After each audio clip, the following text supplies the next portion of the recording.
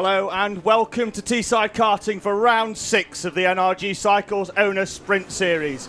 I'm David Sullivan. Alongside me again today, same as yesterday, will be Tom Butterworth. It's definitely round 6, not round 5. And it's certainly one thing, Tom, at least it's dry. Indeed, a dramatic difference between this morning and yesterday morning in terms of weather conditions. So all drivers, certainly towards the latter part of qualifying, have been out on slicks despite a damp start, and it certainly looks that way for the first few heats as well. We are expecting some rain on the way, and there in fact it is our round 6 logo. Yeah, we are expecting some rain on the way today at some point. We're not sure how much or when it will come because, you know, it's Teesside. So it could come at any point, really. As you can see, 10% chance of rain, but don't believe that for a second. It's very grey, very dark over to the south side of the circuit at the moment. So we could be expecting rain at any moment, or it could just pass by us. David, what are you looking forward to most today?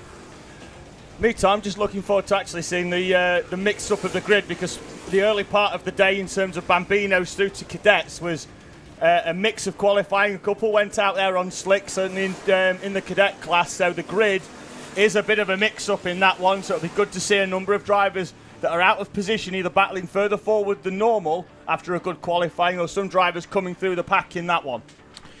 Yes, indeed. So here is your schedule for today. So we have coming up first will be Heat 1 for Bambinos, which will be an 8-minute heat. Then we are running 2 laps, so a different format to yesterday where we were running to time because of the weather. We are again back running to our usual format of a lap distance. So Junior Pro Kart, then it will be Cadets, then Junior and Mini Rotax out together, followed by Senior Rotax, and then it will be Senior Pro Kart to finish off. And that will run throughout the day. We will then have a lunch break. Then we will come back. We will have Heat 3 and the finals. We certainly shall. And Tom, yesterday, obviously, we started the day, and well, we ran the whole day actually to that time, and didn't actually dawn on me until right at the end of the day. That Senior Pro Kart final was about 4 laps longer than they normally do, because they were still running to the time limit based on the earlier fact that they were doing laps at around well over 1 minute, 1 minute 10. At the end of the day, we were still running to the 12 minutes and plus 1 lap for the final, and they did 16 laps, which is 4 more than what they normally would. Looks like most of the drivers, well, all the drivers, in fact, in that one actually were sensible enough to pop a little bit of extra fuel in, so they didn't come in underweight from that extra 4 laps of running, because we know obviously they like to keep it as close to that minimum weight limit as they possibly can. Yes, indeed, and yeah, absolutely right. So 4 laps in terms of fuel, it's not a huge amount, especially for a Senior Pro Kart. But like you say, if they're running right on the limit, it's going to be touch and go. What we're looking at here is live pictures of the circuit. This is the end of Senior Pro Kart qualifying. Checker flag going out now.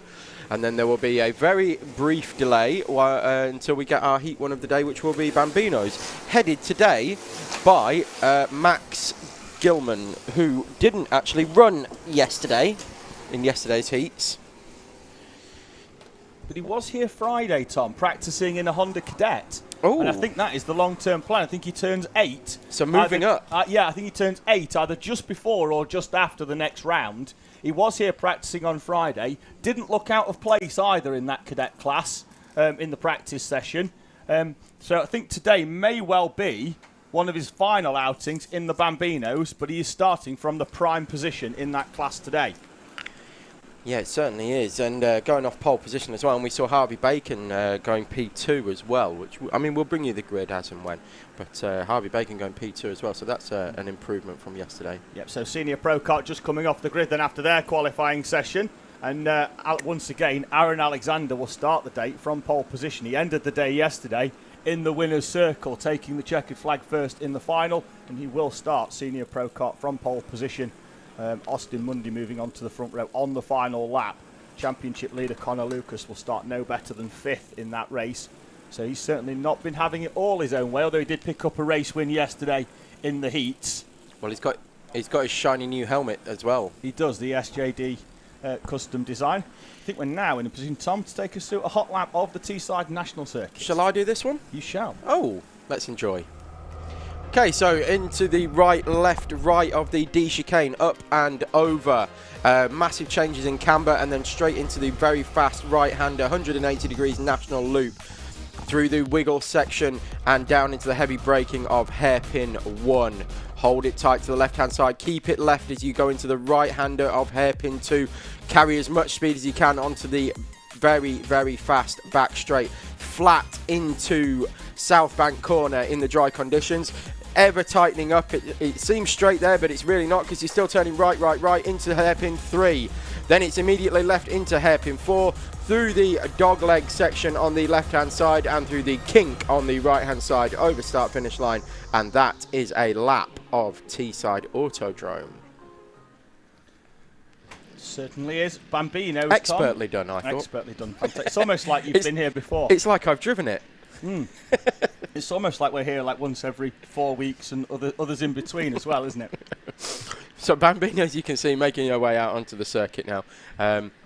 There is another little bit of business just before we get into Bambino's, which of course was the Thomas Potter show that we were treated to in the final yesterday. If you haven't seen that, do go back and watch it when you can.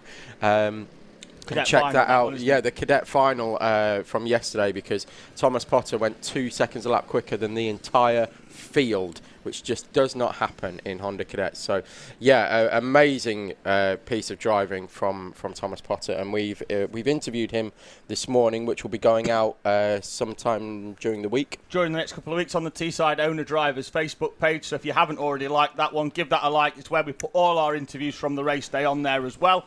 Bambinos are gridding themselves up at the moment. As Tom mentioned on that one, it will be Max Gilman on pole position. He set his fastest lap in qualifying on the final lap. As the checkered flag came out, he set the fastest lap by 0.06 of a second. So first up for you today will be our Bambinos.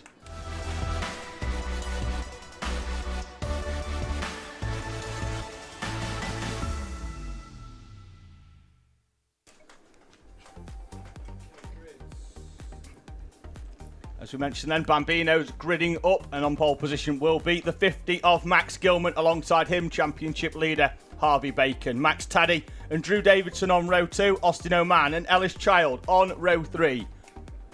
Row 4 sees Riley Murrow alongside Buddy Hugo. Harris Barber and Joey Swan complete the top 10, with Alfie Watson joining us today. Wasn't here yesterday. He's alongside Ethan McClelland in 11th and 12th respectively. Jake Gibbon and Tommy Clark, two drivers also who weren't here yesterday. They start 13th and 14th in front of Edward Rye, who didn't set a time in qualifying, and Freddie Murray, who unfortunately had his times excluded in qualifying. The foam that goes inside the air filter was slightly bent in the corner, and that was why his times were removed from qualifying. He will start the day down in 16th. But yesterday, Tom, he was putting in some reasonable times and was inside the top 10. So look for, hopefully we can see him coming through the pack, at least starting to challenge into the single figure numbers. Yes, indeed. Looking forward to Bambino's going again. We had a good day with these kids yesterday, and we should stress they're between 5 and 7 years old. So very, very young.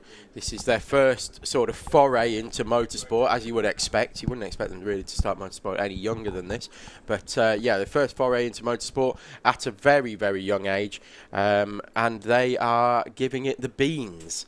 Really, really good close racing action and showing wisdom beyond their years yesterday as well. Let's hope we have the same today. There was that part, I think it was in Heat 3 or the final yesterday, Tom, where there was 3 different lines in the corner and then just all slotted back into formation beautifully, didn't they? Yeah, it was perfect. It was fantastic from our Bambinos. Looks like we're about to go racing. I don't think we're on the Circuit PA yet, but we're certainly on the Alpha Live YouTube channel and on Facebook. The first race of round 6 is almost upon us here at Teesside. The start line marshal just getting confirmation that we are good to go.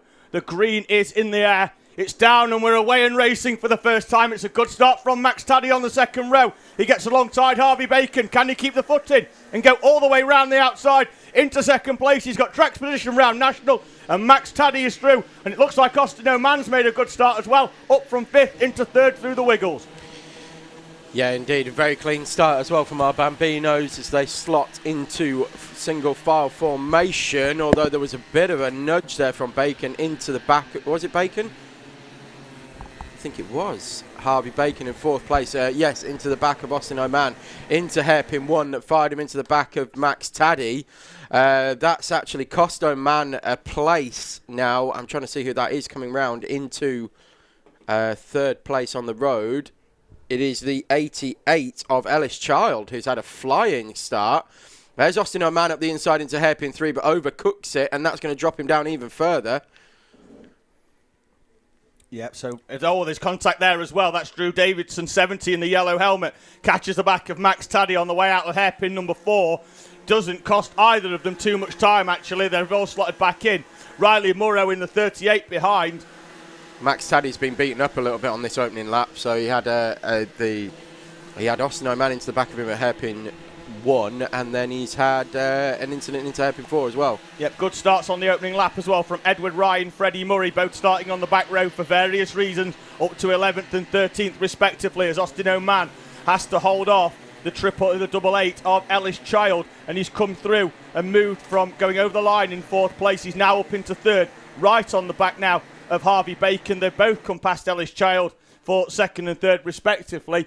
Out at the front though, Max Gilman's number 50. Like I say, in qualifying, there was only 0.06 of a second between them. At the moment, light years, he's already around hairpin 4. He's going to come over the line. I imagine now, Tom, some 4 seconds in front of the rest of the pack. A fantastic 2 opening laps for Max Gilman, in part due to the fact that everybody else is battling behind him. But let's not take it away from him. The speed certainly there in the 50. Yes, indeed. While all around were losing their heads, he very much kept his head down and pulled away. 3.5 seconds now, the gap at the front of the field. It is Gilman from Bacon from O'Man, with Child now in 4th. Max Taddy in 5th is over a second back from these 3 now, as they head through hairpin 2. And you can see this line that the Bambinos take completely different to the older age group classes, the cadets upwards. They move across to the right hand side down the back straight, and extremely tight entry into South Bank corner, and Austin O'Man goes up the inside into hairpin 3. Big block pass there, and that's allowed Ellis Child back through into 3rd place and possibly even 2nd. Yeah, Ellis Child now, I think he might actually get pushed through into 2nd as well by the 8 of Harvey Bacon. Bacon's going to try and keep his footing all the way around the outside. We're going to go 2 wide into the D chicane. Hold your breath. That's a fantastic move from Ellis Child, and Harvey Bacon takes full advantage that Austin O'Man was balked mid-corner. They're still side by side, and that's the O-plate of Taddy getting involved as well. It's 2 by 2, and Davidson right at the back as well. We're going to have a line coming into this corner. Let's see how it pans out. There we go. Bacon comes through on the inside of Taddy. Ellis Child in the 88 goes wide though into hairpin 2. Will he get the drive down the back straight? Once again with our Bambinos, 3 wide.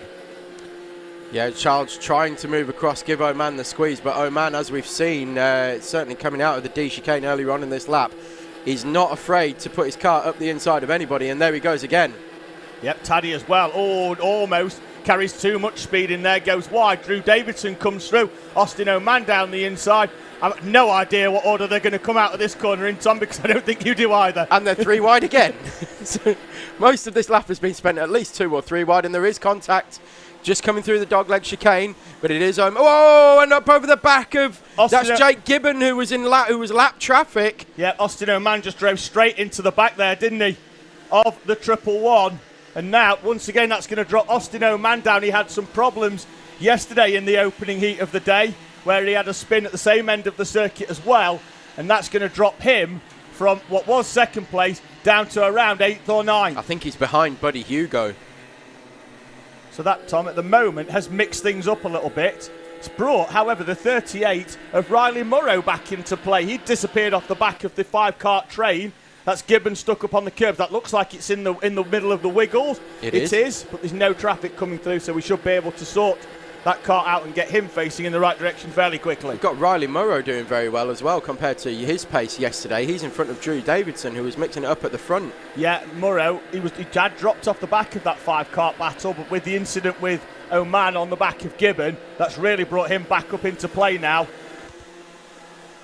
And these 3, they're going to battle again, Tom, and if they keep doing this, it is going to bring Davidson and Murrow back on, and we are going to have another 5-cart train.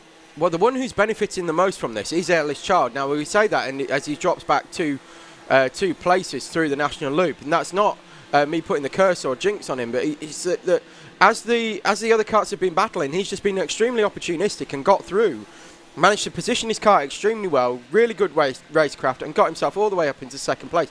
Now, you can see that the pace isn't in that kart compared to the other two, but the racecraft is there. It really is, isn't it? And we saw him, with the exception of maybe going wide round hairpin 2 in mid part of the race, which allowed Bacon to go down the inside in the same way that Taddy is now into hairpin 3. See, they've gone wide there. Once again, Child straight down the inside.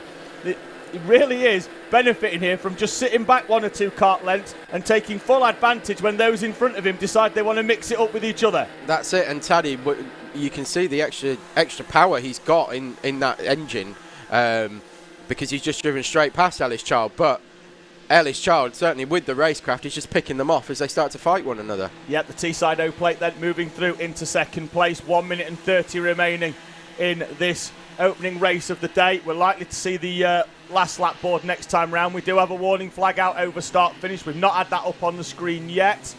However, I haven't really seen much incident in this one, with the exception of the 16 of Oman going into the back of the 111, and it is in fact the 16, and there he is coming into play once again in the background on the back of the 38 of Riley Murrow. Yeah, that's Austin Oman making his way back through, so he's up the inside again of Riley Murrow. Hairpin 3 chops the nose off the old up and under from Riley Murrow. He's not going to be scared off the circuit. Not at all. They're going to go side by side. I think Oman might have a little bit too much power out of that corner.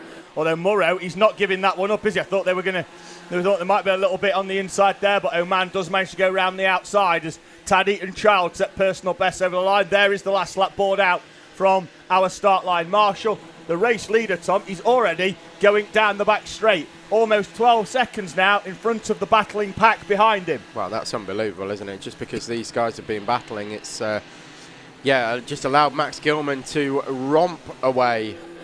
Last lap already, David. Certainly is, and if this is Max Gilman's final weekend in the Bambino class, he's starting it in the right way. At the moment, Gilman, Taddy and Child, the top 3. Looks like Taddy has moved away now, and it's going to be a battle for third. Down the inside on the final lap is the 8 of Harvey Bacon alongside Ellis Child. Out of the final corner, though, Max Gilman's already taken the checkered flag. He's that far in front. Taddy will come through in a few moments to second place. This is your battle for third. Bacon gets the good run, but he's going to have to go the long way round the outside of the 88 of Ellis Child, and he can't do it. Child will hold on for third. Bacon fourth. Davidson in fifth. Oman recovers to sixth with Murrow in seventh. Buddy Hugo with a good performance as well, not too far off that battling pack in front of him in eighth. Edward Wright and Freddie Murray, who started the race from the back of the pack, are in 8th and 9th and 10th respectively, from Barber, Swan, Watson, McClellan, Clark and Gibbon.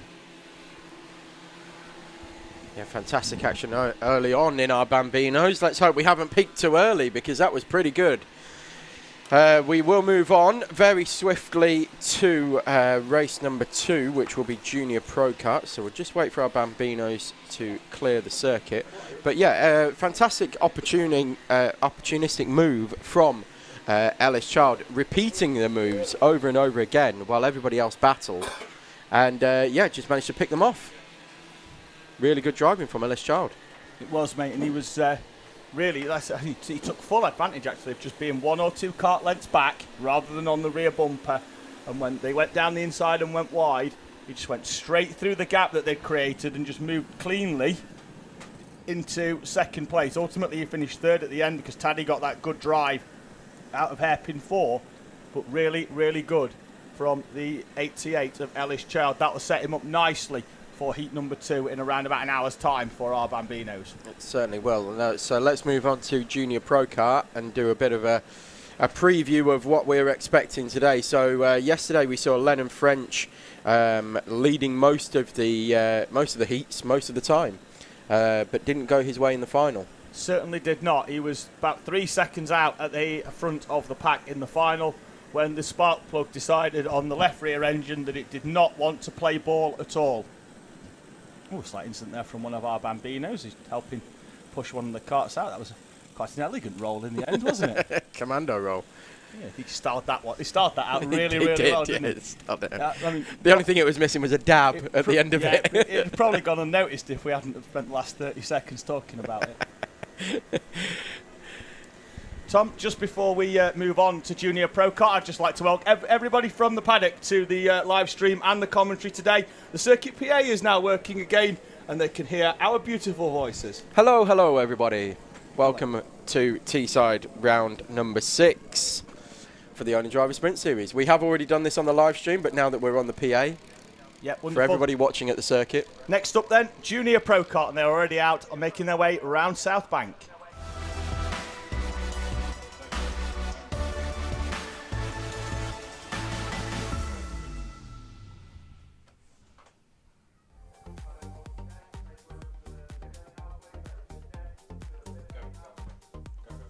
And we are here with your heat number 1 of Junior Pro Kart, round 6, Teesside Own Driver Sprints. Pole position taken by Lennon French. Amazing pace yesterday, and has taken pole, so continued that pace through into the second of the double header rounds. Jacob O'Connor will start P2, followed by Christian Oblag.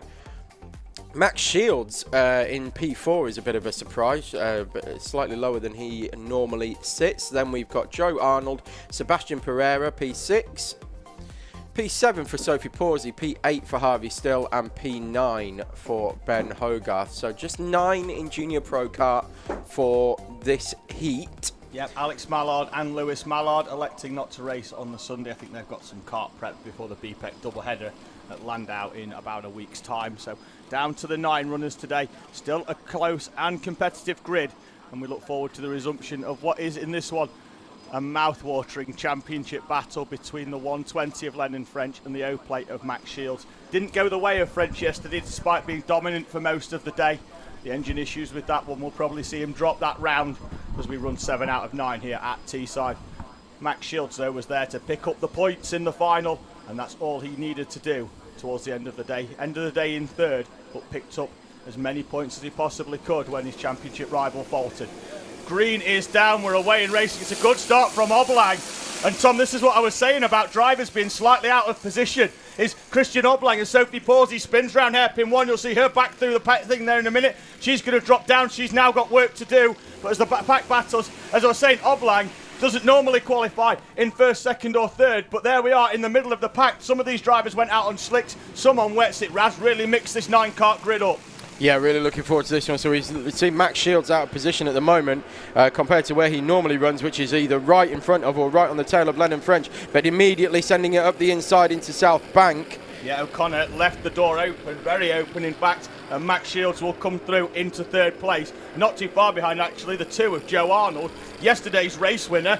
Harvey Still starting the day well down the pack, currently still in 7th place, coming through behind Sebastian Pereira. Yeah, final winner as well, Harvey Still. Yeah, came out of nowhere, didn't think he qualified 7th, and just as the track came towards the end, just came out of nowhere on the final lap to take the victory, and in the end, commandingly actually by a couple of seconds. So another one that we're possibly going to look for coming through the field and making his way towards the front. So your top 5 is Lennon French from Christian Oblang, Max Shields, Jacob O'Connor and Joe Arnold. They are still fairly close together. It's not spreading out too much over the course of the first lap.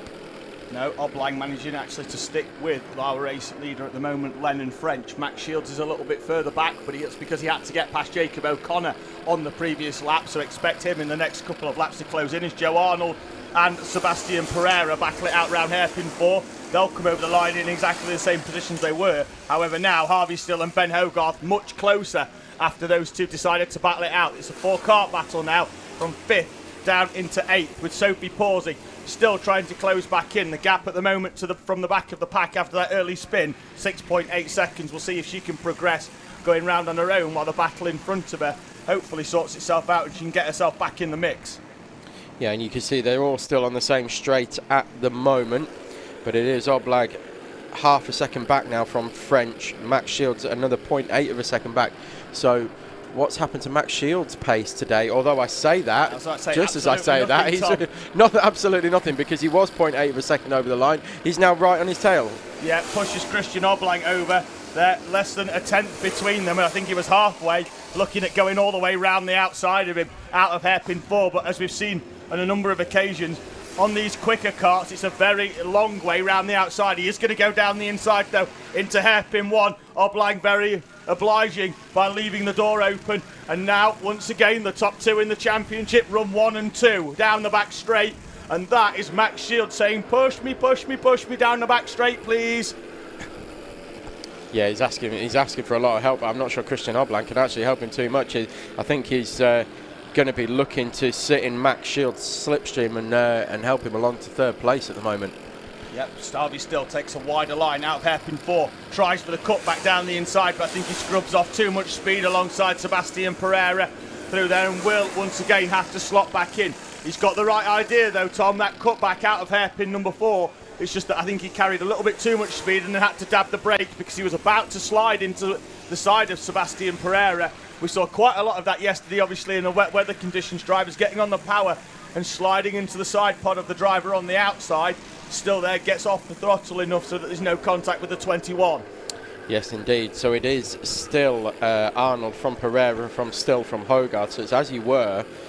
But these are, nose to tail coming into hairpin 3, and still had a good look at the inside of Pereira there. Bailed out of it the last second. Yeah, really good battle. Hogarth's dropped off as Max Shields plugs in the fastest lap of the race of 47.312. We're still, Tom, around about a second off what is the actual outright pace, really, of these junior pro karts. It is still a little bit slippy out there, but Shields now down to under a second off the back of the Lennon French with 5 laps to go.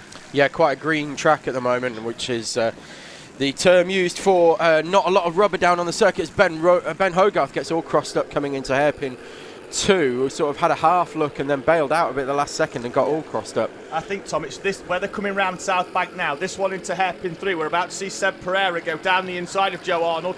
Finally gets alongside the 2, but will Arnold try and keep it in? That 3 is quite slippy. Pereira actually gives him enough room as Harvey still runs into the back of the 2, and that is going to give Sebastian Pereira a clean run all the way through into what is now 5th place. Arnold in 6th. Hogarth takes advantage of Harvey still running into the back of Joe Arnold, moves up into 7th. Yes, indeed. Yeah, a good opportunistic move from Hogarth, and he's going to have a look at the inside. Is he of Joe Arnold? No, he doesn't. To be fair, this is how Harvey still started the day yesterday, towards the back of the pack, and even though he normally runs top 3 or 4, had to come through, I'm sure, although despite the fact he's just bouncing it over the grass down the back straight, you'd quite like a repeat performance of yesterday. Max Shields has closed up 0.8 of a second in the last few laps on Lennon French. So the battle for the lead is hotting up. Yep, 3 laps remaining, and what a 3 laps it's going to be.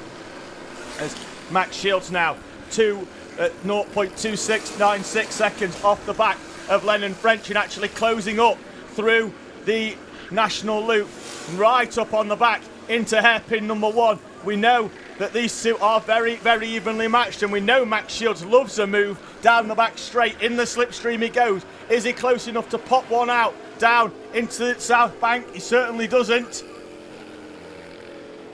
Heading up the inside, no, not quite heading up the inside into hairpin 3, holds a tighter line, gets the run into hairpin 4. That's where he sets it up. Perfect move from Max Shields. Is Lennon French going to run it around the outside and get the run? No, he isn't.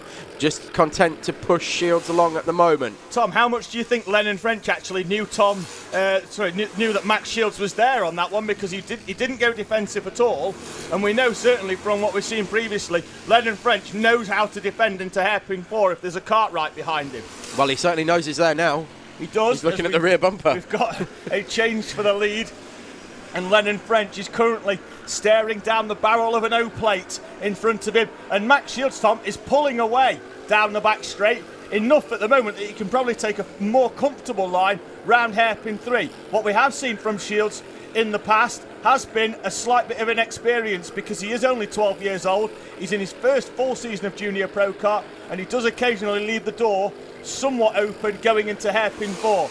I know that the team have had a little bit of a chat with him about it. He just needs to close it a little bit more when he's got a driver right behind him, and he will certainly need to close it in around about 40 seconds time, because the last lap board is out. Yeah, it's just situational awareness that he needs to be working on, but you know, he's very aware of what's going on when he's got somebody in front of him. He knows how to overtake. It's just defending a little bit more, or knowing when not to defend as well, because if he's got a good gap in front like he had on the last lap, he doesn't need to defend. He hasn't got that gap this time. No, quick look over the shoulder down the back straight to make sure that the kart is still there. It certainly is. There we go now. We know French is going to try and go to the side. That's a lot better from Max Shields than what he did yesterday when he left the door open. Lennon French started the day on pole position, but the first spoils of the day in Junior Pro go to Max Shields in the O plate. French will take second. Christian Oblang with a career best third completes the top three. Jacob O'Connor fourth. Sebastian Pereira, once he got through that battle, moved away from the pack into fifth. Still, Hogarth and Arnold the top 8. Sophie Pawsey actually closing towards the end, only 5 seconds off the back, having been 8 seconds off the back of the pack after that first corner spin. So the pace is there in the 77. And once again, Tom, Junior Pro set up beautifully for the day.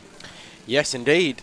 Looking forward to this. So this is going to flip-flop back and forth all day. We've seen it throughout the entire season. Lennon French, Max Shields going at it. First spoils of the day goes to Max Shields. And what does that do to the championship, David?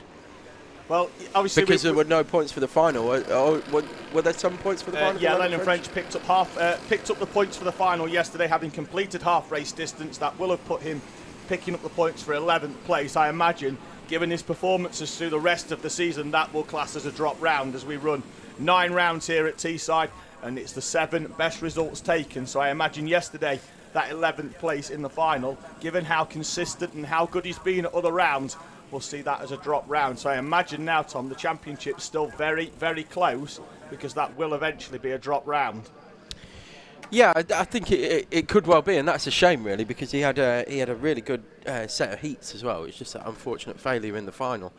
But yeah, we'll keep an eye on what's happening with the championship as we move on, and certainly towards the last 2 rounds. Yeah, I'm not too much of a betting man yesterday, Tom, but when he was 3 seconds out at the front in the final, I think I'd have probably thrown the house keys on that one. Yeah, I think I'd have been right with you as well. Living in the car. Because the thing with the Pro Karts as well is that they are ridiculously reliable. It's very, very rare to see a breakage of any kind. Certainly is. Next up, though, they're already out on circuit, is our cadets.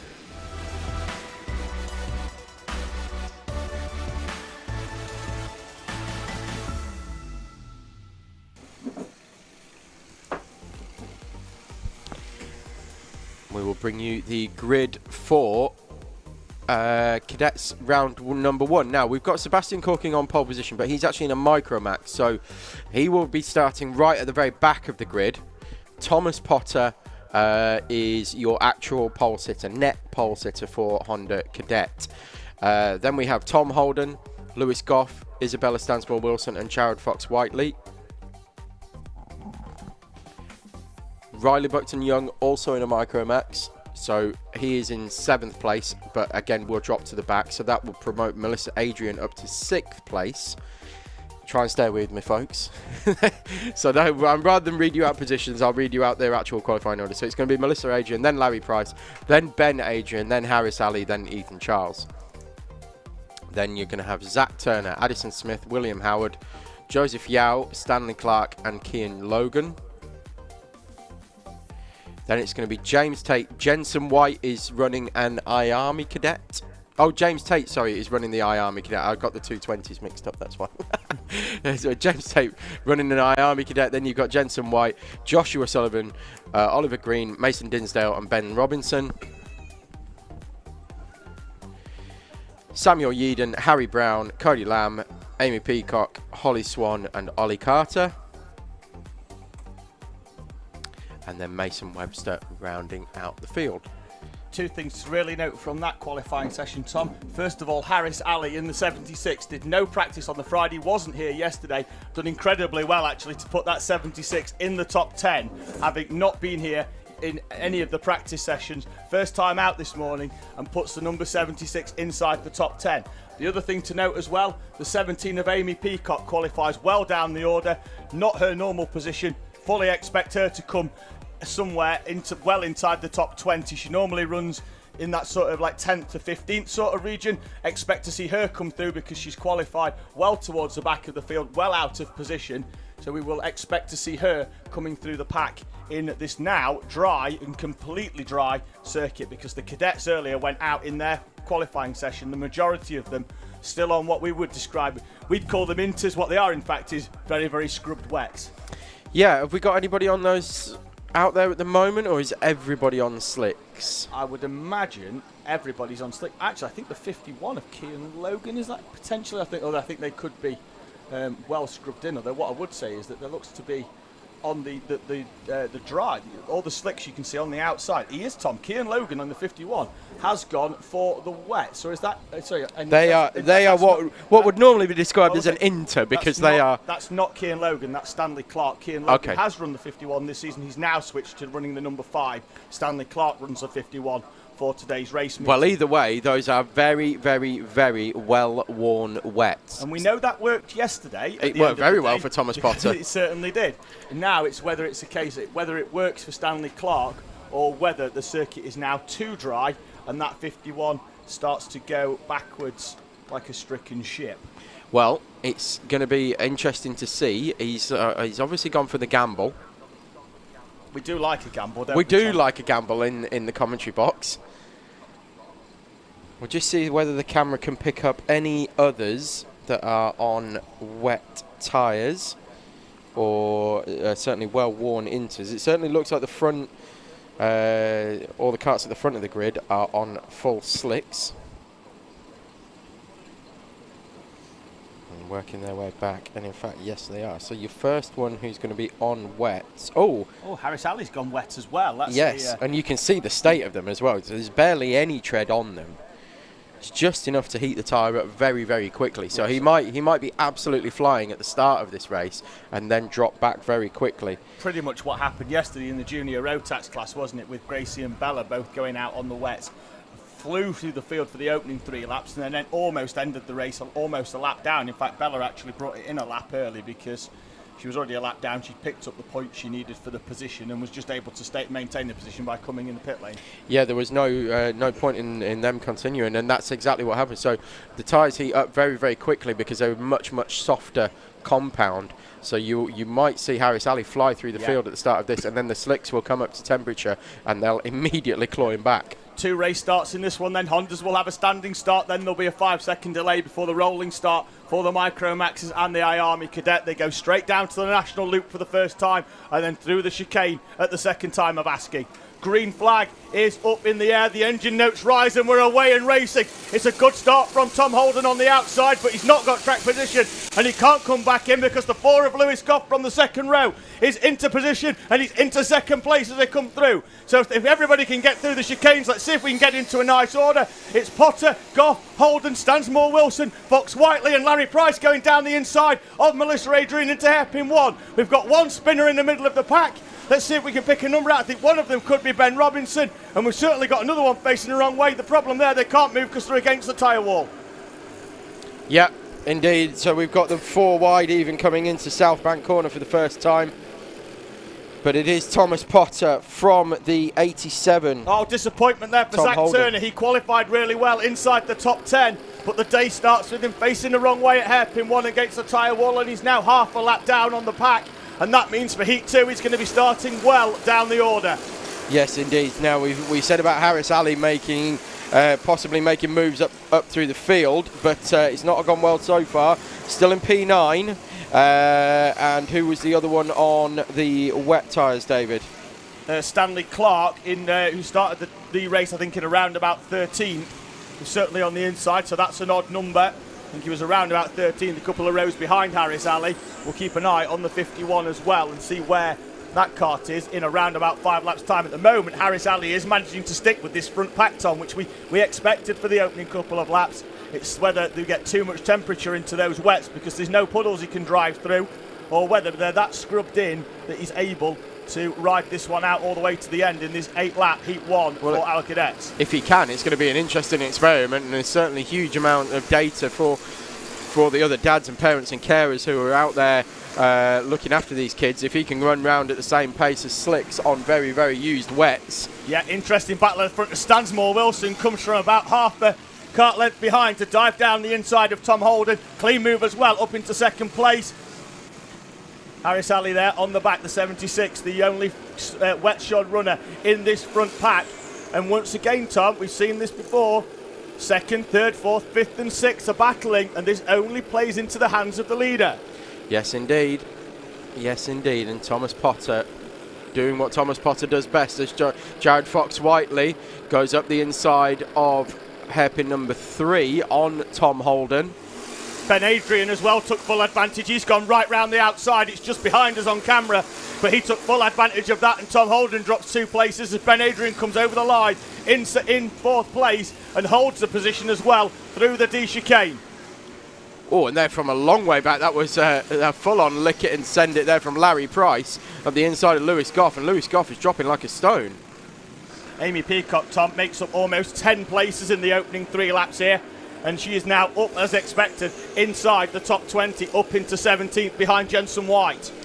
Yes, indeed. So Stanley Clark behind. He's the second runner that was on the wets, down in 18th. So I think he's dropped 5 places. I think Harris Alley is just dropping off the back of this, although there is a yellow flag there of a slow runner. That driver, Holly Swan, has had a spin and now drops all the way down into 32nd place. She's now a lap down because the front of the pack have managed to come through. Yeah, so your top 10 is Potter, only just now in front of Stansmore Wilson, who looks to send it down the inside but doesn't. From Fox-Whiteley, from Ben Adrian, Tom Holden, Larry Price, Lewis Goff, Melissa Adrian. Harris Alley still holding position in 9th place and doing very, very well with it. And then it's Addison Smith in 10th. Fox-Whiteley, Tom, gets alongside Isabella Stansmore Wilson, and the championship leader moves up into 2nd place.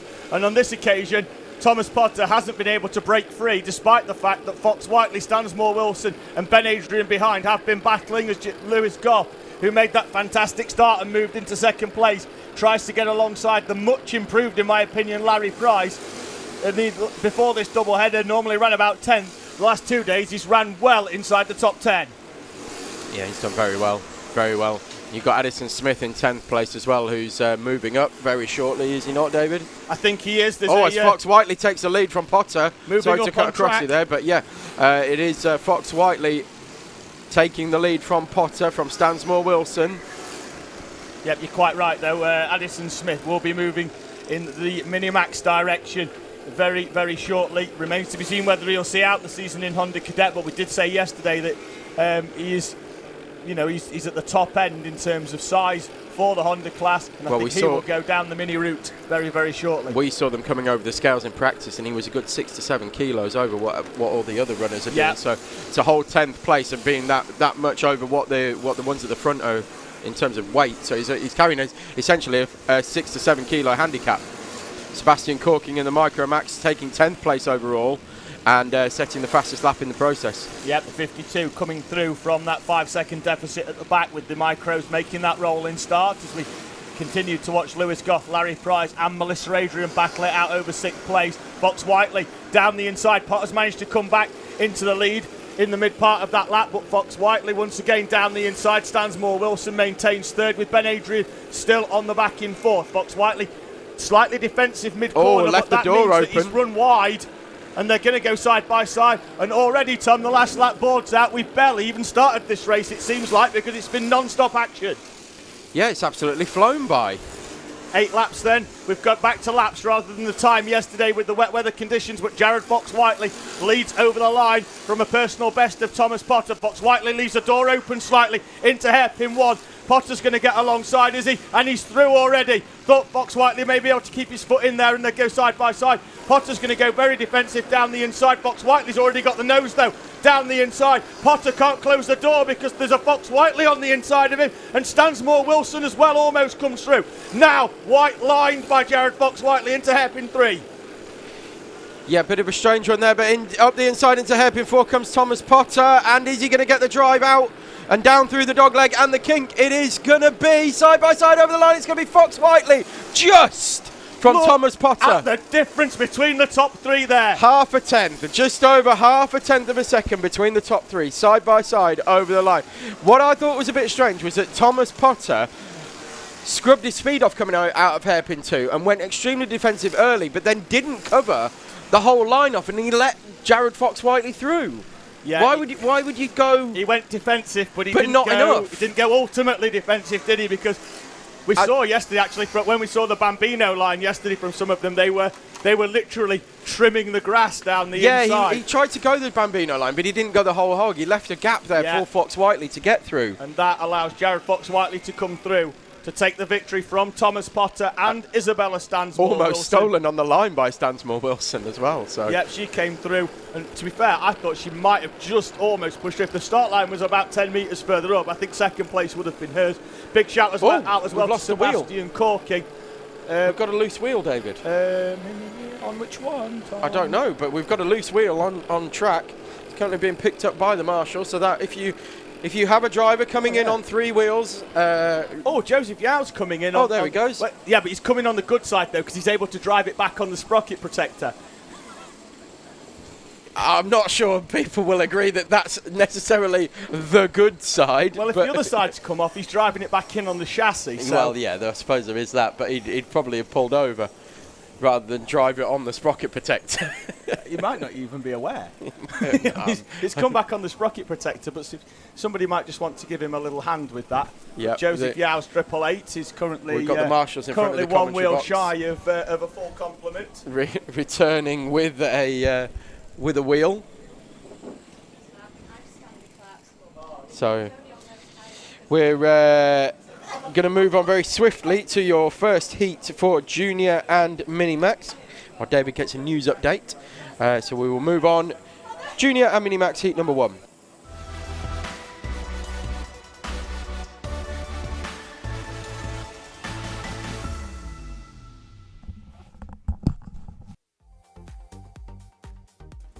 David just getting a news update, and I'm sure he'll bring that to you once I brought you the grid for Junior Rotax. So it's Isaac O'Shea on pole position from Alfie Wallbank, Gracie Mitchell in 3rd and Bella Franklin in 4th. 5th place is Finley Watson, and 6th Jude Cole, a returning Jude Cole. Oliver Buckton P7, Ben Ficini P8, also both returning. Then we have the first of the Mini-Maxes, which is headed by Lizzie Mentier on pole position for that class. Then Catherine Potter, Curtis Latimer and Vincent Bailey. Oliver Watson and David Mack round out the Mini-Maxes. Yep, David Mack not setting a time in qualifying. He went off very early in that session, so yesterday's race winner will come through the pack. Just having a quick look, Tom, actually, back at the cadet results. The 2 runners that went out on the wet tyre, Harris Alley did manage to hold on for 9th. Stanley Clark only dropped a couple of places and down into 19th. So despite the fact that they threw the tactical dice out there, it didn't actually cost them too much in the end. I imagine that everybody will be out there on slicks for the next one, because I think in the long run it will be better.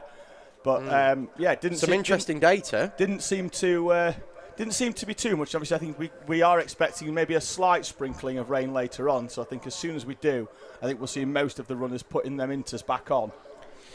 Yeah, I mean, we call them the inter, but it's just a very, very worn full wet. It was a full wet in a previous life. It was a full wet in a previous life. And it's been driven on a very dry track for a long time and worn down and worn down and worn down. Extremely soft compound on the wet tyres as well, so it provides ultimate grip in the wet. Not that it'll look like it with the way that the drivers go around the circuit, full lock to full lock, and the rear end all over the place. But yeah, it is a huge amount of grip compared to if they were on a slick tyre. Correct. We are down from 1 Mini-Max from yesterday. The 101 of William Robinson doesn't look like he's joined us for the Sunday race meeting, as of course. We're missing a few Mini-Maxes, I think. I think we had 4 yesterday, didn't we? We've got 3 out at the back, and obviously it's a rolling start. They're about to come through. We have got the introduction of an acceleration line. As you'll see in a few moments, there's cones on either side of the circuit, and we have got what I believe is a much cleaner start and a much fairer start, except for the Isaac O'Shea exit stage left. And the pole sitter is well down now. He's going to rejoin at the back of our junior class, which now has got more runners than yesterday as well, because we've got Jude Cole and Ben Ficini. Many are off there in the background. Yesterday's race winner Lizzie Mentier, also championship leader Lizzie Mentier, leads the way from Catherine Potter and the recovering David Mack, who so far, Tom, other than the wet practice session earlier, has had no slick running, other than the fact that he threw slicks on yesterday and blitzed everybody in the final. We've got a contact warning going out for Jude Cole, so Jude Cole being seen as the instigator of that incident, I'm imagining, for Isaac O'Shea.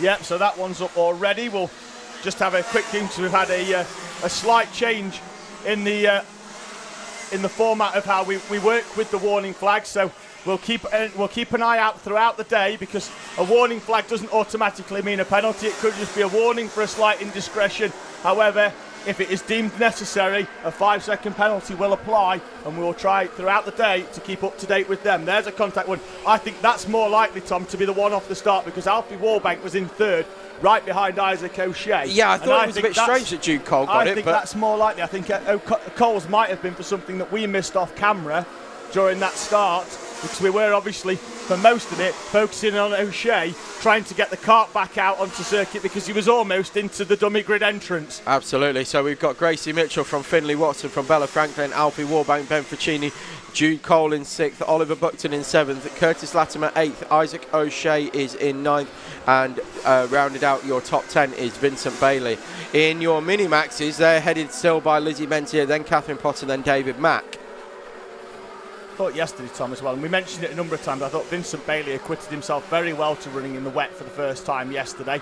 We're on slicks today as we watch Jude Cole and Ben Ficini, two drivers that didn't enter yesterday. Jude Cole, of course, reigning junior champion here, although he has elected not to run a number of rounds this year and just pretty much just turns up when he fancies it. And actually, he's turned up and done quite well this morning. For most of the qualifying session, he was in the top 2, pip right at the end, as a lot of the slick runners just got some good times in towards the end of that session. Yeah, finally found some grip towards the end, and Bella Franklin's closed up a lot on the front 2 here of Watson and Mitchell. As they head into South Bank Corner, we've now got a front 3. Yep, Gracie Mitchell, who had what can only be described as a roller coaster day yesterday, because she was the incident, remember, in Heat 2 where there was the contact coming out of hairpin number 3. Then she was disqualified from Heat 3, because what had actually happened is the chain guard had come off. So when they came in then to scrutineer it, obviously all the required parts are not on the kart, and sadly that is a DQ, unfortunately, and that was why she started well down for the final. That was the failure of scrutineering then? It was, yes. Oh, okay. I had a quick chat with the team this morning, and that was the reason the chain guard was not attached to the number 11. Okie dokie, well I'm glad we got to the bottom of that one, but Bella Franklin there looking very racy through South Bank, and had a good look at the inside into hairpin 4 as well. And try and make some moves here to get past Watson and Mitchell. Yep, nose to tail then, and Finley Watson currently in a JDR sandwich between Gracie Mitchell and Bella Franklin. Warbank, Ficini and Cole, 4th, 5th and 6th. Isaac O'Shea has managed to work his way back, only 6 seconds off the front runners in 8th place. We're going to make the first joke of the day because, yeah, JDR sandwich. That's what I'm having for my lunch. Really? I'm going to have a JDR sandwich. No idea what a JDR sandwich is. If you want to get in touch on the YouTube comments and figure out what a JDR sandwich might be. Oh yeah, we've not pushed the YouTube comments this morning, have we? Only a little bit. Let me have a look. The producer's joining in already. We're a real team here at Alpha. Not necessarily a good team, but we're a team. Jam donuts and radishes. Lovely. Yeah, please do get in touch as Bella Franklin gets past Finley Watson for 2nd place. Do get in touch via the live comments on both Facebook and on YouTube. We'll be dipping in and out of them all day. That's another food joke. We do them. I've got a food delivery coming soon, Tom. You'll never guess what they are. Is it jam, donuts and radishes? Not quite. Well, anyway, while we've been talking sandwiches, Bella Franklin's made her way up to 2nd place. And is right on the tail now of Gracie Mitchell. Yep, the 2 breads are in front of the filling now. Absolutely, yeah. It's an open sandwich. So we've got great, a little bump and run there from Bella around the national loop. Yep, can't do too much of that actually, because as we mentioned yesterday, and Bella Franklin actually, this is why she was shaking her head when she came off in heat number 2 that she won, that we do apply front fairing penalties in our rolling start classes in junior and senior Rotax. If you apply too much pressure to that front nose cone, it pushes it in and then it drops down, and it's an automatic 5-second penalty for a front fairing excursion on that one. So you cannot do the bump and run too much in these rolling start classes. Absolutely, yeah, and we said a few laps ago that Bella was looking pretty racy, and that is the case. That is Lizzie Mentier at the front of the Mini-Maxes. Different class here, 2 classes running in the same race, but Lizzie Mentier running at the front of the Mini-Maxes by 2 seconds. Now, from Catherine Potter, who is there behind Vincent Bailey, who's running a junior. But Catherine Potter struggling to get past the extra pace of the junior Max, and then David Mack in 3rd place is only just over a second back. Yep, and there's Catherine Potter in the Mini, tries to get past the junior in front. The last lap board is out as the leaders come over start finish. It's still Mitchell, Franklin and Watson, the top 3, as Isaac O'Shea has now managed to recover into 6th place. So at least, Tom, he's going to get a half decent starting position for Heat 2. Obviously, with our runners starting in the position that they finished in the preceding heat. Yes, indeed. And Mitchell going defensive, actually, Tom, into hairpin 2, which means she's ran wide out of hairpin 2. And on the inside, she now finds the blue helmet of Bella Franklin, and we've got to change for the lead with half a lap to go.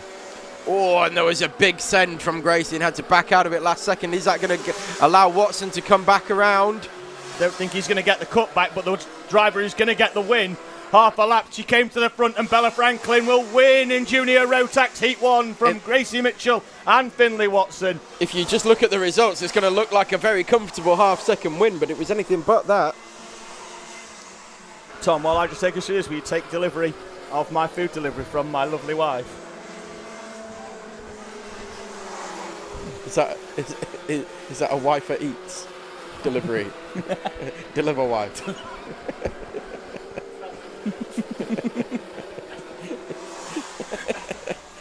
Lizzie Mentier comes through then to win in Minimax. 4 seconds the gap back to Catherine Potter. Vincent Bailey crosses the line in 12th with David Mack in 13th to complete our junior and mini grid. I know what it is. Did somebody say just wife? That's disgraceful. As producer director Tom is currently choking on his Coca-Cola that he's firing down at the moment. Sorry about that, Tom. Didn't mean to do it while you were drinking.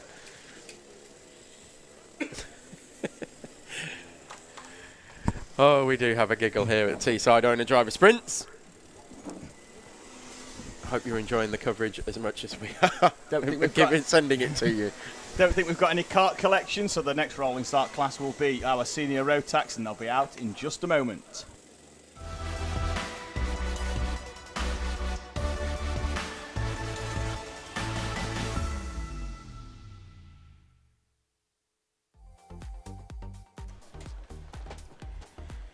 So while David sorts out his delivery, I will take you through the senior Rotax, heat number 1. Pole position went to Dan Kell. 2nd place, Tom Reeve. 3rd place is Ashley Savage. 4th place, Andy Collinson, yesterday's final winner. Then it's going to be Lee Bell in 5th, and 6th place, Emma Brown.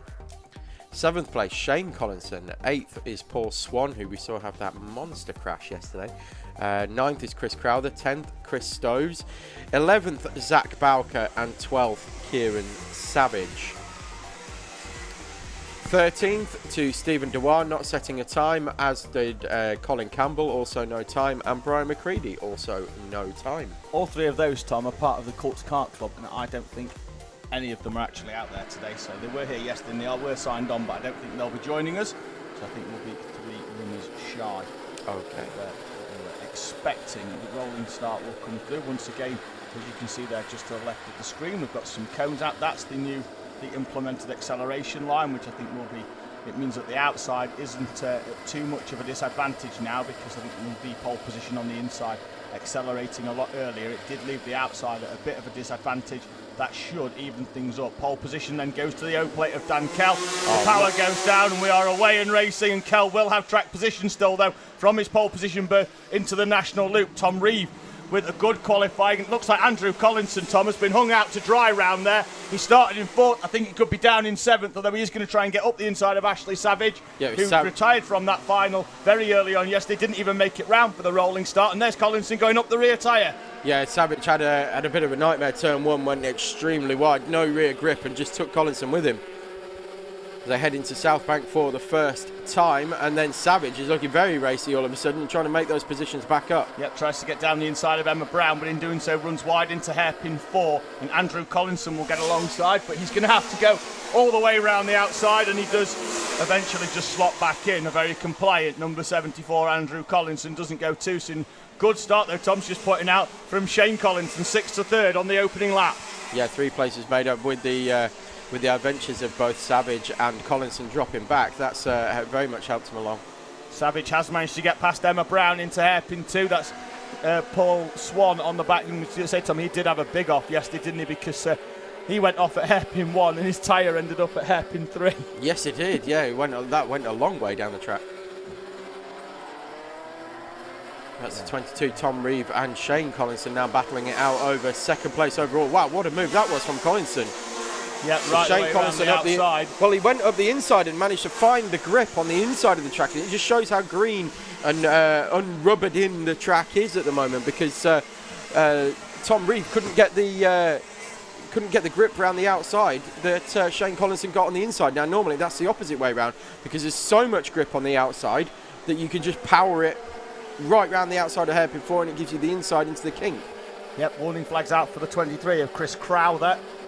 Not sure what he's done, because we were too busy focusing on Shane Collinson driving through the field from 6th place up into 2nd. As we mentioned yesterday, he's been retired apparently for the last 15 years, but certainly you don't forget how to drive one of these senior Rotaxes. No, it's 2.4 seconds behind Dan Kell though. Dan Kell doing his Vettel impression again that we spoke about yesterday with Max Taddy and Bambino's. Just head down and away he goes in the first couple of laps and leaving everybody with no hope. Well, Dan Kell has obviously taken a leaf out of that book.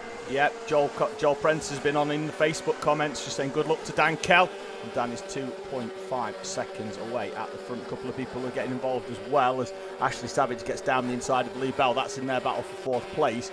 Now he's going to try and chase down Tom Reeve. Not quite sure why Tom Reeve's got a blue number next to him, Tom. Is he X30? I don't think so, unless he's signed on with something a bit different. He's certainly got the radiator on the same size as everybody else. Well, in that case, he's not X30 then. No. The radiator is definitely on the different side on the X30, isn't it? It is, yeah. You've got the engine on one side and the radiator on the other. He's definitely Rotax 162, because he's pole positioned here before, and he's currently in 3rd place. But he's got Ashley Savage, who took that clean sweep here at round number 2, all over the back of him, and I'm sure he'll want to make amends, because as we said, he rolled to a halt on the rolling lap yesterday in the final and had to watch the race from the marshal's post, as he tries a very, very late move down the inside of Tom Reeve, and he quite clearly set that one up as Daniel Kell goes sub 42 for the first time. Yes, indeed, and just to let you know as well, the different numbers on the left-hand side, the green numbers are the 177 class. It's exactly the same format, same engine, same chassis, everything, same tyres, everything exactly the same. It's just a higher weight limit, so it's like the red numbers are running essentially a lightweight class, and the green numbers are running a slightly heavier class. That's all it is. It's a 177 weight limit rather than a 162 weight limit. So it's 15 kilos difference. Correct, and that's quite nice. And to be fair, the 162 they're quite light actually, isn't it? Oh, Ashley Savage once again tries that late move on Tom Reeve. He's just not close enough, is he? But it looked like he gave himself a telling off through hairpin 4 as well. The problem was there is that if he was a bit closer, he'd have just smashed straight into the side of the 22, which all that's done now is brought Paul Swan and Lee Bell right back into the mix here on the back. So it's Collinson who's come through the field but then hasn't been able to shake them off, has he? No, and I'm interested to see what's happened with Andy Collinson, because he's 1.4 seconds off the back of this pack.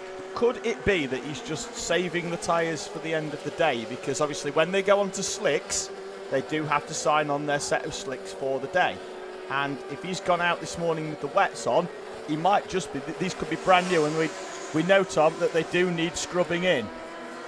Could he be scrubbing them in? Could he just be going easy on them to save them, so he's got so he can get the best out of them at the end of the day? Because yesterday in the wet weather conditions, he was absolutely flying. He was, and he did have to come through from the back, didn't he? Because he either didn't set a time in quali, or there was something wrong with the kart. And that's Savage up the inside there with that late lunge on Tom Reeve, and that's going to allow Paul Swan to come through as well. And Paul Swan having a look at the inside of Savage as well. That's cost Tom Reeve 2 positions. Paul Swan up the inside into hairpin 3. And gets the move done. Tom Reeve then trying that Collinson line earlier on of getting the drive on the inside, but it now seems to be rubbering in on the outside because Savage actually got better drive. Certainly did, and Tom Reeve has lost a couple of places in 2 laps now, the 22, going backwards from 3rd into 5th. He's still right there in the mix. Lee Bell continues to lead the Rotax 177 class from Emma Brown, Chris Crowder and Christopher Stoves. And he was the first one yesterday, Tom, was he, that really mixed it up. He went slicks when the track was probably still about 20 minutes away from actually being ready for it, but he certainly did us all a favour by going out there and seeing what it was like. Testing the water for us, yeah, it was a gamble. Dan Kell sets another fastest lap of the race. He's now nearly 5 seconds clear of Shane Collinson, so absolutely flying away as we enter the last lap of the race. Kell then, the O-Plate and current championship leader, he went into the race day with a 16-point lead over Max Prentice, who was elected not to complete the O-Plate, which really will open it up because there'll be his 2 drop rounds. And Daniel Kell round South Bank into hairpin 3. Almost see the checkered flag already out of hairpin 4. He could probably just come off the throttle and roll this one over the line, but the O-Plate will come through and win the first race of the day in senior Rotax. The battle for second is still raging on. There's a couple still side by side as they come over the line. Collinson from Swan, Savage and Reeve. Bell, look at how quickly the checkers appear down the side. And Andrew Collinson actually with a personal best on the last lap. He closed right in on the back of the pack as well. He had saved the best for the end of the race, so maybe you were right, David. Perhaps he was just scrubbing those tyres in. Possibly so. And already, Tom. Did he go out on wets in qualifying? I think he did, although I'm not 100% sure on that one. I know he was I think he did in practice. I'm not quite sure on qualifying. I think most of them would have gone out on slicks actually, because the juniors had gone out preceding them and they'd all gone out on slicks and set the fastest times. Yeah. Almost though, Tom, the first heats of the day are almost through. Next one up though, in a few moments time, will be Senior Pro Kart.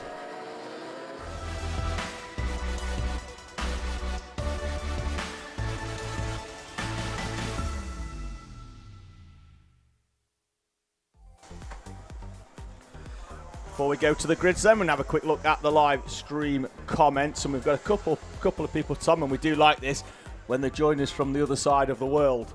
Michael Burke, he's a regular viewer of the action here at Teesside, and he's watching us from Australia, and he wishes everybody another great day's racing.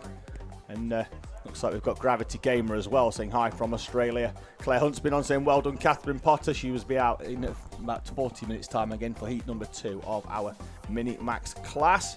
It's almost bedtime in Australia, isn't it? Well, I suppose it depends on what side of the country you're on. It's bigger than you think, isn't it? It's enormous. If any of you have never been to Australia before, you can fly from Heathrow to New York in less time than it takes you to fly from Brisbane to Perth. That's how big the country is. It's bigger than the Atlantic Ocean. Motorsport and geography available here for you today at Teesside Autodrome. What is available though is Senior Pro Kart, and they are out onto circuit already. Down the back straight they go, led by our pole sitter, the number 38, yesterday's final winner, Aaron Alexander. Alongside him on the front row, the 33 of Austin Mundy, with Kieran Lambert and Connor White on row 2. Championship leader Connor Lucas qualifies in 5th place, alongside Thomas Brady, who was actually 6th as well yesterday, but had a very trying day throughout the race event. Scott Tate and Jack Morris share row 8. Joe Grinsell, superb qualifying for him. He's alongside Jake Richardson in 9th and 10th respectively. Those two got very friendly yesterday out on circuit, so it'll be an interesting row number 5. Jonty Bezic and Mark Tate on row 6. Row 7 sees Steve Nichols alongside Simon Dougherty, with Rob Fagg and Jordan Guy on row 8. Josh Yeadon and Jonathan Allen on row 9. The top 20 then completed by the 173 and the 80 of Tony Pollard and David Brewis respectively. Tom Lowther and Craig Harris in 21st and 22nd. Row 12 sees the 17 of Owen Spears alongside the 808 of Lee Nickley. 25th will be Neil Catlow. He's alongside Tyler Richards, who didn't compete yesterday, in the number 10. Adam Wood, another new driver for today. He's alongside Alban Dowles 183 with the top 30 completed by Joe Burrell and Micah Rowe.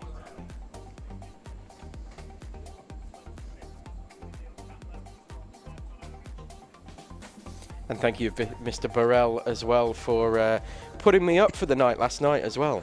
That was much appreciated when we were struggling for a hotel. So just a little personal shout out. A little personal shout out. Do we do personal shout outs? We do now. I've just done one. You'll be taking on personal sponsors next. Well, no, I won't. Talking of sponsors, thank you very much, of course, to our series sponsor NRG Cycles and Lucas Racing that sponsor both the junior and senior pro karts, and to HRS Racing Engines as well, who sponsor our junior, mini and senior Rotax classes here at Teesside. Thank you for all the support. Thank you as well to the marshals out there on circuit who keep everybody nice and safe, and running the medical team up there in the corner. Obviously we don't like to see too much of them, but they're here just in case there are any on-track incidents. It's better to have them than not to have them, and we thank them very much for their hard work. We are waiting for the final 6 or 7 runners to roll into position. Tyler Richards, number 10, will be rolling in alongside the 79 of Neil Catlow. And I think we've got the final 2 rolls to roll into position for our Pro Kart class. There's the final row. Joe Burrell and Micah Rowe.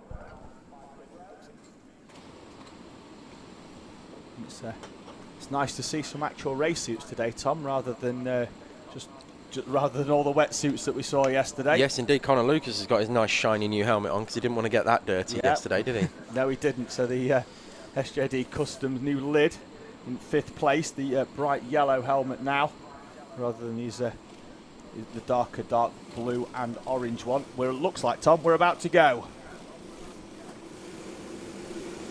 And we are. And it is a good start from Aaron Alexander, and also a good start from Kieran Lambert as well. But immediately side the cross in front was Austin Monday.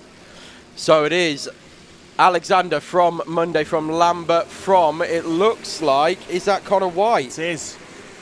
So Connor White's had a good start. Yep, good start from Connor White. Connor Lucas still in 5th place. Tom Braid holds 6th. Scott Tate behind, and Jack Morris as well. So there's very little change in the top 8. Further down, though, there are side by side. I think the first one where we've got side by side is for 9th and 10th. Scott Tate up the inside of Tom Braid into the south bank for the first time. Yeah, and Connor Lucas as well, down the inside of Connor White. Lucas, I imagine, will try and run him very wide. Connor White very compliant in allowing the 43 back in. Very, very clean start today, Tom, from Senior Pro Kart in heat number 1. Yes, everybody's made it around the first lap without incident so far. Yeah, so your top 10 is Alexander from Monday, from Lambert, Lucas, White. Oh, and I said that, who just passed. The 4 of Josh Eden is off at the D chicane. Sorry to interject, so Tom, but I'll made let it you just get back over a lap before we had incident. Yeah, I'll let you get back to the top 10. So it's Alexander from Monday, from Lambert, Lucas, White, Tate, Braid, Morris, Grinsell and Richardson, your top 10. 2 different classes. You can see one, the blue colours are the elite class, the red colours are the clubman class, the black colours are the novice, and the green are the over 40s.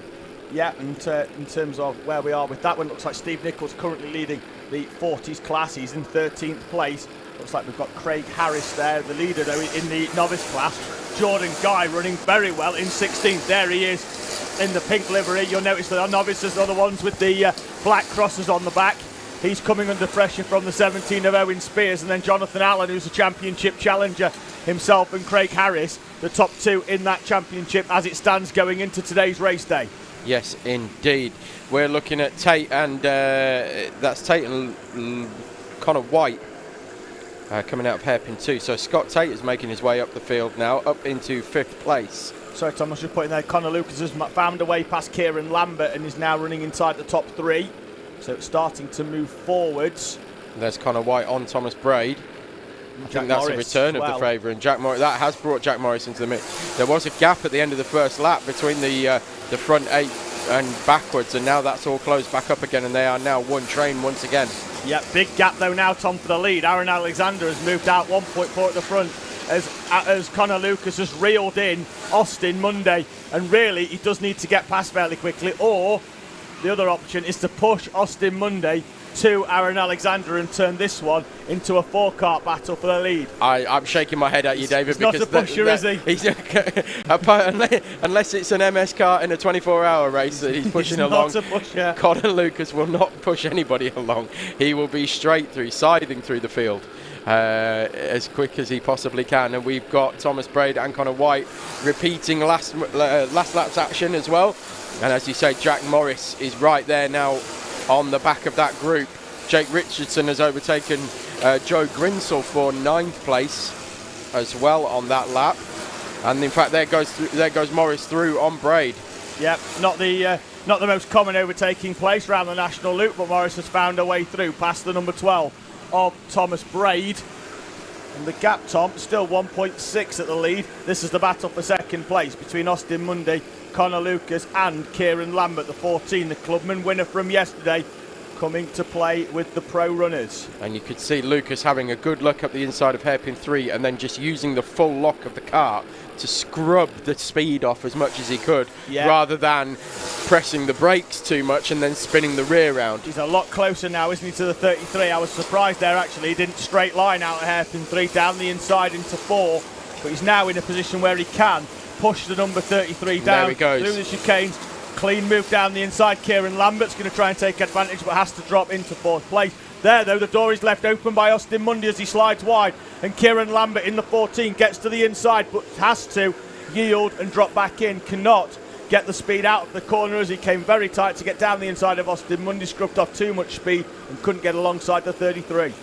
Yeah, good move from Lucas in the end. You could see him sending it up through the national loop, right on the tail, and then as soon as Munday moved to the right to get the ideal line, the racing line into hairpin 1, Lucas just stayed left and popped out.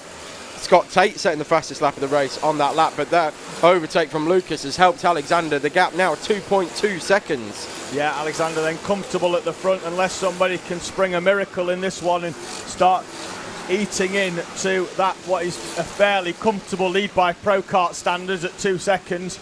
He is away at the front. Sets up nicely though for heat number 2 with Connor Lucas on the front row, having come through from 5th place in this opening heat of senior Pro Kart.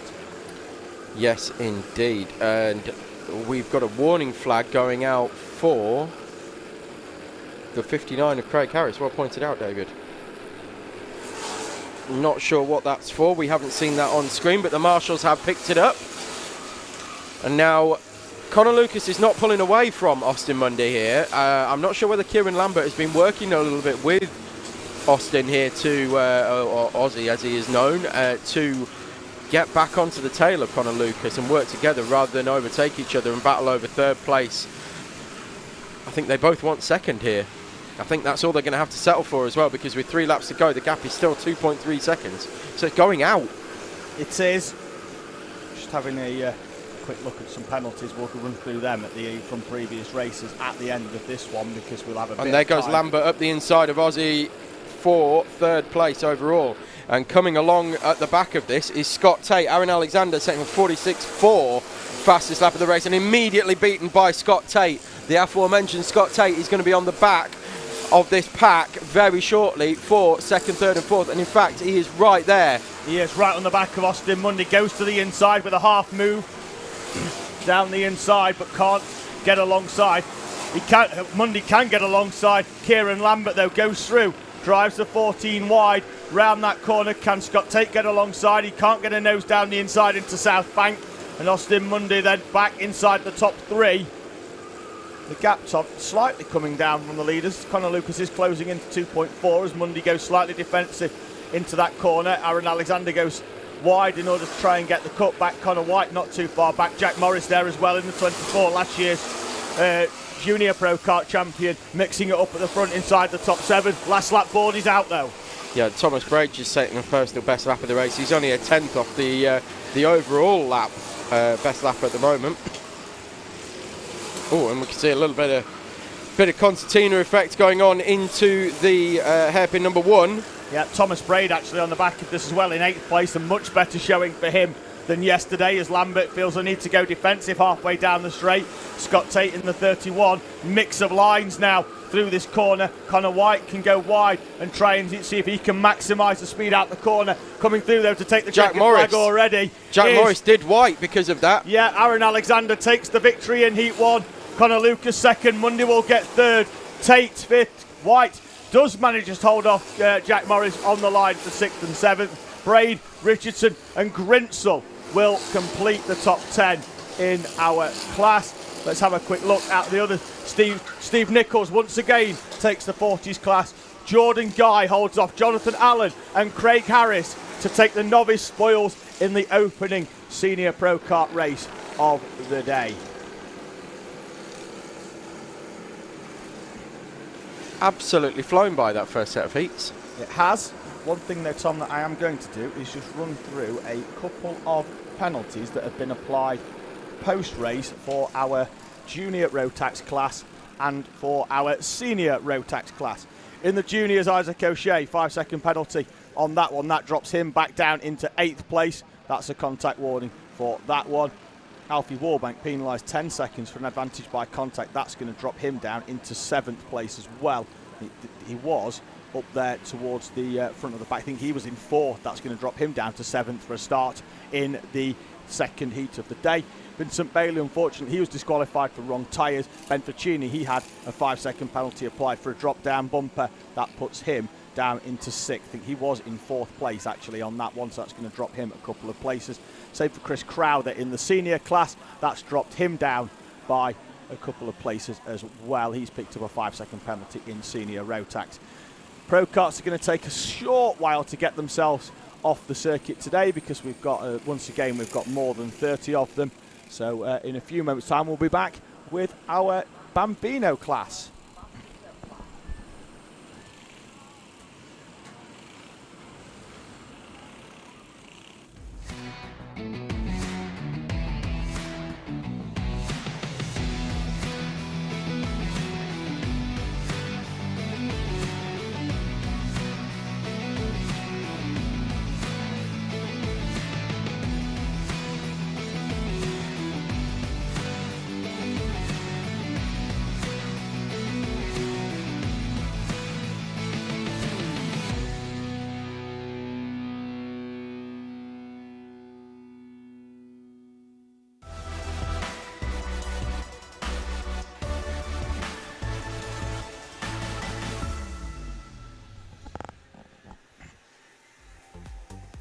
Bambino Heat 2 then making their way out onto circuit. On pole position will be the race 1 winner Max Gilman. He's alongside the O-plate of Max Taddy.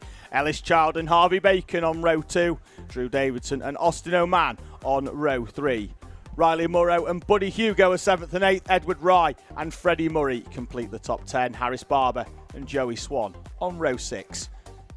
Row 7 sees Alfie Watson alongside Ethan McClelland, Tommy Clark and Jake Gibbon complete the 16-kart Bambino grid.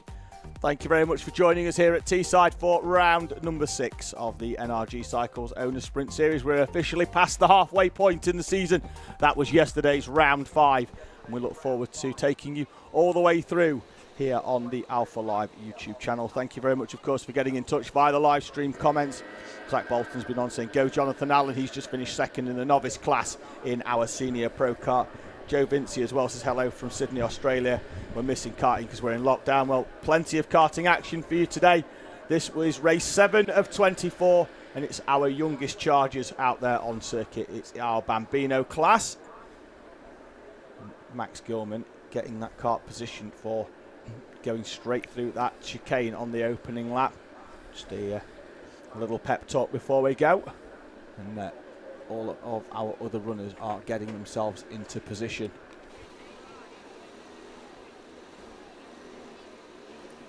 And same as yesterday, Tom, no lifting of that rear to clear the carb out, just a lot of rolling backwards and forth, just getting the throttle ready to go for our Bambinos.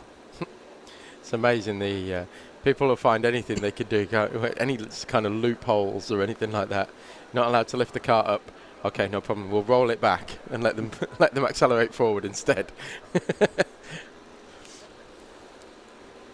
I imagine it has the same effect, although probably not as much as picking it up and revving it to its full 10,000 RPM capacity. Is that what they rev to? These Coma Yeah. C50s, 10,000. Crikey. It's not bad for a sub 4 brake horsepower unit, is it? No. Although some, as we've seen already, some are more sub 4 horsepower than others. Is that old saying some are more equal than others? Exactly. That's what I was going for. Grid is clearing then. We've got our 16 kart Bambino grid for you, ready to go for heat number 2. All of our helpers making their way off through the barrier gate down there to the right of our commentary box. Once we are clear to go, start line marshal will raise the green flag. There we go, it's up, it's down, we're away and racing, and Max Taddy from the outside of the front row. He's going to get a flyer. Can he get alongside Max Gilman? Will Gilman close the door? No, he won't. Max Gilman gives him the space, and Max Taddy comes through, and for the first time today, the 50 doesn't lead in Bambino. Indeed, and yes, it is Taddy with that great start, although immediately onto the rear bumper is Max Gilman. Yeah, right the way another. He does go wide round hairpin 1 and allows Ellis Child to get alongside. That'll mean Gilman will go very wide. Child can maybe get to the inside, but does he scrub off too much speed behind? Bacon and Oman get a little bit of side pod to side pod. Oman tries to get alongside, but Bacon look at Child. closes that door. Child straight through. Up into second place then for the 88 of Ellis Child. And once again, Tom, it's opened the gap for the race leader. We saw this in Heat 1, and Max Taddy already has 5 or 6 kart lengths back to the chasing pack. And we've seen a big chopping and changing of the order as well, because Max Gilman was miles in front at the start of this one in heat number 1, and now he's crossing the line in 3rd place at the end of lap 1. Yep, Austin Oman sets the fastest lap, although as we said yesterday, that is to be expected because from a standing start, by the time Oman comes over the timing line, he's already moved 20 metres and he's already got some momentum behind him. So we see that quite often in our Bambinos. And that's down the inside. Gilman on Child. Hairpin 1, getting the move done, and it seems like the pace is coming now to Gilman.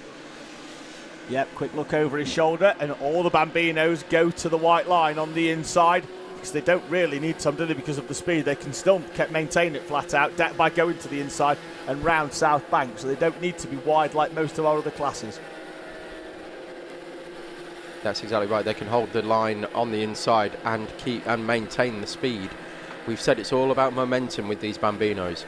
Yep, Gilman went very wide round hairpin 3, so maybe he was looking for some momentum round there, but that will have cost him a bit of speed on round hairpin 4 as the 88 of Edward Wright beached on the curb. Looks like that's the inside of hairpin 3. It's weird how I can recognise curbs around here. Oh, it's fine. It's fine. I do the same with Formula 1 circuits. I can spot exactly what circuit it is just from one piece of the curb.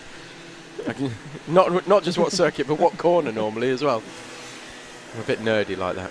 The gap now opening up between Max Gilman and Ellis Child dropping back now behind Austin Oman.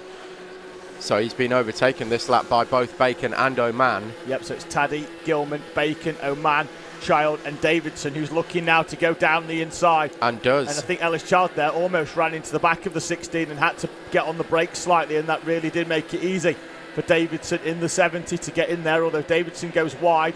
Child gets alongside, but Davidson will have track position. Whoa. Keep an eye on them numbers at the top though, Tom. I think it's going to close up between the two leaders. It has. Sub 1 second now between Taddy and Gilman. Yes, indeed. So that battle's starting to come alive almost as much as we've got here between Bacon and Oman. Still right on the tail, Austin Oman of Harvey Bacon. Can't get the move done just yet. Can I raise a pet peeve with you, David? You can. What's the point on the Bambino karts of having a number plate if they're just going to fold it upwards so that we can't read the number? I don't know. I understand with the Euro bumpers, it's very easy because it's just a sticker. But when you look at Ellis Child's kart here, or Max Gilman's, exactly the same. It's not exactly a drag system. It's not causing drag, is it? Let's be honest. Is it aero? It's not going to make that much of a difference. It does just, it really winds me up. I don't know why they do it, and it just really winds me up because we can never read the numbers. To be fair, it's difficult as well on the you know the hot dog style nose on the Rotaxes. Exactly. It's on the top and then you can't read the number on that one either. It doesn't do us or the marshals any favours when they're trying to pick numbers out. Maybe that's why they do it. Do you know the racing driver book of excuses? Do we need a commentator's book? I think we do. Tom, there's a great battle now for the lead as Gilman has closed in. Max Taddy's reeled him in. Now it's a case of whether Taddy knows it. I'm sure he does, because I think Gilman is pushing him down that back straight. The O-plate being chased down by the 50, the Heat 1 winner and Polster to Max Gilman. Gilman's going to go wide, see if he can carry more speed round that corner. I think he's going to do exactly the same. Will he get the run? Can he get the cut down the inside? I don't think he can, actually. I think he's just going to have to sit in the slipstream of Max Taddy. So he's closed up, but as we've seen before in Bambino, closing up is easy, overtaking not quite so much. Yeah, it's all about keeping that momentum up, keeping your right foot absolutely buried as far down as you can possibly get it. Open that throttle up as much as you possibly can to maintain the speed. The second you lift off in these Bambino karts, that's when everything takes forever to build the speed back up again. Correct. You've got to keep that engine revving to its full 10,000. Because to get from 6 to 10,000 takes about a year. They do. We see this as Taddy feels the need to white line it again down the inside of the back straight. It's usually about a quarter of a lap to get full pace back again. We've seen this before, though, haven't we? On the hairpin 2, we see it a lot where some of the less experienced drivers slide the kart too much on the exit of hairpin 2, and it really does scrub the speed. And by scrubbing the speed, what we mean is it lowers the revs, and it takes an age to pull back through into the optimum range, which is normally the 8 to 10,000 part of these Comma Bambinos. Absolutely. Well described, David. Thank you. That's Tom. definitely why you get paid the big bucks. Printing. So here we go. It is still Taddy from Gilman, although Gilman had a look there up the inside into hairpin 1. Decided to go the long way round, and again has decided to go the long entry into hairpin 2. Does it give him a better run? Yes, it does, because you can see him pushing Taddy down the straight. I'm not sure that was the best tactic. Maybe he couldn't. Maybe he felt he didn't have enough speed to go all the way round the outside in South Bank and then into hairpin 3, but instead decided to push Taddy along. So as they come across the line, are they about to get the last lap board? Yes, they are. Last lap board is out already. So it's Taddy from Gilman, who's kept his powder dry so far. Are we going to see a look into hairpin 1? Sorry, when it goes quiet, it's normally because I'm being fed information from various people around the paddock as to things that may have happened or why people have retired and stuff like that. That's Riley Murrow that we just saw there on the grass, the 38, who had that strong opening heat. He was up in 7th in this one as well. He's now in the Marshall Space. Look at this. Gilman so wide down the back straight. You probably drive a bus between the two of them there down that back straight. There was so far between them in terms of differing lines. Taddy, though, will go really, really defensive because this is the final lap. Round hairpin 3, looked like Jake Gibbon on the outside, I think, of the hairpin 3. So Gilman couldn't have overtaken there anyway. So it looks like that one's been negated by a yellow flag. Max Taddy will come through. It's one apiece between the O-plate and the 50. Taddy takes the victory from Gilman, chasing him hard by a tenth of a second. Harvey Bacon will come through for third place, Willie, holding off the 16 of Austin Oman. Then there's a slight gap back. Ellis Child on the last lap gets past Drew Davidson for 5th. Davidson gets 6th. Then we're going to have the battle. I think Jake Gibbon will come through now, a lap down after that spin for the number 11. Then we're going to have Buddy Hugo, Harris Barber and Freddie Murray coming through to complete the top 9. Ethan McClelland should do the top 10 in the number 23. He comes over the line there. Tommy Clark in the 28 gets 11. Edward Rye, who had that spin earlier on in the race, is 12. And we've got Alfie Watson, Joey Swan, and then Riley Murrow, who is in the Marshall's post. That number 38 kart coming to a halt with 2 to go. So in the last heat, Max Gilman won the race by 10 seconds. 10 whole seconds in front of anybody else. And this time he's followed Max Taddy home. There was a lot of battling in that first race. There wasn't there with the rest of the pack behind him and not taking anything away from Gilman, but it certainly helps when everybody else is arguing over second place behind and you've just got some clear tarmac and you can just keep plugging in consistent laps. Interesting one. Enjoyed that. We shall move on very swiftly to heat number 2 of Junior Pro Kart.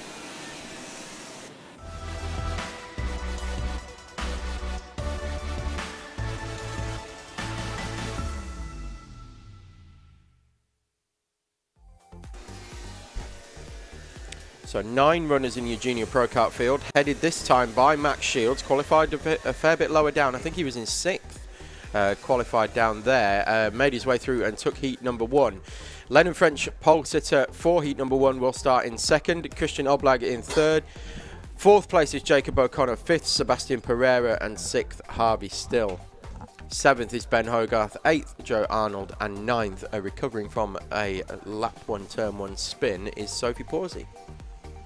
They're already out, Tom, as Riley Morrow's stricken number 38 is pushed back. It don't really need the recovery vehicle for the 69 kilo Bambino. We can just roll them one back into the pits. We see that there on the left-hand side. Now, juniors, as we say, these will not take long to grid up because we're now going to go 2 by 2. We saw this yesterday, didn't we, Tom, that the juniors are exemplary at getting themselves into the position where they can effectively... It's kind of a shame they don't have a rolling start, isn't it? Because they would be perfect for it, and we would go first time every time. So they're going to bring themselves round. And don't get me wrong, it is easier on these smaller, like in the intermediate grids, than ones where it's the jump from the cadets through, and it's smaller because there's a crossover between the age from going from the cadet, where you can then move up into juniors. I mean, you can go to juniors at 11, but you can still race cadet in the year of your 12th birthday, so you can be 13 actually before you move into juniors. But then if you're good enough in terms of this, you can actually at 14, 15 then go into the seniors. So it is an intermediate class, hence why it is a little bit smaller. But I would say this has probably been the most entertaining class all season. So grid size does not mean that it's not entertaining in any way, because this one has been non-stop action from day one, race 1 of the season. Absolutely. It really, really has, folks. And it's been these 2 perennial front runners as well, duking it out for the championship title. So you've got on your left-hand side Max Shields, and on your right-hand side in the green is Lennon French, the flying farmer. Yeah. Max Shields with that Iron Man helmet as well. That is still one of my favourite helmets on the grid. Yep, final kart rolled into position then. Shields on the inside, French on the outside. Christian Oblang, after his career best finish in heat number 1, starts from P3 alongside Jacob O'Connor on the 2nd row. Green flag is still rolled up. Looks like we're about to go racing now as it's been unfurled by the marshal. The green is up. Green is down. We're away in racing. It's a good start from Lennon French, but he's not going to have enough time to get alongside the O-plate of Shields. There is a slight nudge into the quarter panel on the right rear of Max Shields. Not enough to do any damage. I think it was just part of the racing start, so absolutely nothing untoward there between the 2 of them. Shields goes defensive as expected into hairpin 1. Just got to get round these 2 hairpins and get the power down onto that back straight as Sophie Pawsey in the background gets alongside the 2 of Joe Arnold. Harvey Stills 48 as in a half spin round hairpin number 1 on the opening lap. And that was yesterday's final winner, Harvey Still. Dropping back now. Oh, Oblang actually, Tom, mid-corner there, got a bit of snap oversteer, and that's allowed Jacob O'Connor in the 42 to come down the inside, but then in turn, O'Connor carries too much speed into hairpin 3. The excitement of the opportunity, catching the 48 out, and we're going to pick up the first warning flag of the Junior Pro Kart Day. That goes to Sophie Pawsey. I think that might have something to do with Harvey Still's half spin. It could well do. That's Max Shields setting the fastest lap of the race over the first lap, because he's started first and finished the lap first. So that's expected. But yeah, Lennon French right on his tail now, and they're 3 wide into hairpin 2. That's O'Connor, Pereira, and Hogarth. Yep, down the back straight. Managed to sort themselves out. Heads down, staring at the steering wheel, and then pops it back up as they go into the South Bank corner. 10 laps then of Junior Pro Kart action for you. It's 12 laps actually, no, it's 10. Definitely 10 in the heat. Yep. Confusing myself there. Thought we were further into this one, but now it's there. We go over the line. We're 2 in now, and Max Shields has opened a gap of just under half a second back to Lennon French. Christian Oblang managing to hold on for third with half a second back then to that intense battle between O'Connor, Pereira and Hogarth. Although actually they are now on Oblang, and Oblang, the setup on that 776, we saw it going round South Bank earlier, it's very understeery on the inside. We'll see him in a few moments maybe carry that speed then down the back straight. We'll see him go into the South Bank corner. He takes a wide line once again, and I think that is actually to stop it trying to wash out mid-corner from that early turning. Yeah, just the setup style of the driver, whatever the driver prefers, how to get the best out of it, and if that's how the driver likes it. Some people like it oversteery, some people like it understeery, balanced.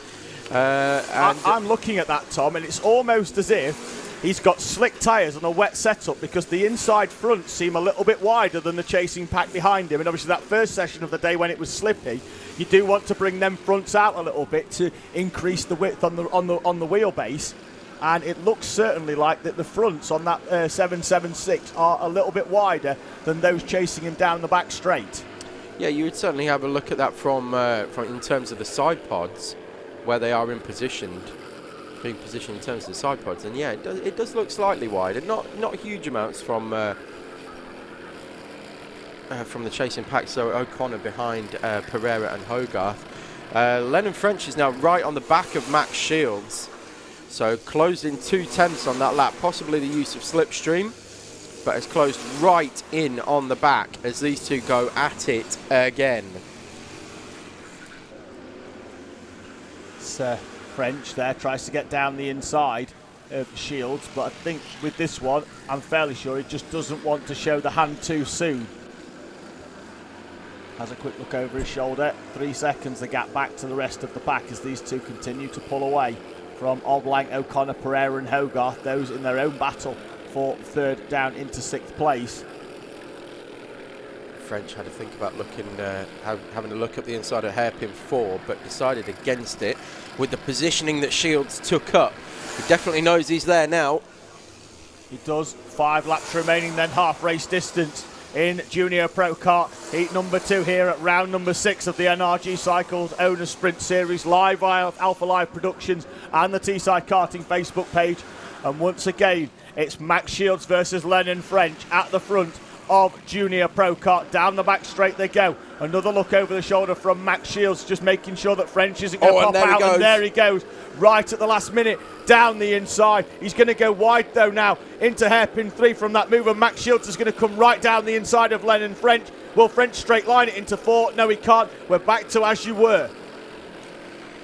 Oof. Right, so 2 corners, 2 changes in position. Very nicely done from Max Shields. I think Lennon French took the opportunity, sent it down the inside, and then Max Shields just, counteracted it very well with the line that he took, allowed him back up the inside into hairpin 3. Yep, took full advantage there, didn't he, of Lennon French going tight into the South Bank corner with that overtake and then sliding wide into 3. Just parked the kart back down the inside. And now let's see whether it happens again on this lap, although Lennon French does seem to be a little bit further behind the O-plate going into South Bank this time round. Yeah, French gave a little bit of a nudge into hairpin 1 onto the back of Max Shields. Nothing that would disrupt Max Shields too much as he goes up the inside now into hairpin 4 instead. Lennon French, and Max Shields trying the up and under and onto the grass. Yeah, he's going to have to go right the way around the outside there and slots back into 2nd place. Lennon French there, Tom, did what we like to see in an overtake move, halfway round the corner. Take your time on the throttle and stop the cutback. A really, really good move there from the 120. Down the inside though, Max Shields goes. It's really tight on the inside there on that curve. Max Shields back through, chopping and changing this way and that, and looks like Lennon French is going to get another run down the inside. We can tell this one's getting excited because I've stood up from the seat to watch the final 2.5 laps of Junior Pro Kart Heat 2. French goes through down the inside. Max Shields is going to come back down the inside. Lennon French keeps his footing, goes all the way around the outside for hairpin 4. Let's see whether he parks it on the apex. Shields is going to get alongside. Will he try and run all the way around the outside once again? It's the long way round. He can't do it. Slots back in behind Lennon French. 2 to go. Yeah, wow, fantastic action here again, as always in Junior Pro Kart between Max Shields and Lennon French. Just to bring you up to speed on what's happening behind, it is now O'Connor behind Oblag, Pereira and Hogarth. Sorry, there's a sneezed in the commentary box, but it is French now in front of Shields at the front of the field. That's what we're focusing on, and then these are the four battling over third place and the final step on the podium. So Oblang then continuing to lead O'Connor, Pereira and Hogarth round hairpin 3 as O'Connor puts half a move down the inside. Last lap board is out for our leaders. What's Max Shields got left in the pocket? Lennon French setting the fastest lap of the race, a tenth and a half quicker than Max Shields on that lap.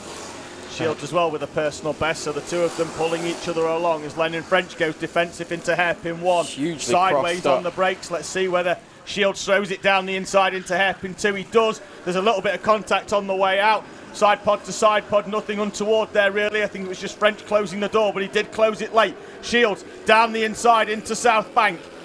Can't get the job done there. Lennon French parks the 120 in the middle. I think he's pretty much going to white line it down the inside into 4. Looks like this one's going to go the way of the Flying Farmer. It's going to be 1-1 between the two championship contenders. This one is won by Lennon French from Max Shields over the line. Less than 2 tenths between them. On the last lap as well, Jacob O'Connor has got past Christian Oblang, and Oblang drops from 3rd down into 6th in the final corner of the race. O'Connor, Pereira, Hogarth, Oblang, Pawsey, Still and Arnold complete Junior Pro Kart. Only 13 seconds between the front and the back of the pack. Yeah, super close action again, and thank you to everybody getting involved in the YouTube comments as well, which we'll bring you momentarily. We've got Lisa Shearer putting in some big support for Max Taddy. And that came in just as he crossed the line for the race victory in that Bambino heat number 2. It was a hard-fought race victory for him as well, wasn't it? It certainly was. So we will move you on very swiftly. 4 races before our break period that we're actually going to have today. So we are going to go into cadets very, very swiftly.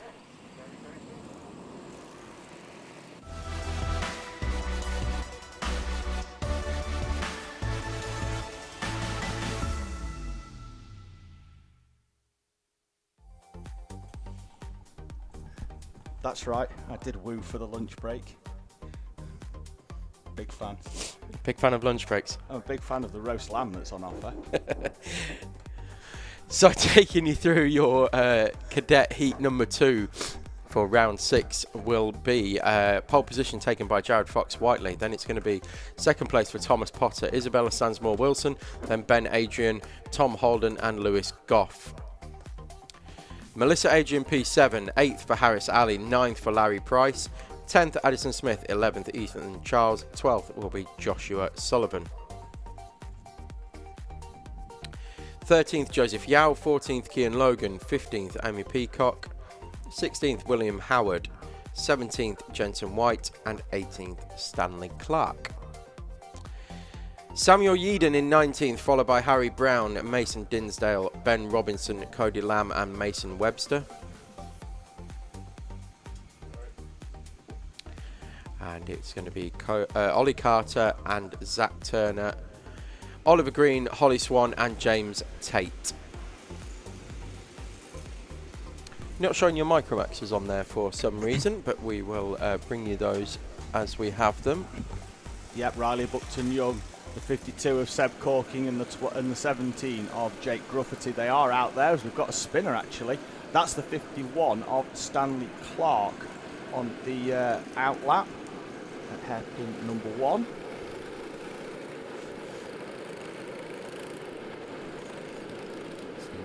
The field will be held then on the exit of the South Bank corner, and then they will just be sent through the barriers and rolled into grid position. And it will be the first 2 just roll straight through because it's fairly obvious where they need to stop. P1 and 2 for our 2 championship leaders and the 2 race leaders from heat number 1. Jared Fox-Whiteley in the orange starts on pole position with Thomas Potter alongside him in the number 38. Row 2 sees Isabella Stansmore-Wilson and Ben Adrian with Tom Holden and Lewis Goff. And they're just rolling into shot there in on the third row.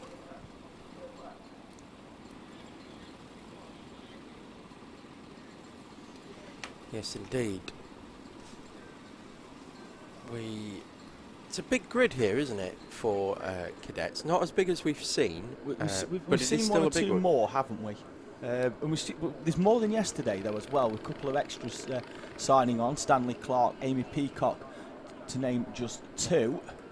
We've got the 76. Harris Alley, another as well. Yes, he wasn't here yesterday. Having a conversation with the marshal. I'm not sure what that was about. Looks like the Hondas have done well as well, Tom, on the way out, that they've come through actually just lined up nicely to be sent forwards. Looks like they've managed to come round impeccably as well. Not sure what's going to happen with the 51. 19th. Spun on the outlap. Yeah, 19th he was, I think, in the previous race, although there was Sebastian Corking's Micromax for sure in front, so I think that kart should be in 18th position. But will it start there? That's what I'm trying to say. Will it start there, or will it be put to the back? And in fact, you can see him being pulled out of position now from that train, and is about to take up his original grid slot. Yep, so the 51 then being sent into position.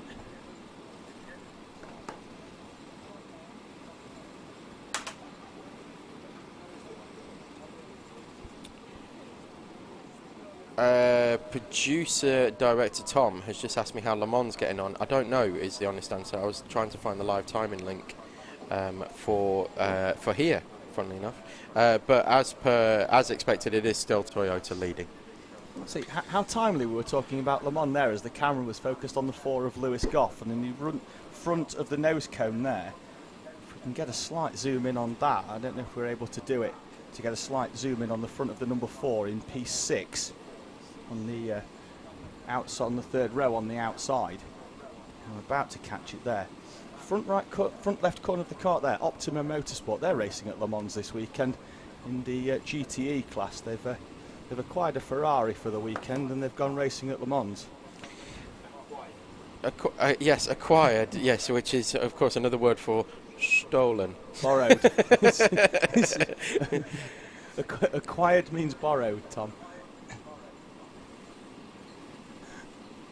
Final runners are into position then. The Micro Max and the 3 Micro Max and the 1i Army are in position. We're away and racing in this second race for our cadet class. Thomas Potter makes a good start. Lewis Goff on the outside once again makes a good start. He's going to try and go all the way round the outside in the number 4, and from P6 he's going to slot into P3. Fantastic start from Lewis Goff. So it's Fox Whiteley, Potter, Goff, Stansmore, Wilson, Holden. Then the 2 Adrians, followed by Larry Price, Harris Alley and Joshua Sullivan. I think he's made up 2 places on the opening lap at the expense of Addison Smith, and it looks like Ethan Charles and Joseph Yao behind as well.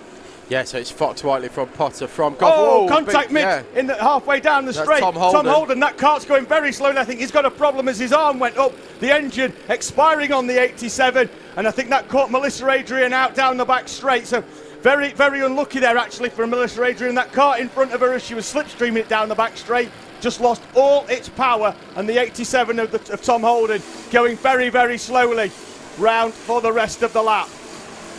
Has he got power now, David, or is that it? Has he pulled over? No, he's going again, Tom. He's now, I think he's behind Ben Robinson and in front of the 99 of Zach Turner coming through the chicanes. Okay, so that was a bit odd.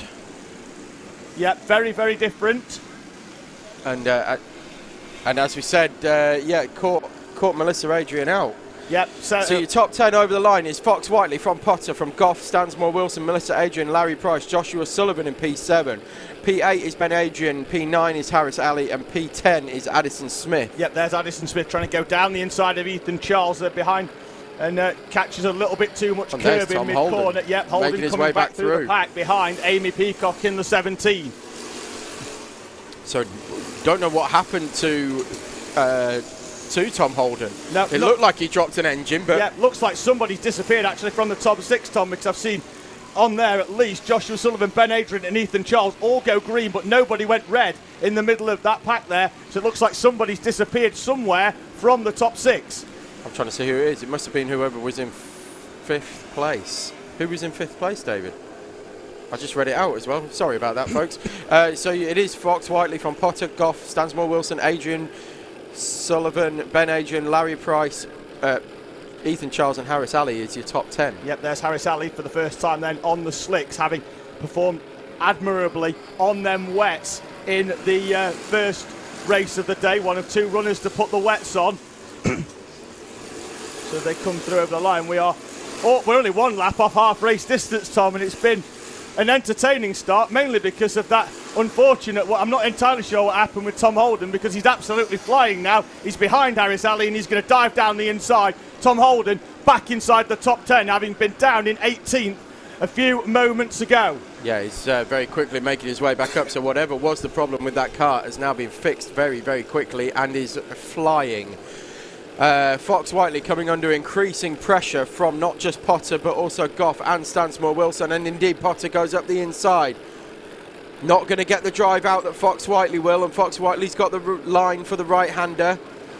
Track position then for Fox Whiteley. Sorry, Tom, but with Potter, and this has now brought Goff and Stansmore Wilson back into the mix for the win.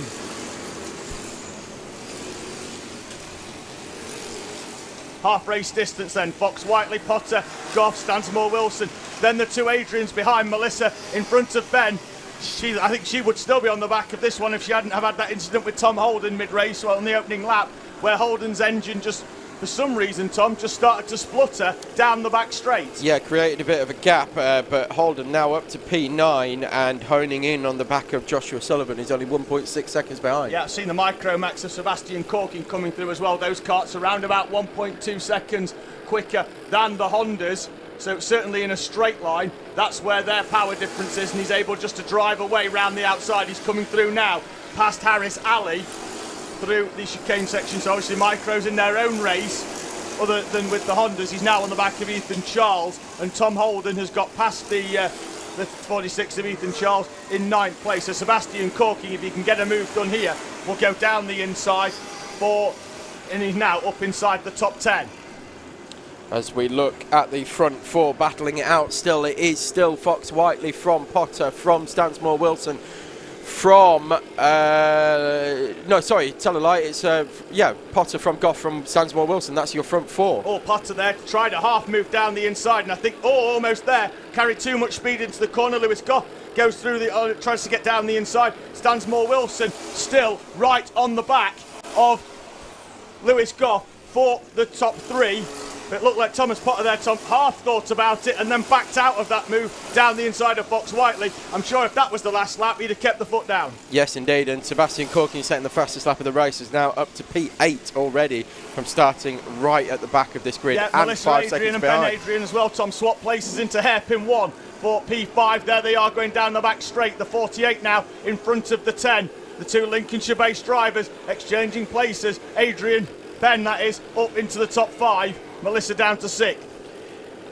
Yep, and we've got Joshua Sullivan is now in 9th place with Tom Holden in 10th. Yeah, that's Seb Corking, isn't it? They're moving that Micromax car up into, well, inside the top 10. We saw him come into 2nd yesterday, running on slicks in the final. Last lap board is out then here at Teesside in cadet heat number 2. Fox Whiteley, Potter and Goff all set personal bests, and they have opened up a bit of a gap, with the exception of Goff, who still has the 88 of Stansmore Wilson. Yesterday's pole sitter all over the back of the number 4, as Potter actually closes in on Fox Whiteley down the back straight. Fox Whiteley goes very defensive and then slots back, gets the optimum line for South Bank.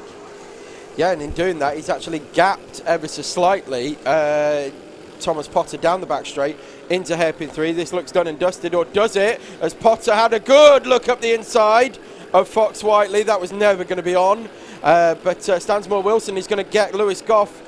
She's going to get good drive. Is it going to be Goff over the line? I think it was just Goff side by side with Stansmore Wilson. That's the 2nd time she's come side by side over the line today. It is. Seb Corking eventually finishes in 7th place, bringing that Micromax only 4.1 seconds off the front of the Hondas in that one. And like we saw yesterday, didn't we, Tom, how quickly he can bring that Micromax through. It's not just the power, actually, can drive very, very well. Yes, indeed. Yeah, only 4 seconds off the lead Top 10 then. Well, actually, they've just disappeared off the side of the screen, but we certainly know. I think the top 10 was completed once again by the 76 of Harris Ali, having a very good showing, Tom, having not been here for Friday or Saturday as well. Yeah, box fresh. Certainly is. 3 more races then for the morning session before the lunch break. Next one up will be our junior and our Minimax.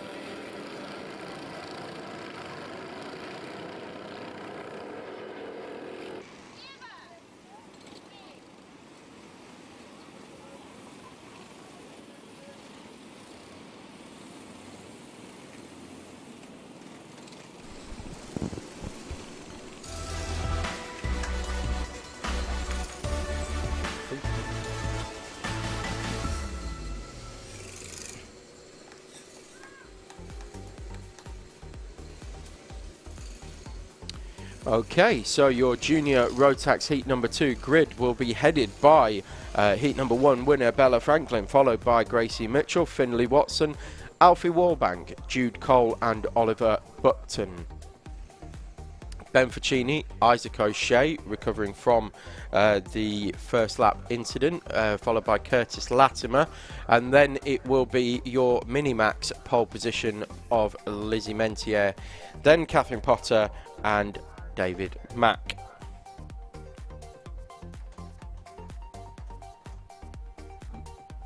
Oliver Watson and Vincent Bailey round out the field. We've got Oliver Watson, who was did not start, and Vincent Bailey with a DSQ. Do you have some news on that, David? Ran the wrong tyres, Tom, in the opening race of the day, and that is why he has gone to the back of the pack.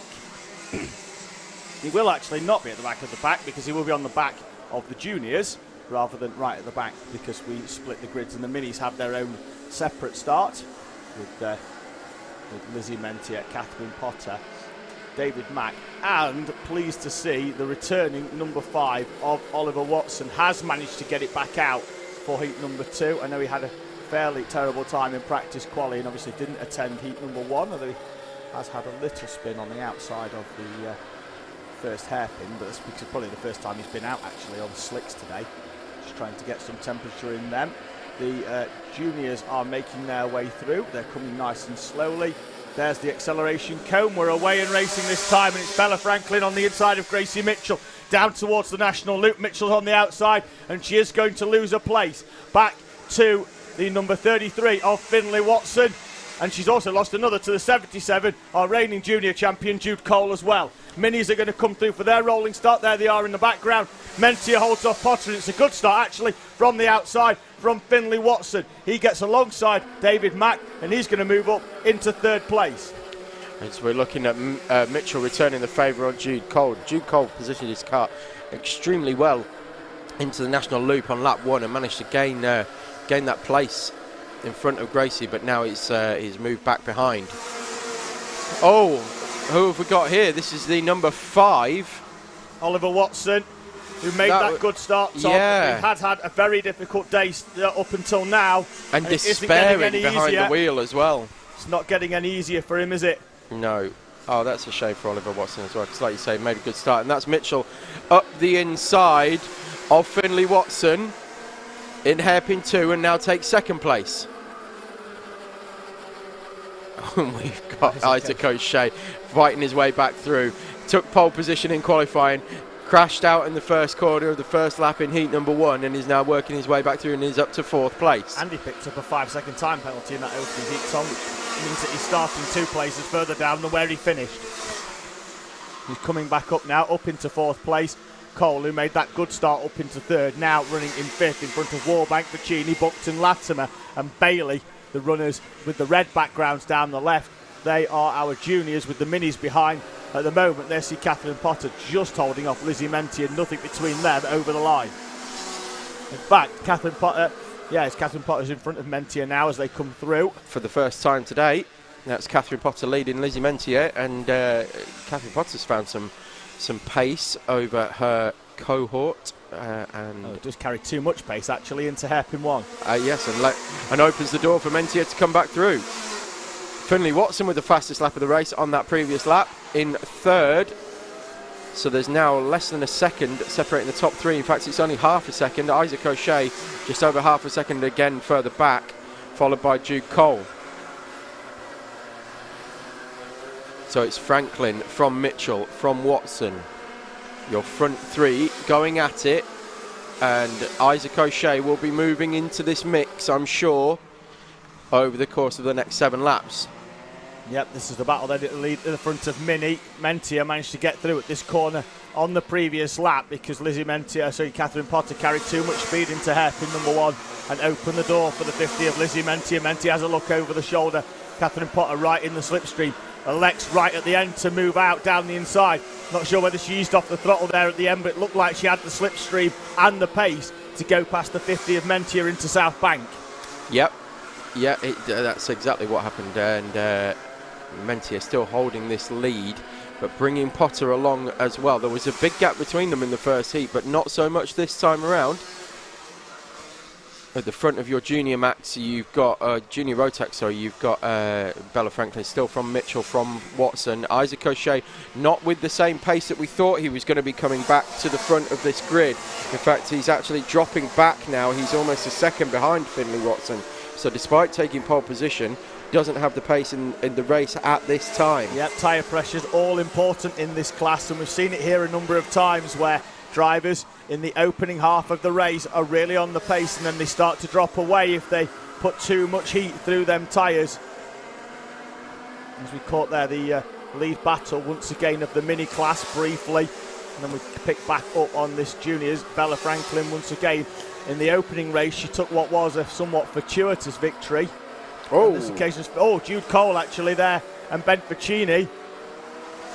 Coming together, Ficini was not happy at all, was he? No. With that one. They normally, Tom, they pitch up and work out of the same morning, so I imagine that the temperature in there has just gone up a little bit.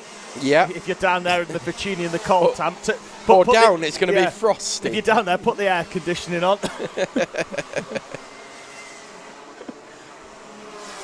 Cole with a very loose rear end, now battling away with Oliver Buckton. Yeah, Buckton gets a good run out the corner, but once again he slides to the inside. Has he scrubbed off too much speed? I think he may well have done down there. If he just popped out and then used the slipstream, I think he might have got that job done on Jude Cole for 6th place, but as it stands, it is where it is. Once again, there's a change, Tom, in Mini as Gracie Mitchell sets the fastest lap of the race, a 42.167 in the juniors, and Catherine Potter is now in front of Lizzie Mentia down the back straight. The overtake off camera, but unmistakably now the 20 in front of the 50. And defending as well, Tom, with 2.5 remaining. Yes, indeed, and I think it's about time we had the gratuitous plug of our female drivers here at Teesside as well, because we're currently in junior Rotax. You have 2 female drivers at the front of that, and you've got 2 at the front of Minimax as well. Plenty of female drivers here. We've just seen a few out in the cadets. There's certainly one more out in the junior, in the senior Rotax in a few moments' time. We normally obviously have a couple as well out in senior Pro Kart, although neither of those in Jess Alexander and Danielle Gardner competing this weekend. Yes, female drivers always well represented one at as well, Tom, in Bambino, because Amelia DL was signed on for the weekend as well. So was expecting one in our Bambino class. Yeah, we're surprised that she's not here. Very surprising, in fact. 2 laps remaining then, so it'll be 2 when they come over. The last lap board will be out in around about half a lap's time, because that'll be when our junior class come through. Still absolutely nothing then between the leaders in Mini. Not much either, Tom, between Mitchell and Franklin at the front as Mitchell closes in through the D chicane round the national loop. There was 2 tenths on the previous lap, now there's 3 tenths, but absolutely nothing as well with Finley Watson behind. And is 3 tenths enough for Bella Franklin not to have to defend? I think she's all right down the back straight. Don't think she's even going to have a look over her shoulder. Mitchell does though. Good driving actually there as well from the 111 of Vincent Bailey, allowing the leaders of Mini to come through uncontested to allow them to complete their race. Last lap is out then for both of our classes. There's the checkered flag now. I think we're going to get a last lap board for David Mack, and the checkered flag for Bella Franklin, who wins the second heat of our junior Rotax from Gracie Mitchell and Finley Watson. Mini is still going, and down the back straight we've got Lizzie Mentier trying to get alongside Catherine Potter. Potter went slightly wide into hairpin 2, but then Mentier just couldn't get the drive out of the corner, and she may well have to settle for second place. There's still a couple of corners. There's a yellow flag out actually down there, so it looks like unless you can get a good drive out of hairpin 4, the overtaking opportunity is going to be negated. And heat 2 in Minimax is won by the 20 of Catherine Potter, holding off Lizzie Mentier on the line. David Mack will be able to come through in a few moments to complete his race and take the third. Vincent Bailey, the driver, down the bottom. And Tom, there is something quite obviously wrong with that 111. Yes, very wrong. It shouldn't be parked up like that. It should be all 4 wheels turning. It was the fact that there was only 3 wheels on it.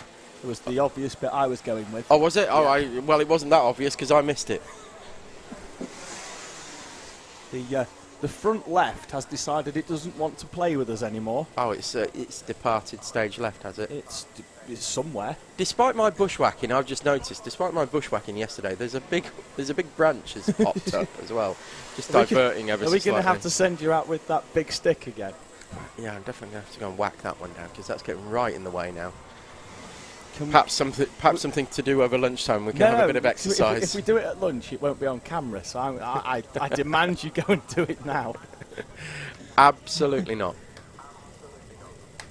So we've had Leon Barlow getting in touch, thinking that, well, in fact, a few people, Paul Martin as well, thinking that Tom Holden might have hit the stop button or hit the engine cutoff on his car with his arm, but then would he have had the foresight to then reach down and restart it himself? I'm not convinced that a cadet driver can start the engine by leaning over his shoulder and pulling the pull start in the same way that we see the seniors do quite often. That's what I'm thinking, yes. So not so much on that one. We'll have to see whether any of the Holdens can get in touch and let us know. So, moving on swiftly to heat number 2 of Senior Rotax.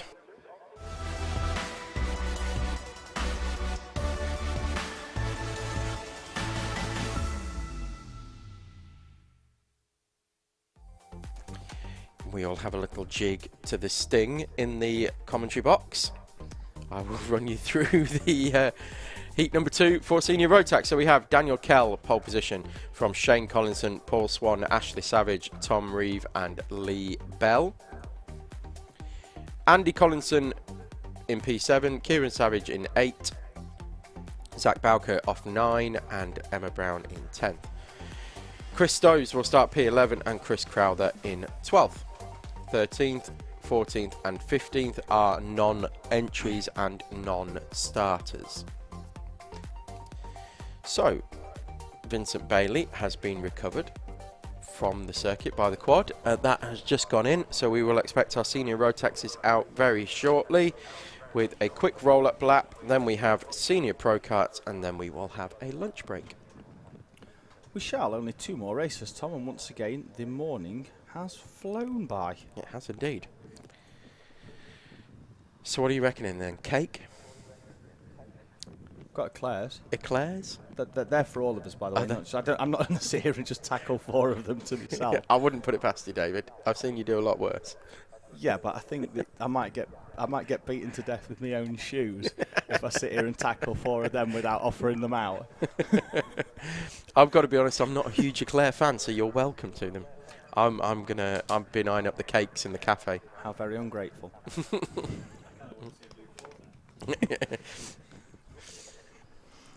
Looks like we've got some movement down there on the dummy grid for our Senior Rotax, and they are rolling out onto the circuit here at Teesside. 2 more races of the morning session. Then we'll be back for 12 more this afternoon. 6 heat races and 6 finals for round 6 of the NRG Cycles Owner Sprint Series.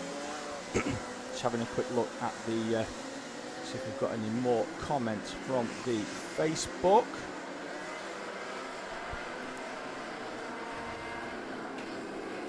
Got Abby Collinson saying well done Finley. Paul White says when's the next Pro Kart Racing Senior? Stick around, Paul, about 10 minutes time, straight after this Senior Rotax one. We'll be out with Senior Pro Kart for their heat number 2. Chaos Cole has been on as well, and that's timely because senior Rotax are out, and we've seen her racing in this class early part of this season and last season. She's now moving towards the Formula F1000 for the single-seaters. Looks like we are potentially going again, actually, in seniors. I think we've got a couple of drivers out of position, maybe, so that gives me a chance to keep going on the social media field. So yes, Chaos Cole's moved into cars of some kind. Yeah, I think it's Formula F1000. Nice little single-seater, very similar to Formula Jedi, that type of. Ah, effort. right, Yeah, I'm with you. Yep, very yep, yep. similar single-seater type things with like the sort of space frame chassis, that type of effort. So wish her all the very best. Yes, indeed, and seconded. I think she's been getting some driver coaching from one of your good friends as well, Tom. Yes, I believe so. But that's how I saw that she was doing single-seaters.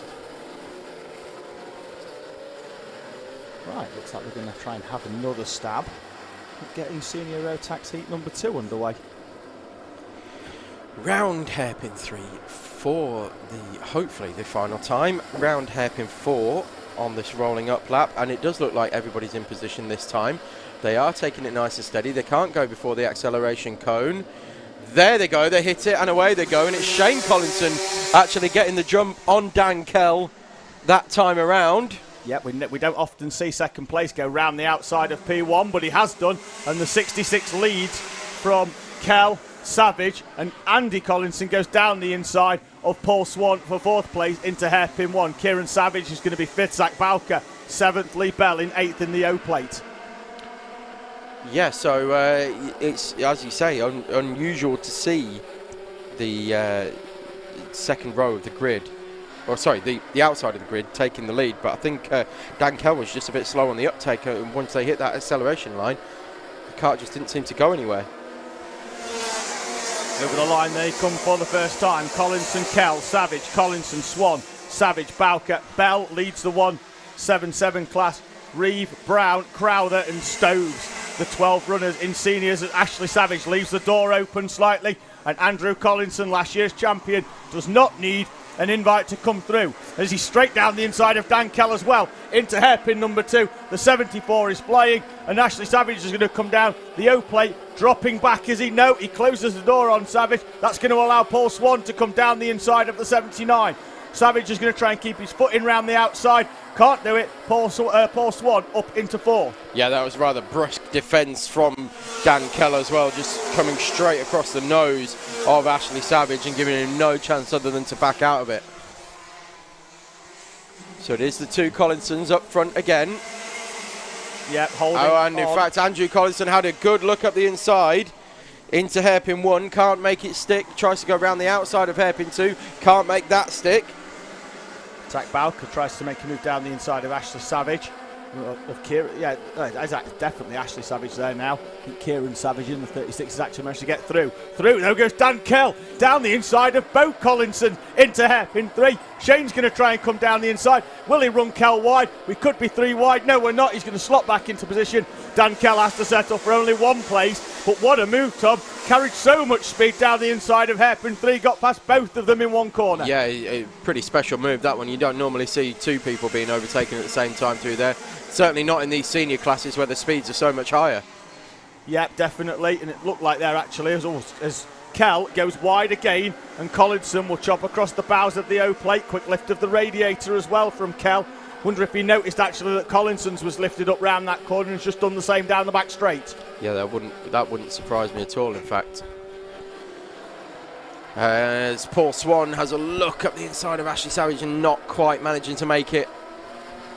It was sort of a half move, and that's backed him now into Kieran Savage. Shane Collinson setting the fastest lap of the race from Andy Collinson, Dan Kell, Zach Bowker now into 4th.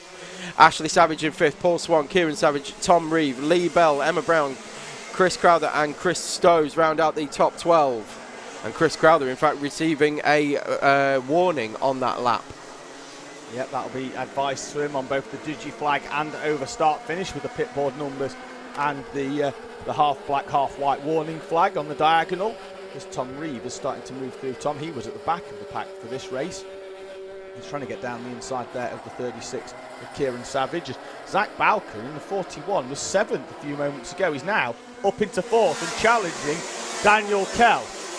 Yeah, not hanging about either, and you can see the warning board going out there for Chris Crowther. Oh, Chris Crowther's actually just skittled the barrier, actually, near start-finish.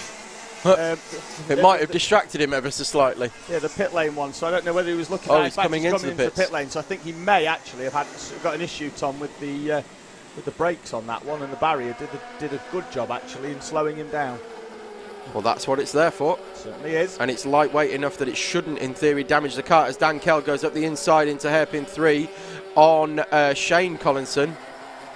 Yep, so now it's Andy Collinson, Dan Kell, Shane Collinson, Zach Bowker, the top 4 over the line. There's a yellow flag out there through that section as the barrier just needs is getting repositioned. The marshal just not wishing to walk across the track from the barriers, so now it's in, and we are green all round the circuit again. Overtaking opportunities are plenty for our front runners. Shane Collinson getting pretty crossed up into hairpin 2, as well as he had a look at Dan Kell, but couldn't pull it off, and that's cost him time and has backed him towards Zach Bowker and Ashley Savage.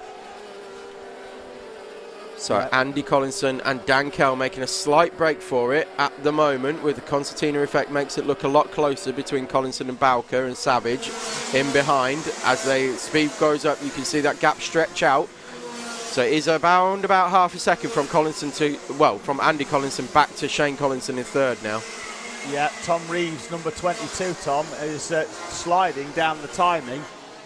So it looks like he's had a spin on the previous lap. He's down there to in 11th place. Oh, we've got a spin in the middle. That looks like Paul Swan and Ashley Savage coming into contact down the back straight. I'm not quite sure whether that was just Savage trying to chop back into the line, but now Ashley Savage's number 79 is facing the wrong way down in the middle of the back straight. It's on the racing line as well, just about. In fact, it looks like there, Tom, it looked like looked like the brake was locked on.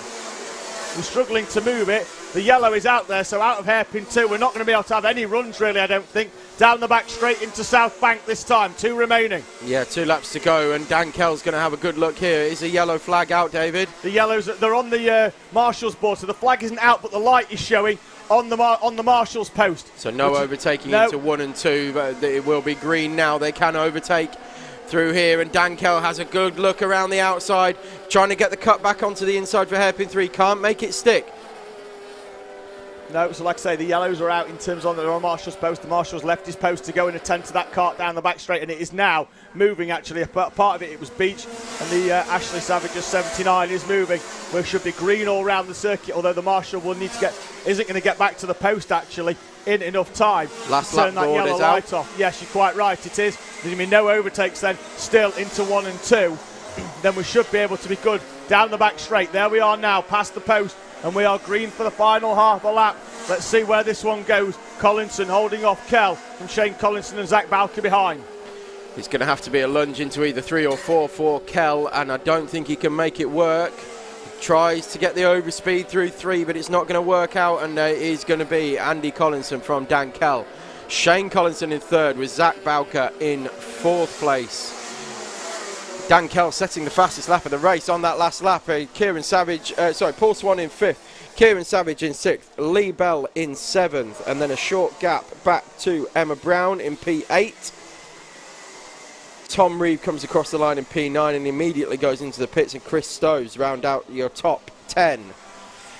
And just like that, we're on to the final race before the lunch break. We are, once again, absolutely flying through them here at Teesside. We will be, of course, be having around about half an hour break after the Senior Pro Kart. There's the 2 Collinsons in the Teesside Karting Academy liveried machines. Have a little fist pump going around the South Bank corner. Like I say, we will be back after the next race, which is Senior Pro Kart, for we'll be back for half an hour, Tom, for the lunch break, and then we'll be back for the afternoon session. But as I say, next up, the final race of the morning, Senior Pro Kart Heat 2.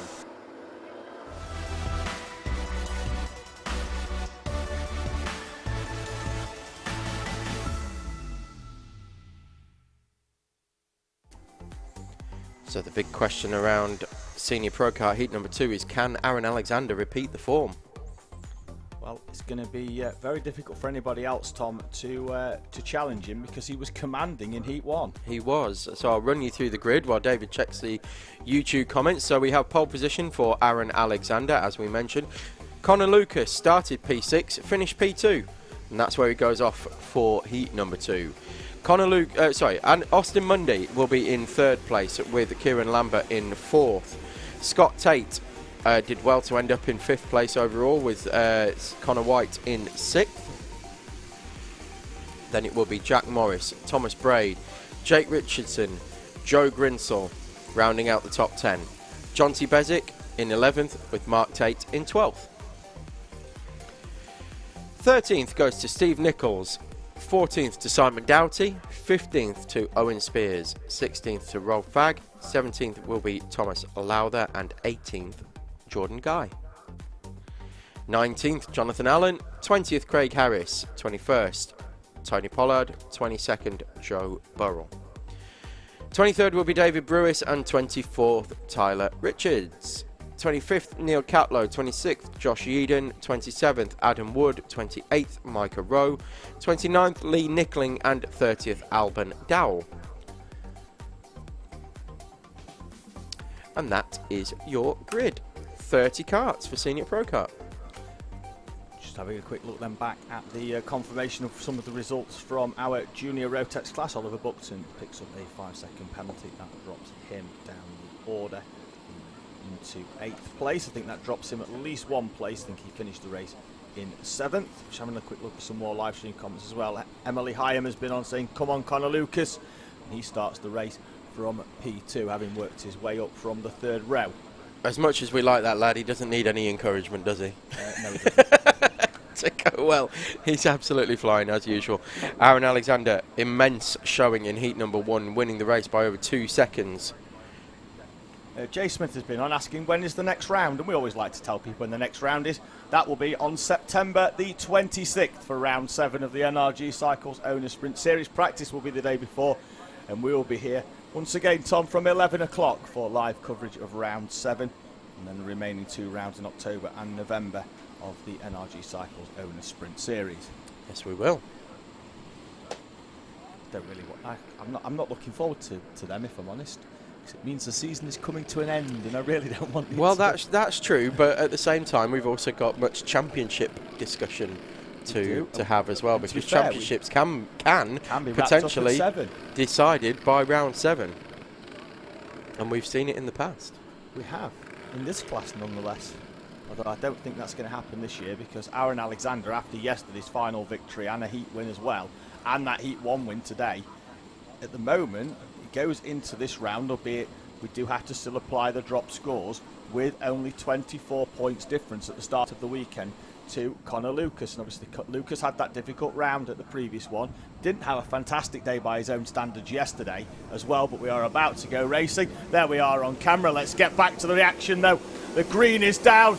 We are away in racing. It's a fantastic start actually from Kieran Lambert outside of the 2nd row. Past Austin Mundy he goes up into 3rd place. So they're going to go round the national loop. Looks like everybody. I'm going to let Tom look out for the straddlers. In case we've got any spinners, it's Alexander, Lucas, Lambert, Mundy and White, the top 5 as they enter hairpin 1. And everybody's made it through cleanly. Are they all going to make it through 2? Yes, they do. Wow, amazing. Fantastic once again. 2 heats and 2 hairpins and no spinners. Yeah, really good then from our Senior Pro Kart, the largest class of the day then here at Teesside in terms of the both single make. Obviously the cadets, I think there's 1 more runner, but we have got some micros and NI Army in that one as well. We'll come over the line for the first of 10 then. And it's going to be Alexander, Lucas, Lambert, Mundy, White, Tate, Braid, Morris, Bezic and Richardson, the top 10. Tyler Richards looks like he's dropped a couple of places on the opening lap. Craig Harris as well, he started just inside the top 20, down in 25th now. Oh, and a contact warning for Jonathan Allen in the 98.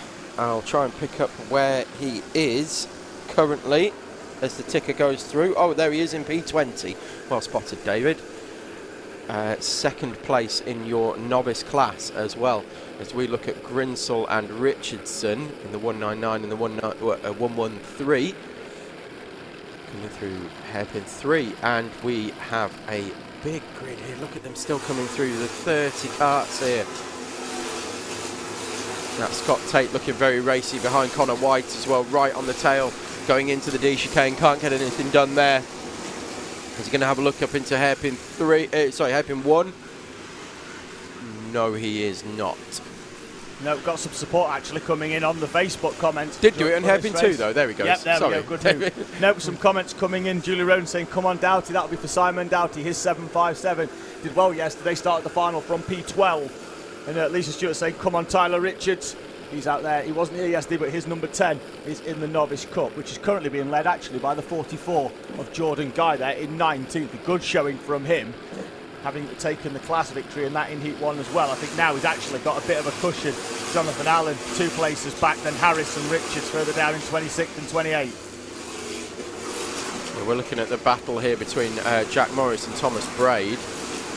And then we cut forward to Mundy, Tate and White. So this is the 4th place fight.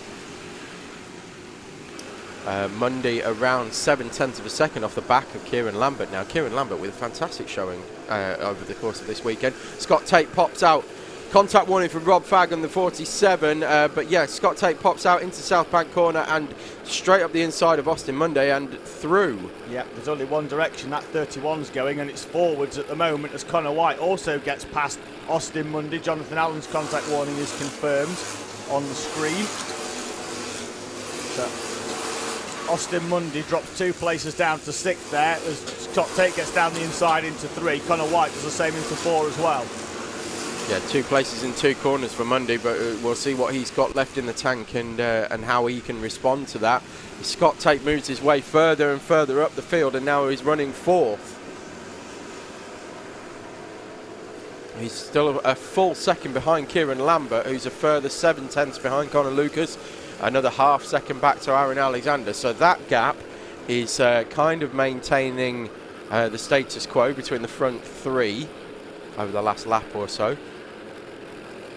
That's Mundy being passed again. So that's Thomas Braid, who's had a really difficult day yesterday, but he's certainly making up for it today and has just moved into 6th place. Yep, Austin Mundy not finding Heat 2 to his liking, and he's dropped from a starting berth of P3 down into 7th place as Thomas Braid's number 12 certainly performing considerably better than it was yesterday, as the battle for the lead still sees Aaron Alexander get his head down behind the steering wheel. 6/10 back then to the 43 of Connor Lucas. Kieran Lambert closing in a 10th time with 5 laps remaining. They'll go over the line. This time it'll go down to 4, so already over half race distance. Scott Tate has managed to drop the chasing pack of White, Braid, Mundy and Morris not too far back either in 8th place. Yes, as they come across the line, the gap is roughly 6/10 between the front 3. So it's 6/10 and then 6/10 again, making it 1.2 seconds to Kieran Lambert. But Lambert isn't being dropped, or isn't dropping off the back of Lucas, and Lucas likewise isn't dropping too far off the back. We've got somebody off the track. Tom Lowther, I think, in the 198, and he's actually, rather than actually stopping, I think he's rolled through and he's now going to be on the inside. And that's actually going to cause a yellow flag situation, I think, until anybody overtakes him. So unless he stops that just before South Bank, we might have an issue. And that's Tom Braid up the inside of Connor White here through hairpin 4. Is he going to be able to hold it? I don't think so. Around the outside, it's Connor White's going to take position back. Kieran Lambert now setting the fastest lap of the race, and he is starting to close in on the back of Connor Lucas. That gap is now 4/10 of a second, so he took 2/10 out of Lucas on the last lap. Bit of a scruffy one from Lucas by comparison. Dropped another 2/10 off the back of Aaron Alexander. Yeah, I think Tom Lowther's 186 actually. He managed to send it on the outside of South Bank, which meant it was well out of the way for our runners. Didn't cause any issue. He's rolled that one in the pits. There we are, confirmation. Not quite sure what the issue is, although that is our pit lane camera. I think he's going to get a quick look out and have a quick inspection as Austin Mundy goes down the inside of Tom Braid. Braid leaves the door open into hairpin 3. Aussie runs him out onto the rumble strip on the outside and moves up into 6th place. And Braid's lost a couple of places this lap because he's lost one to White and then he's lost one to Braid as well. To Munday as well. Lucas then responds with his quickest lap of the race, but still 0.9 of a second back, and Kieran Lambert is now well in the slipstream of Connor Lucas. It was 0.3 of a second over the line. I don't think it's that now. No, 1.5 remaining then. Alexander, Lucas, Lambert, Tate and White, the top 5. Mundy, Braid, Morris. Joe Grinsell appears inside the top 10 for the first time in this race in front of the 88 of Jonty Bezic, with Richardson, Tate and Dougherty tightly behind as well. Quite an intense battle going on. 5 karts for the final 2 places inside the top 10. Yes, indeed, and Connor Lucas looking over his shoulder very nervously at the incoming Kieran Lambert. Gap still 0.3 of a second over the line, but again, it looks a lot closer than that, and it's whether Lambert's going to be close enough to have a look. And I haven't seen Connor Lucas looking over his shoulder this nervous since when Josh Falkus was on the back end of him. No, not at all, mate. Half a lap remaining then, and now the 14 of Kieran Lambert is all over the back of Connor Lucas, who has a look over his shoulder. Lambert has one the other way just to make sure there's nobody. I think he's trying to line this one up for a turn 4 dive down the inside, and I get the feeling that 43 is going to get planted into the tarmac down the white line on the inside of that corner. There he goes, doesn't allow the 14 to come through. Aaron Alexander, though, out at the front of this one, will come through. 2 from the 16-year-old from Kings Lynn. Lucas and Lambert complete the top 3, nothing between them.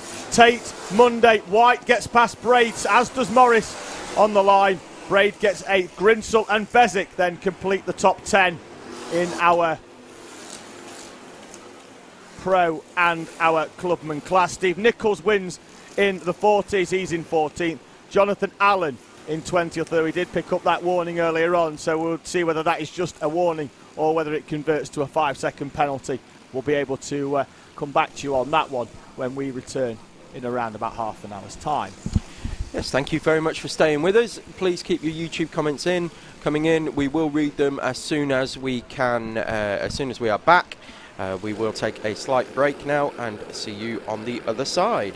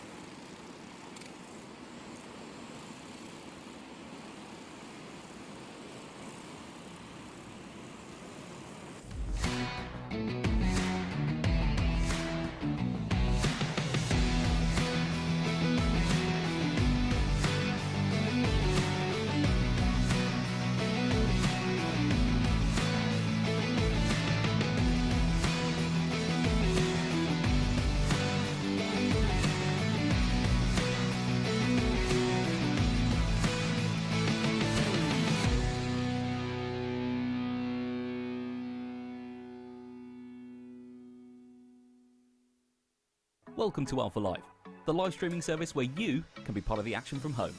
You can watch via your smart TV, phone, tablet, or even your gaming console. We've got you covered. Just head to the YouTube app on any of your devices and search for Alpha Live.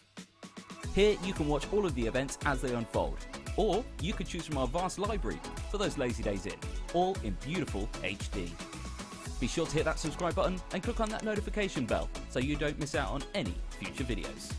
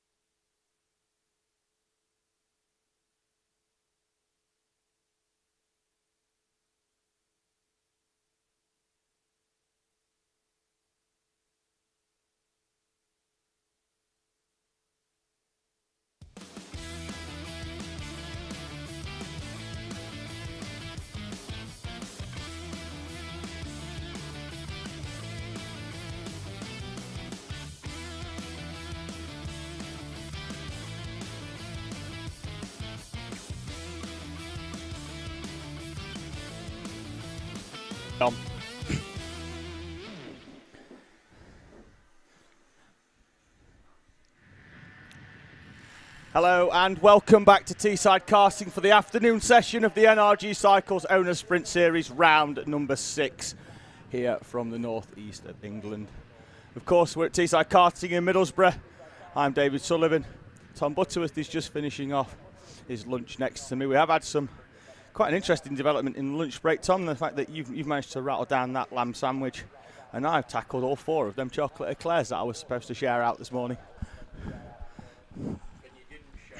I didn't share. No, you're quite right. Tom's just having a quick look at the Le Mans results and the update for that with the final few hours of that race. We are, of course, already gridding up for our Bambino heat number 3.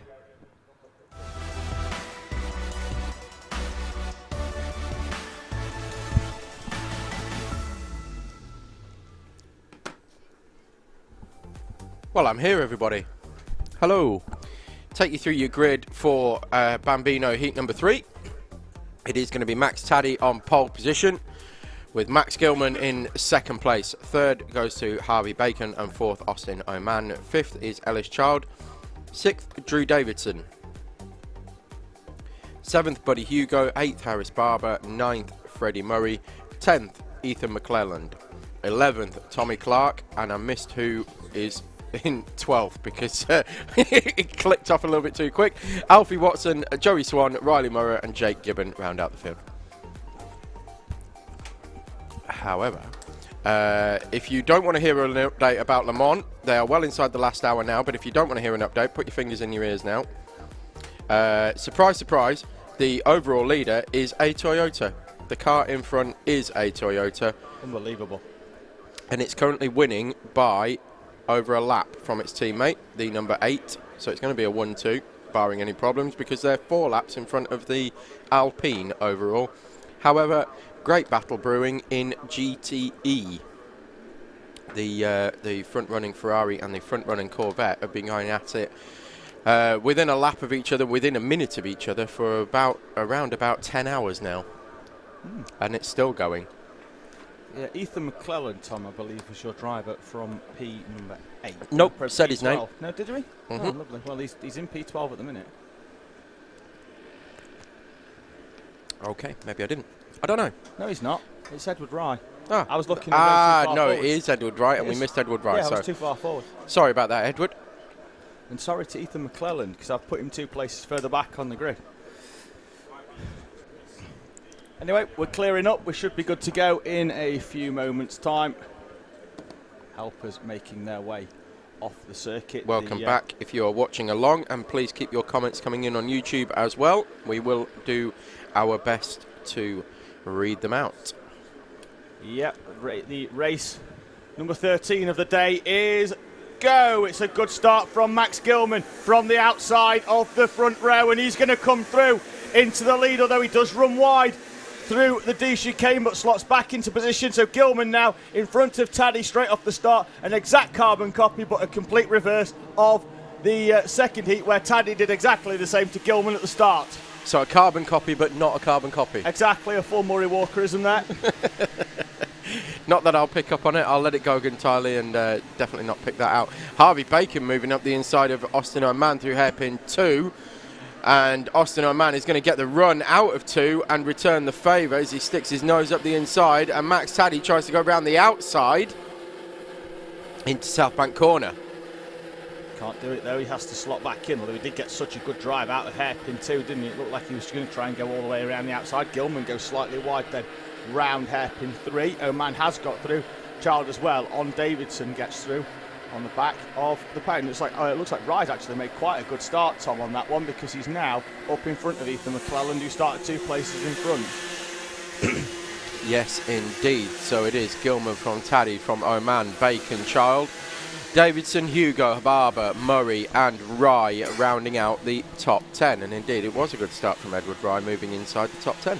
Yep, nose to tail then from our 2 leaders as Taddy decides to take the slightly wider line and goes around the outside. Will he try and get the run again?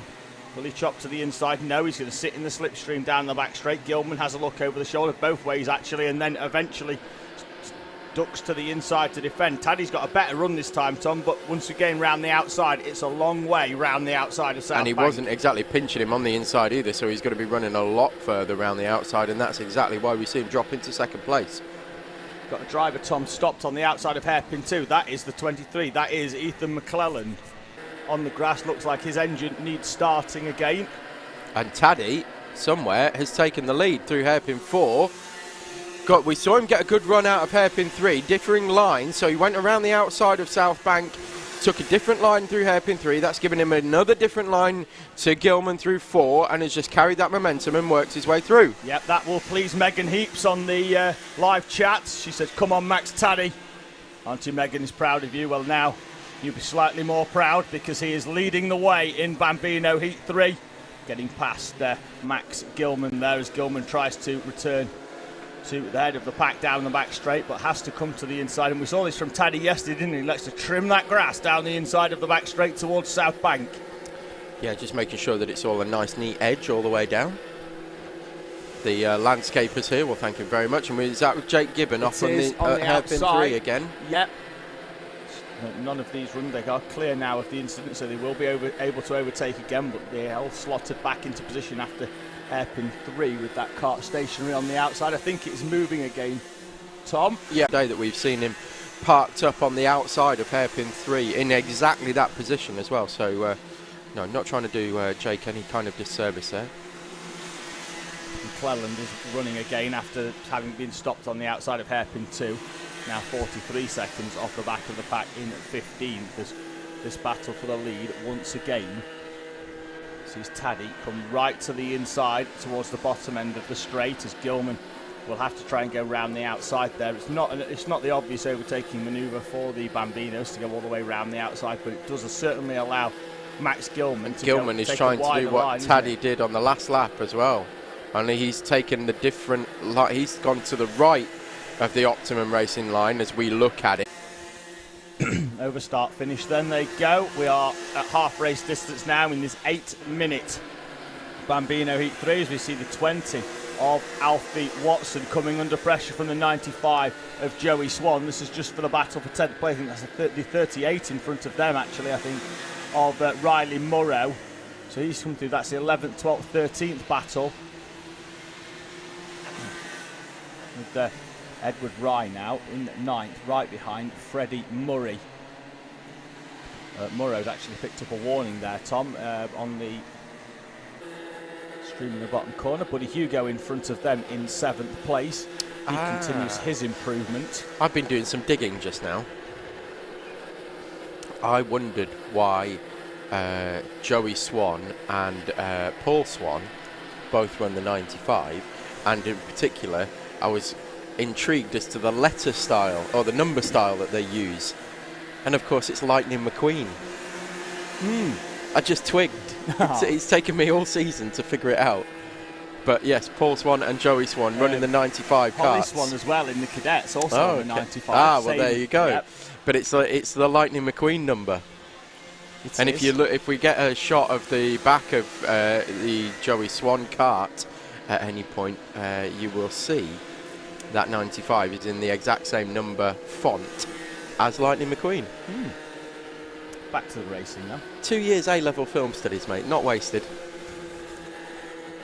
You really have used your time wisely. Not wasted at all, was it? As Drew Davidson and Ellis Child have a little side-to-side contact, and that's Jake Gibbon, unfortunately, again off at the outside of hairpin 3. I'm not sure, Tom. I don't think he's spun or anything. I think the kart's just coming to a halt on the outside because he's facing the right way, so it's not like he's... And I don't see what the marshal, whether he can get that kart started. I think it stopped, Tom, and I think that was the issue a couple of laps ago as well. So I think the 111, I think he's rolling again now, so he is back out on circuit. So coming into the last lap and a half. Move there with Oman now trying to get down the inside. Yeah, we've got some lap traffic as well in there. But yes, last lap and a half, and we've got Taddy from Gilman, from Bacon, just in front of Oman, from Davidson, who is just in front of Child. Then the gap back to Edward Rye and Buddy Hugo, who are also together with Freddie Murray. And then Harris Barber rounding out your top 10. Leaders will get the last lap board this time. Then when they come through, they will just about to get it now because they're in front of this battle for second place. Behind, just having a quick look at the comments before we go to the board to the final lap. A.D. Martinsman saying good luck, Tommy Clark. He's currently in 14th place. So he did start higher than that. It seems just had a slow getaway at the start of this heat number 3. But please keep your support coming in for the drivers. They need it. We love reading it out. Last lap then, we're almost at half of this last lap already in as Taddy has pulled out a gap of 7/10 to Gilman. He'll have a look over his shoulder. I'm sure this that one was a bit of a chop across the bows from Bacon on Oman. Just taking his normal racing line as well, but it was Oman was there on the crossover line. Yeah, Bacon, Oman, Davidson and Child. Third down into 6th, and it is 2 kart battles all the way through for these two. There's a gap then back to Davidson and Child from this front 2 of Bacon and Oman. The leaders, though, are already out of the final corner and heading towards the checkered flag. The flag then now, it flies for Max Taddy and Max Gilman. They're through to take the checkered flag. Harvey Bacon will complete the top 3, holding off Austin Oman at the line through. Davidson and Ellis Child will complete the top 6. Then Edward Rye will come through just behind Ethan McClelland on circuit. McClelland a lap down after being stopped on the outside of hairpin 2 for around about half a minute in the middle of that race. Harris Barber completes the top 10. And like that, heat 3 of Bambinos is done. We've got a car actually, Tom, stopped on the outside of the national loop, and I think could be. I'm not sure who it is. We've got Tommy Clark not come through. He's going to come through now. We know it's not Jake Gibbons because it's not the yellow helmet for him. And I think on the final lap, is it Ellis Child? It could be. I think it might be actually, Tom. I think on the final lap, although he did used to have a bright orange helmet, so I think that could be why I've been caught out as to who it is. But I think from what I could hear somebody, I think the chain may well have come off just as he's gone over the line in 6th place. He still had the power because he was within a 10th of Drew Davidson over the line, but that kart is going to be pushed off. He's just going to be turned round now, and he'll be pushed the wrong way round the national loop back towards pit lane. And I think you are correct, Tom. It looks like it is Ellis Child. We're about to find out. I think he may well be coming the wrong way into the pit lane in a few moments' time, although it looks like he might actually be sent down the dummy grid. We'll see.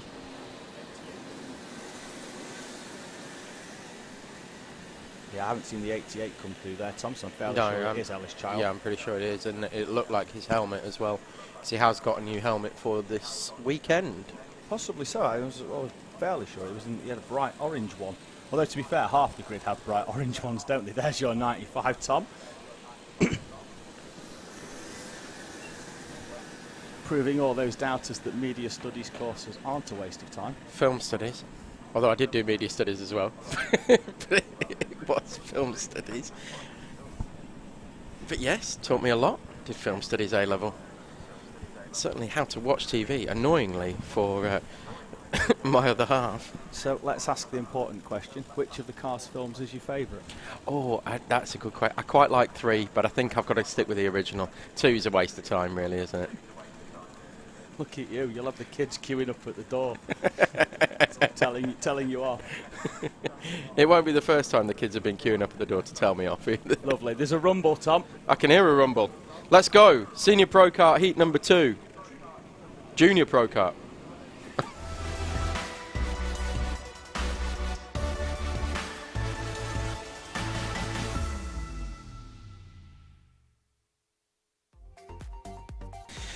So all those years of film studies A-levels clearly hasn't taught me how to do maths or read properly, or because talk. It's junior Pro Kart heat number 3, not Senior Pro Kart heat number 2. What a nightmare. Right, pole position, Lennon French. 2nd place, Max Shields. 3rd will be Jacob O'Connor. 4th, Sebastian Pereira. 5th, Ben Hogarth. 6th, Christian Oblag. And I'm getting this through quickly before David has a chance to come back at me. 7th will be Sophie Pawsey. 8th, Harvey Still. And 9th, Joe Arnold. I don't think my input's required, Tom, on that one. Dug my own grave, didn't I? You certainly did.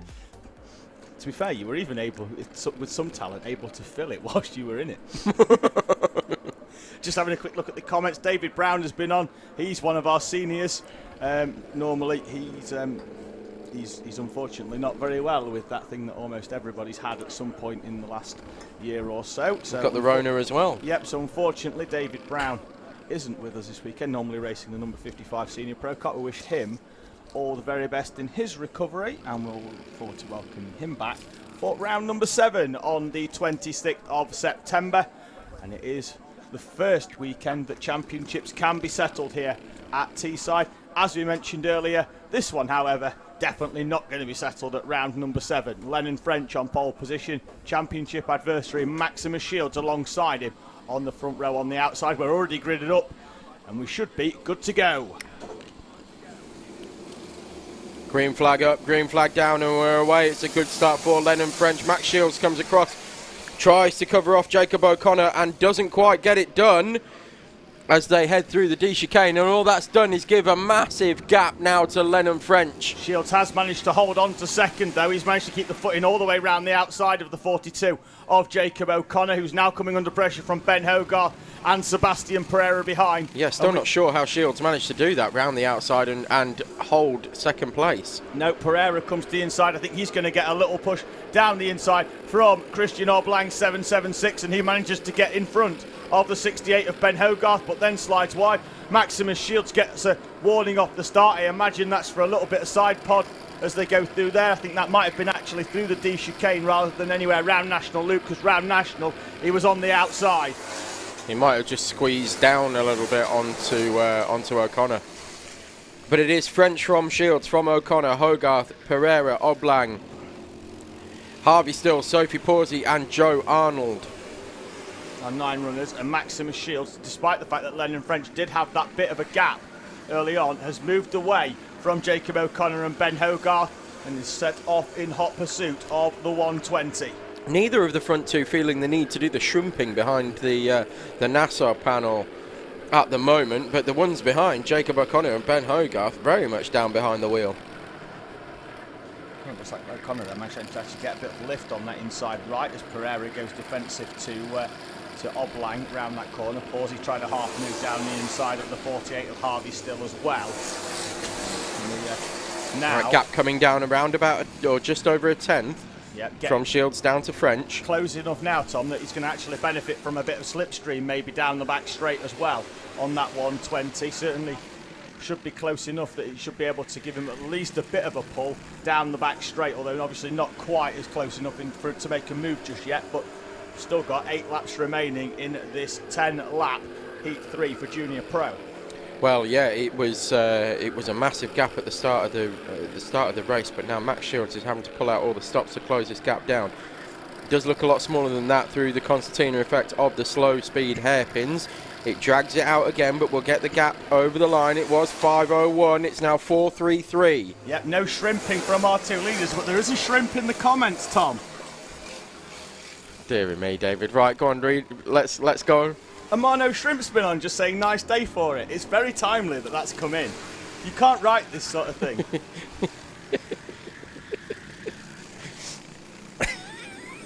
I'll carry on. Goodness you me. To yourself. There we go. That's for the battle now for P3. Sees Oblang getting in front of Pereira down the back straight. He's up to 5. Hogarth's going to go down the inside of Jacob O'Connor, who's very wide round South Bank. Thought we might see 2 or 3 going down the inside there, but there is 2 down the inside of Christian Oblang, Sebastian Pereira and Harvey Still. Still squeezes Pereira tight on the inside. Pereira takes his arm off the wheel. Don't think he was overly happy at that with Harvey Still squeezing him into the corner, but the arm off the wheel certainly hasn't done Pereira any favours because he's dropped back behind Oblang. Yeah, he's dropped down into 7th place now. The gap between Lennon and French and Maximus Shields at the front is still 0.73 of a second, so it's gone out half a tenth in that last lap, but we're focusing rightly so on this battle for 3rd being headed at the moment by Ben Hogarth. The battle for 3rd, Tom, is literally everybody else in the race because they're literally nose to tail all the way back, and there's a move down there into South Bank. Yeah, that's O'Connor up the inside of Hogarth and sliding through very nicely, but immediately Hogarth returns the favour and Harvey Still's going to follow him through. Same move as well for Harvey Still, that one, with a little bit of side pod on the way out of the corner. Maximus Shield sets the fastest lap of the race, some half a tenth off Lennon French, as French sets the personal best. Shield with the fastest lap, still 4 tenths between them, half race distance. Yes, 5 laps to go here, and we've got a warning coming out for Harvey Still, the 48. Yeah, I think that's currently in 4th place, so that was for the move with Pereira, do we think? I imagine, given that he did the same move for the 2 laps, it could just be an amalgamation of both, really. You know, just a build-up of the 2 to pick up that. You get a wavy finger now to say that's not acceptable. Yeah, pretty much. I mean, you know, we'll let you away with it once, but twice. But he's going to go down the inside this time. A slightly different move, actually, on Ben Hogarth. Hogarth should have enough steam here to run this one all the way around the outside and maintain pace. So I think actually there still actually just put a finger up over line. I think just to acknowledge that, but acknowledge the board when he came through as he was in that train. So still he's in a battle, but still good awareness then from the 48 to acknowledge that the board was there with his number on it. Yep, indeed. So we're looking still at this battle between the rest of the pack as Oblang goes up the inside of Jacob O'Connor, and following him through is going to be Sebastian Pereira, or is he? They're side by side. Don't think he's managed to make his way through, Tom. Just looking out the window to our right as we focus on the lead battle. Pereira has to stay behind O'Connor. Sophie Pawsey right behind in pursuit as well. So that gap was 0.47. It's now, then it was 0.3, and now it's 0.1. So that is next to nothing. Cut it in half in 1 lap, didn't he? Down from 3.5 to 1.72 in terms of tenths. Right now on the back, the lead battle sees Maximus Shields all over the back of Lennon French as they go down on to the back straight. 2.5 laps remaining in the final heat for Junior Pro Kart, and the difference here, Tom, could be pole position. Will it be Lennon French? Will it be Max Shields? Because whoever wins, I think that gives them enough points to start in P1 for the final. Yes, absolutely. And the question is Max Shields going to keep his powder dry until the very final lap, or is he going to send it nice and early? Because what I mean by that is if he overtakes Lennon French, he's not going to gap him, he's not going to pull away. They're both of a very similar pace. So if he overtakes him, all he's doing is leaving himself open. Yep, 2 laps remaining then. This Lucas Racing and MS Kart sponsored Junior Pro Kart heat number 3. There's the move we were expecting. He has gone early. Oh, he's gone down the inside and he's gone round. He won't lose places, but he will lose time, and he's going to lose heat 3 to Lennon French. He went down the inside. I'm not sure whether it was a case that he caught French or he caught the tyre wall, but there was contact between the 2 of them. He's still in P2, but he's well down on the back of the leader now. I think it was a bit of an ambitious move there, David. Just putting my opinion out there that I think it was a bit of an ambitious move. I don't think he was fully alongside, and the gap wasn't really there, and I think it caught Max Shields out a little bit, and that's how he ended up spinning round. Yeah, no harm done in terms of actual positions, though. Exactly, and it was much better to do that than take Lennon French out. Correct. So it's still French Shields. That's the top 2 pretty much sorted. Let's have a quick focus then on the battle for 3rd. Harvey still has managed to move away, but what we see now is Christian Oblang actually now in front of Ben Hogarth, as Sophie Pawsey in the background will dive to the inside of Sebastian Pereira, although she backs out of that move down the inside and allows Pereira to take the corner. Still nose to tail, they go down the back straight with Oblang weaving right and left to keep Hogarth behind him. I don't think there was anything untowards with that, Tom. It was just one move offline and then back into the Optimum Racing. The leader's going to come through, though. There's the checker for Lennon French. A comfortable win in the end, although came under a lot of pressure from Max Shields up until the start of the final lap. Harvey Still will complete the top 3. Oblang, Hogarth, O'Connor, Pereira, Pawsey and Joe Arnold in the number 2 will complete our Junior Pro Kart running.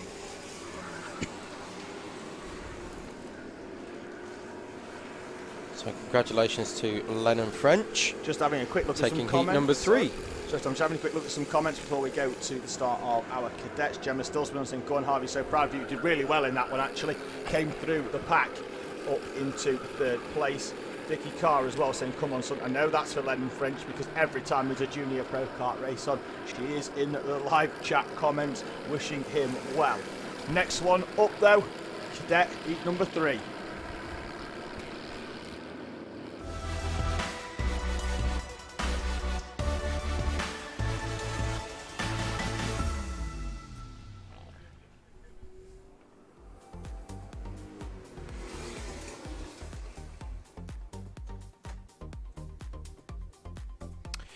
So your cadet grid for heat number 3 is headed by Jared Fox Whiteley. Thomas Potter in second place. Lewis Goff in third. Isabella Stansborn Wilson in fourth. Ben Adrian in fifth. And Melissa Adrian in sixth.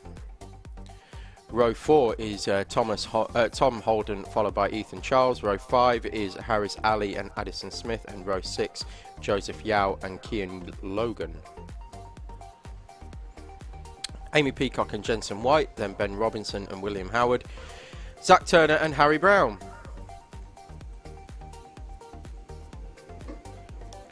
Larry Price, Joshua Sullivan, Stanley Clark, Mason Dinsdale, Samuel Yeadon and Holly Swan. And then in 25th we've got Cody Lamb, then Mason Webster, Ollie Carter, Oliver Green, Sebastian Corking and Riley Buckton Young in their Micro Maxes, and then Jake Grufferty, and at the back of the field will be our Army cadet of James Tate. I've had one of our senior pro karters on, Tom, that says that, very tongue-in-cheek as well, just said that we talk some right rubbish sometimes. I've replied and told that that's some of our best material. Absolutely. Next time we come into the commentary box, I'm definitely bringing wine because you bring lots of cheese. Ha ha ha ha ha. See, the jokes are free. That's not even a joke. You were asking how you were asking me how the 71 car was getting on at Le Mans. They are in GTE AM category and they are 12 laps, I believe, off the. Let me just check officially. Yeah, I think they're 12 laps off the class win. It's not a bad effort for a first time, that. Nope. Not at all.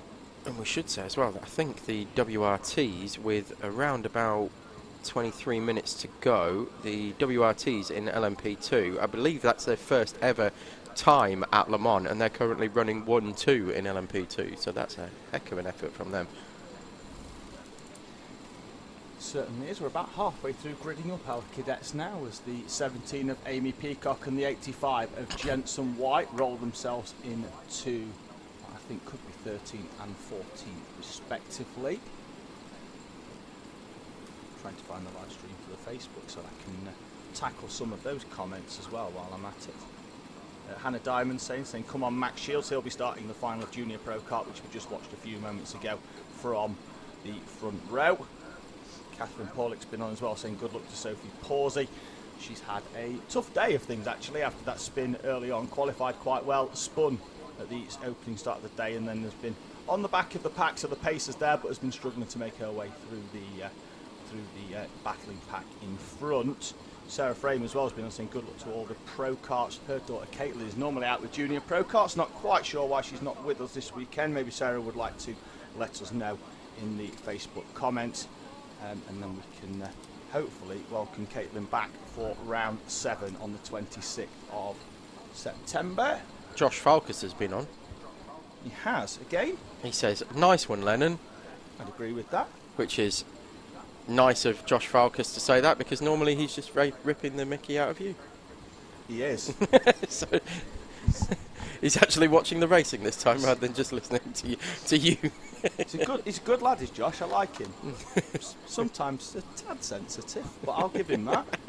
You know, sometimes he's got every right to be. I think we just had a little switcheroo out the back there. We've got looking out the window, we've got the 93 of Cody Lamb and the 2 of Mason Webster just having a little switch round.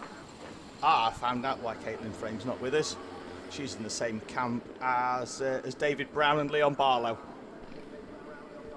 with the Roners. Oh dear. All the best, Caitlin. We look forward to welcoming you back. Yes, get well soon, Caitlin. Get well, David. And who was the other one? Leon Barlow. Oh, Leon Barlow as well. Oh, dear me. Oh, we're racing, Tom. That was a bit quicker than we expected. What is quick, though, is that start from the outside of Thomas Potter. Not sure he's going to have enough, though, to get past Jared Fox Whiteley. In fact, he's going to have to concede second as well to Lewis Goff. Lewis Goff with another lightning start. Yeah, exactly. He's done really, really well off the start there. We've got a yellow out already. That's the 888 of Joseph Yao, and he's stuck, Tom, on the grass on the outside. The rear wheels are spinning. We're going to need some marshal assistance there to get the 888 going. He's sat in the car. The seconds are ticking away, and Joseph Yao will be half a lap down by the time that car is facing in the right direction. He's back on the tarmac, and he's going again. Full complement of cadets back in this third heat. Yes, indeed. Sorry, Tom, we've got another spinner, actually. I'm not sure who that is, but it's got a blue suit and a white helmet. I'll pick that one up as we go round as they come through. Okay, so your top 10 over the line are Jared Fox-Whiteley from Lewis Goff, from Thomas Potter, dropping, as we said, down to third place. Isabella Stansmore-Wilson in fourth. Then it's Ben Adrian, Tom Holden, Melissa Adrian, Harris Ali, Ethan Charles and Addison Smith. Now, we still haven't got to the bottom of what happened to Tom Holden in the previous heat, but he was flying in heat number 1. He was flying in heat number 2 until he had a technical problem, and then he was flying again afterwards. So we'll see whether he can make his way up through this grid a bit more. Yep, spinner on that down at hairpin 3 was the 51 of Stanley Clark. He also went past the spinner at hairpin around the national loop. That was Mason Webster. That was shortly after the Army cadet of James Tate came through. I'm not saying anything happened, but didn't actually see it out the window. I just saw the two facing the wrong way. Not sure if there was any contact there as the much quicker Army started to make its way through. Micros as well are already starting to make their way through the tail end of the Honda cadet class. And that's Potter having a look up the inside of Goff into hairpin 1, holds it tied to line, scrubs off a little bit of speed.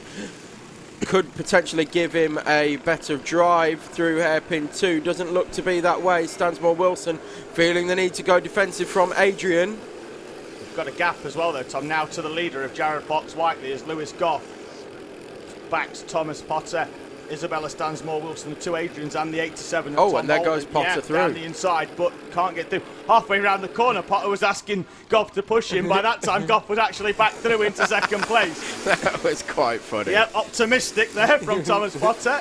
Saying, let's work together and go and close down well, Fox-Whiteley. They can work together all they want, but he's going to have to push Lewis Goff to Jared Fox-Whiteley. Exactly that.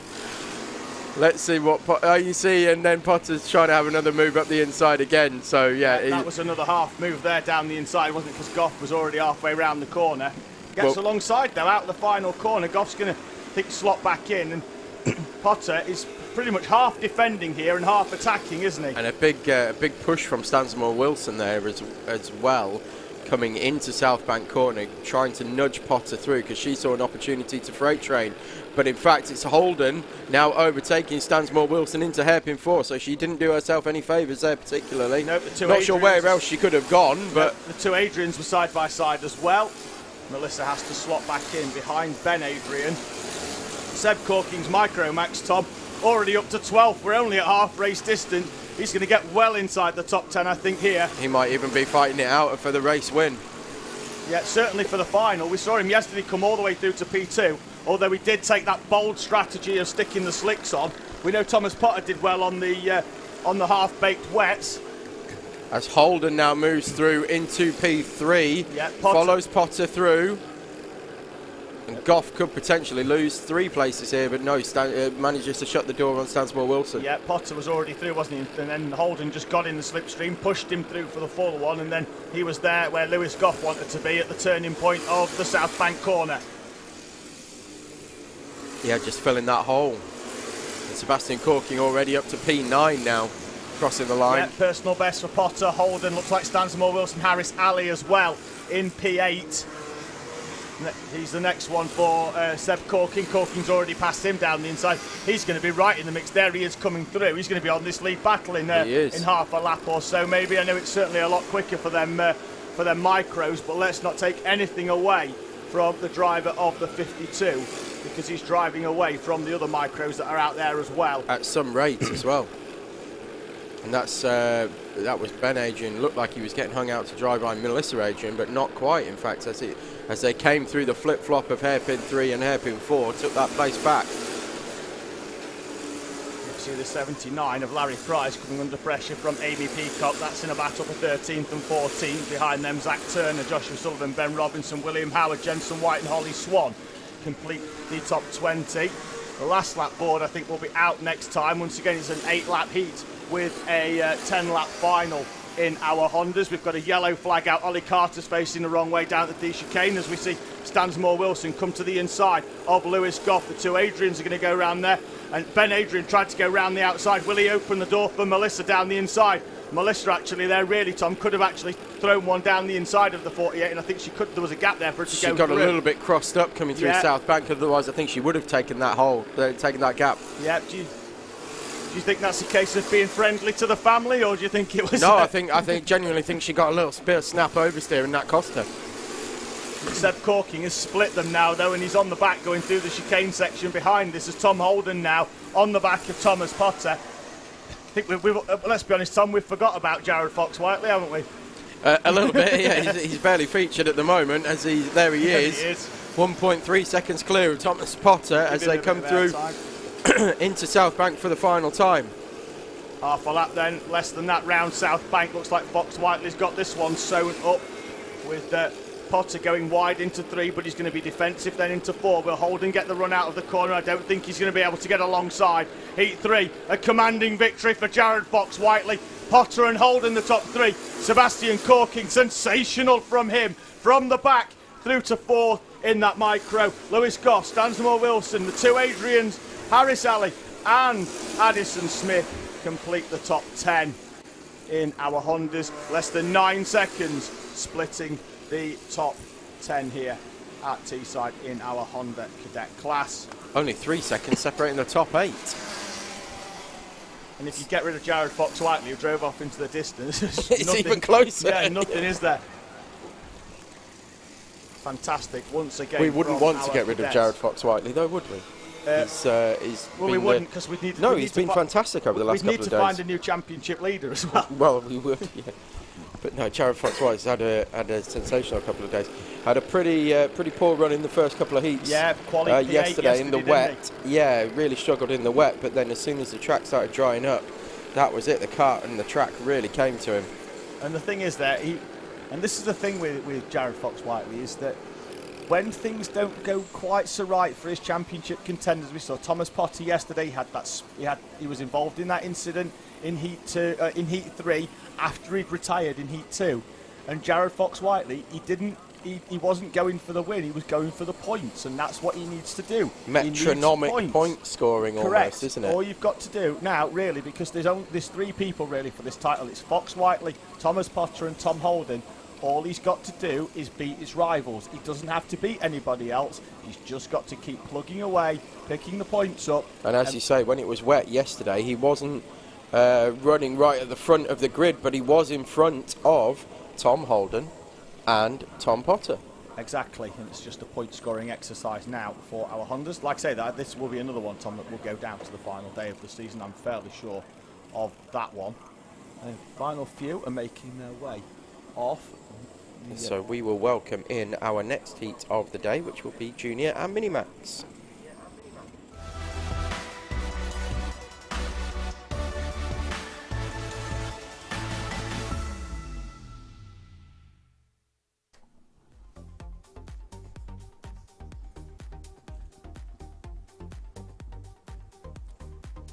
So your grid for heat number 3 of Junior Rotax, headed by Bella Franklin from Gracie Mitchell, Finley Watson, Isaac O'Shea, Alfie Wallbank and Jude Cole. Ben Ficini, Oliver Buckton, Curtis Latimer, Catherine Potter, Lizzie Mentier and David Mack. Potter, Mentier and Mack will be in your Minimax field, and then it's Vincent Bailey and Oliver Watson 13th and 14th. So they will take up position. Oh, Oliver Watson's not starting, is he? He is, he's out. Oh, he is? He's out. Yeah, Oliver Watson out. Vincent Bailey, I can't find him. Not sure where the triple one is. He's going to have a quick look. He's normally that was David's chair, by the way, before the comments start coming in. Apologies. Yep, we are about to go racing now. We're going to roll through towards the acceleration cones. There we go. We're away and racing. Finley Watson gets a good run from P3. Down the inside of Gracie Mitchell. So does Isaac O'Shea. She's lost 2 places into the national loop. Bella Franklin, though, leads the way through. Minis are coming through for their start. And it's still, in that one, Potter gets pushed over the line by Lizzie Mentier, who manages to slot in to second place with Mack and Watson. in third and fourth respectively. Yep, so it is Franklin sideways into South Bank corner, really fired in a load of lock, and the rears were really struggling to keep up with that, and much like O'Shea and Watson as well, as Gracie Mitchell goes up the inside into hairpin 4, a little bit of side-to-side contact, got the move done. So it's Franklin from Watson, Mitchell, O'Shea and Warbank, your top 5. Then it is Jude Cole, Ben Ficini, Oliver Buckton and Curtis Latimer. Catherine Potter, Lizzie Mentier, David Mack and Oliver Watson in, well, exactly that order as they came over the line as well in Minimax. So yep, so Mitchell, who lost out on that second place after the start, dropped all the way down to fourth, has already found a way past Isaac O'Shea. And is now only half a second off the back of Finley Watson, trying to close in as Watson sticks with our double race winner so far today, Bella Franklin, in this junior and mini class. There's Ben Ficini. He had that incident in the preceding heat where him and Jude Cole had that little bit of an issue down there at hairpin number 3. They're now still running nose to tail in 6th and 7th respectively. yes, indeed they are. And it is Potter from Mentier, but Mentier is hounding her now as they go through the national loop to the right as we look at it, then through the left, right, left wiggles as we look at it. It's of course the opposite way around for the drivers, but Potter trying to hold on desperately with Lizzie Mentier right on her back bumper, and David Mack is going with them as well. Down the back straight they go in this mini class. David Mack, who won the final yesterday but has had a much tougher day here on the Sunday for round 6, having not set a time in qualifying, went off very early in that one, but he's still managing to stick around on the back of the 2 leading minis in Catherine Potter and Lizzie Mentier. Oliver Watson in the background, he wasn't here yesterday, and he's still trying to find his feet in this mini class, having stepped up mid-season from the Honda Cadets. Already, Tom, we're almost 4 laps into this one. I know, it's absolutely fine, but I mean, they don't hang about these junior maxes, do they? No, they're around about 4 seconds a lap quicker than the... I need to stop calling them junior max as well, don't I? Because they're not actually a junior max anymore, it's a junior Rotax. Used to be junior max and mini max, and now they're just called junior Rotax and mini Rotax. I'm old school like that. Terminology brought to you by Tom Butterworth. I ate the dictionary, I think. And a few other things. How very dare! How dare you! How dare you! In fact, you know, I'll chalk that up. That was a good one. I'll let you off that one. In your mini maxes, mini Rotax, Tom, sort it out. It is still Potter from Mentier. In your junior Rotax, it is still Franklin from Watson, from Mitchell, from O'Shea and Wallbank, and your front 5 are together like that. Well, your front 4 have actually gapped Alfie Wallbank a little bit. Sort of in a race all his own. He's 2 seconds back of Isaac O'Shea and another 2 seconds in front of Ben Ficini. Still nose to tail then, less than 7/10 of a second between the top 4 in the junior Rotax class. We are now beyond half race distance. We'll be down to 4 when they come over start finish this time, but as we haven't seen so far, Tom, any really moves for the lead in this one. It's pretty much been a case of far for the leader. There is a move for a lead though in our mini classes. Down the inside goes Lizzie Mentier. I imagine she was in the lead for about 3 inches of track there, but as Catherine Potter went wide out of hairpin 2, she managed to get on the power earlier, carry the traction down the back straight, but that will certainly give Mentier the confidence that she can get the job done next time round. Yeah, she's going to have a look at the up and under here. We've not seen that work too well today, with the exception of Shane Collinson in senior Rotax, who did manage to get the drive up the inside off of hairpin 4 and completely outdrove. Who was it? Oh, it's Dan Kell, wasn't it? Dan Kell. Oh, and there's Gracie Mitchell moving through into second place. A timely overtake. There we go. 3 laps remaining. And now Gracie Mitchell is up into second place as Bella Franklin, just at the right time as well, puts in a personal best, a 42.4 for her And now she's going to have a different contender. Behind her, teammate Gracie Mitchell, rather than the 33 of Finley Watson. And Bella Franklin looking for a clean sweep of the day so far. She's won both heats. Correct, and that will put her on pole position for the final. In fact, even second place in this race will put her on pole position for the final. But it's been a reasonable points haul for the driver of the 43 this weekend, certainly with Mitchell missing the preceding round to this weekend at round 4, which she will drop as a 0 score. Mitchell, though, puts in the fastest lap of the race, 42.169. That's a tenth quicker than Franklin's lap on the previous lap. The gap now closing to 4 tenths. And Mentier's got through on Potter in mini Rotax as well, so we've missed that off camera, but she is now through. And Catherine Potter, it's her turn to do the hounding. Yep, willing that number 20 on there as she throws her head forward. The last lap board, I believe, will be out this time round as they come through, so it's less than 1.5 laps now. And Gracie Mitchell is starting to close in, but the laps are running out for the number 11 to do anything about Bella Franklin in front. Yeah, the last lap board's out, so it's still 0.4 of a second from Franklin to Mitchell, who took a lot of curb there. Finley Watson right on the tail again and looking very racy as we've got the 66 of Oliver Buckton has pulled over. Is that hairpin 1, David? No, it isn't. It's hairpin 3. It's exit of 4, actually, Tom.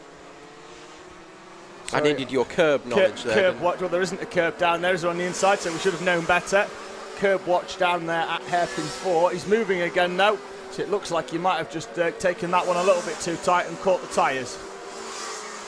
Meanwhile, Bella Franklin coming through hairpin 4 for the final time and takes Heat 1, Heat 2 and Heat 3 victories for Bella Franklin, followed by Gracie Mitchell, Finley Watson, Isaac O'Shea, Alfie Wallbank and Ben Ficini and Jude Cole in 7th. It is still Lizzie Mentier holding off Catherine Potter in the mini Rotax, but is that going to stay the same as they come through hairpin 4 for the final time? It looks like it is, and it looks like it's going to be Mentier, although Potter has a think about it through the dog leg and just decides to follow her over the line. David Mack will come across the line in 3rd. Then Oliver Buckton in P11 in the junior Rotax, and then we have Oliver Watson and Curtis Latimer. That's on for me, and we often, obviously, because there's a lot of action at the front, we don't always get to focus too much on the on those further down or some of the newer ones, because Lizzie Mentier goes down the back straight. She's very happy. But the 5 of Oliver Watson, who's now going down the back straight, he's finished that race within 10 seconds, I think, just outside of the front running pack of obviously Mentier and Potter, 2 runners that have done a lot of mini-max seat time this year and obviously moved up as well slightly earlier from the cadet class.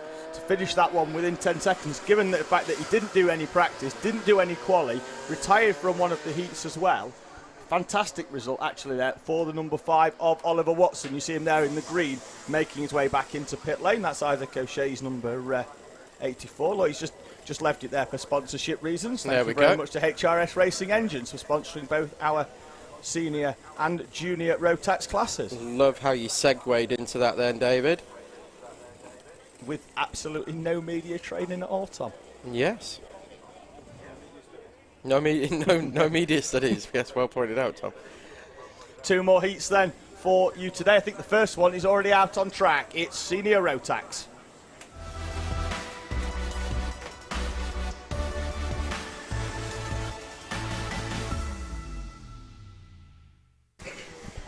So because they're already out on circuit, we'll run you through the grid very, very quickly. It's going to be Andy Collinson from Dan Kell, Shane Collinson, Zach Bowker, Paul Swan and Kieran Savage. Then it's going to be Lee Bell, Emma Brown, Tom Reeve, Chris Stoves, Ashley Savage and Chris Crowther. Then we have 3 non-starters for the day who have signed on, so they show up as being on the part of the grid, but they're actually non-starters. Not a bad way to get your name out there though, really, is it? I might do that. I'm going to sign on next time. In Bambino? I would sign up for Bambino's. Yeah, I'd get my name on the grid. I'd just sign up for everyone. Here we go then. Round they come, through the dog leg, through the kink, and away we go. And it is a good start from Collinson. Kell got a better run this time than he got in the last race, and he's going around the outside. Is he going to make it stick? No, he doesn't. He drops into second place. I think it was almost halfway into the lead there, didn't he? But there's obviously less grip on the outside after a day of slick running. Paul Swan, I think, tries to go down the inside of Zach Bowker for P4. Can't do it and has to slot back in. So as they go down the back straight now, Daniel Kell, I think he's popped out of the slipstream late on, and he's going to move through. And into the lead goes the O-plate. Collinson's going to try and come back down the inside of hairpin 3. Kell slams the door shut on the 74, and Daniel Kell leads Andy Collinson and Shane Collinson over the line at the end of the first lap. Yeah, great move from Kell, getting through. He looked very racy off the line. It looks like he means business in this one as well. He's already got a small gap to Andy Collinson. We'll see what the two Collinsons have got in reserve here and what they've got in the bag to come back at Dan Kell, because we saw in the first race Dan cleared off at the front. Yep, so it's He'll Kell. be hoping for much of the same. It is Kell, Collinson, Bowker, Swan, Savage, Reeve and Ashley Savage. So all the 162 runners running in front of the 177s. That's led by Lee Bell, Chris Crowder, Emma Brown and Chris Stoves. It also looked like Dan Kell had a bit more pace than Andy Collinson in the previous heat as well, but just couldn't find a way past. No. Now he's done it early. Can he break away? That's the big question. We're looking at Zach Bowker on the back of Shane Collinson. Breakaway was an underrated chocolate bar. Right, thanks for that. I'll get back to my Zach Bowker thing, because I was about to mention that he's driving the X-Kart. He is. Good spot. And the Teesside Karting Academy ones are both MS, are they not? Are they MS chassis? I'll go with yes, but it's a tentative one. Tentative, yes. They could well be MS chassis on the Teesside Karting Academy ones, but definitely an X-Kart for Zach Bowker, so they are about as high up the grid as they have been all season with the X-Karts. That was Ashley Savage, I want to say. Yes, it was Ashley Savage having a look at the inside of Tom Reeve, but not managing to complete the move. Ashley Savage, of course, we saw with that issue in the previous heat, pulling off onto the grass on the outside of the back straight, just about here, coming out of hairpin 2, and it was just about there that he was on the grass. Correct. Tom Reeves had quite a tough day as well. He was running quite high up during Heat 1. I think he was in P2 or 3 at one point, and then he dropped right the way down the pack in Heats 2 or 3, and now he's starting to have to try and find a way through, but he looked like there he was going to have to concede a place to Ashley Savage, who, as Reeve went very wide, Savage straight lined it down there towards hairpin 4. I think that's just Savage's line, to be honest. We see it almost every lap, that especially when he's behind someone, he's always having a look in there and trying to get a move done, you know, even if it's just a half a look. Yeah, I'd agree with that. Actually, we've seen it for most of the day, haven't we, as Reeve now tries to put one down the younger of the two Savages, Kieran, who's made the switch from the junior Pro Kart class up into senior Rotax, so he's moved up and sideways into the two-stroke senior Pro Kart machinery, and there he is in the number 36. Oh, hang on. Oh, no, you see, that's Ashley Savage's line again, as we see. I was having a chat with Jude Cole, who we've just seen in junior Rotax, and he is absolutely desperate to get up to seniors. He is. I think he wanted to this weekend, but I think he's got to wait till he's 15. Yeah, there is an age limit, unfortunately. He's got to wait a little bit. But he's absolutely desperate to get up into seniors. Oh, as we've got a bit of side to side there. So that was Ashley Savage moving through on Tom Reeve and almost taking with him Kieran Savage as well. Yeah, there's a move. That's Savage on Savage down the inside. Ashley getting down the inside of Kieran, and that opens a door once again for Tom Reeve, although Kieran Savage will throw it back down the inside. Tom Reeve should get the cut back, although they will run side by side, and Kieran Savage will have track position through the dog leg and over start finish. And Tom Reeve has to settle back in, has a little nudge on the rear end, although I'm not sure that's going to be enough to depress that drop-down bumper in, although he does go wide round the national loop, very wide actually, and loses 3 or 4 kart lengths off the back of the 36. I think he's very thankful for the grip on those tyres, because if they were any less grippy, he'd have been straight over those curbs. Yep, Savage though is already on the back of the 95 of Paul Swan, so the pace was there, he just couldn't get past Tom Reeve for a couple of laps. And once he was able to get in some clean air, he's now on the back of the 95 and looking to move into the top 5. Yep, and it is Dan Kell, as we said, has now pulled 2.6 seconds from Andy Collinson. So he said he had the pace in the previous heat, he just couldn't get through. We saw it in heat number 1, he got to the front and cleared off at the front. Heat number 2, he could not find a way past Andy Collinson despite being quicker. Now he's got through nice and early in this race, and now he's gapped it by 2.6 seconds. Shane Collinson is only 0.4 back from Andy Collinson. 2.5 laps remaining as Ashley Savage goes down the inside of Paul Swan into South Bank and does indeed move up into the top 5. So Swan will drop down into 6th place. And Ashley Savage is having a very good race, in fact, or a very good heat. Yeah, he's had to come through, hasn't he? Yeah, he came through right from the back. Yeah, he did spin out of the previous one. We saw that one down the back straight. It was, I think when we look back at that one, I think he actually just dropped a wheel onto the grass and spun him round. And we thought there may have been some contacts. We only caught the back of it because we were following the pack that was in front. I think he may well have spun himself round, but we'll have to have a quick look back on the playback later on after the event has finished. Yeah, so Shane Collinson is now closing in on the back of Andy Collinson, and in turn they are dropping now Zach Bowker a little bit in that X-Kart, dropping back ever so slightly. Dan Kell still pulling away at the front. It was 2.8 seconds. The gap is now 3.2. So another 0.4 quicker for Daniel Kell on that last lap.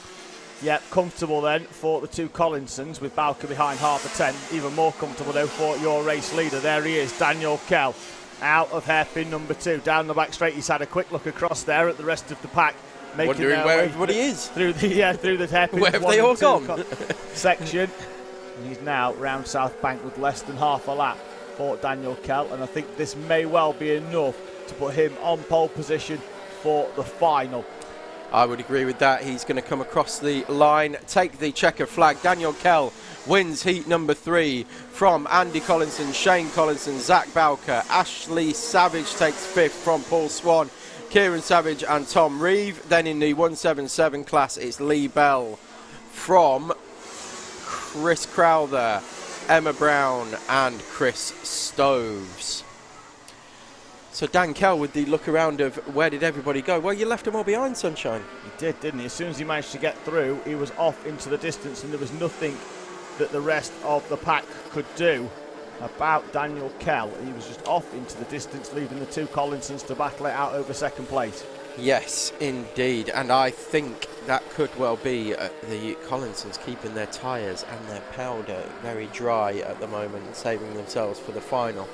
We thought that earlier on, didn't we, that they may well be doing that. A little bit of tyre management. Yeah. Because, of course, you only get one set of tyres to last the entire day here at Teesside. So you've got to make them last all the way through the races. Did qualifying on them as well? Correct. So from qualifying right the way through heat 1, 2, 3 and then the final. So you have to make them last. It's all well and good being 6 seconds clear at the front of the race in heat number 1, but you're just going to take too much life out and have nothing left for the real point scoring in the final. That's correct. So you can practice on whatever tyres you want in terms of, you're obviously going to want to practice on the same compound of tyre anyway, but still, you can practice on what you want. But then from qualifying onwards, it is the same set of tyres. Out in the background though, Senior Pro Kart heat number 3.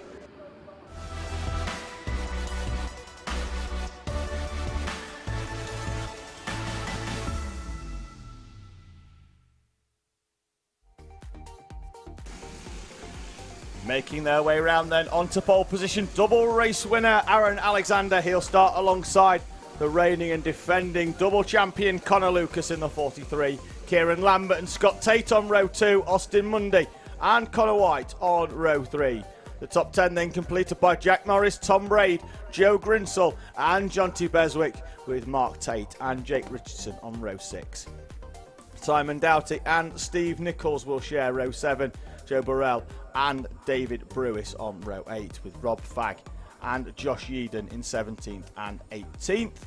20 completed by Owen Spears and the 98 of Jonathan Allen. He's our leading novice runner. Behind him, championship contender in that novice one, the 44 of Jordan Guy, alongside the 173 of Tony Pollard, Craig Harris and Adam Wood on row 12.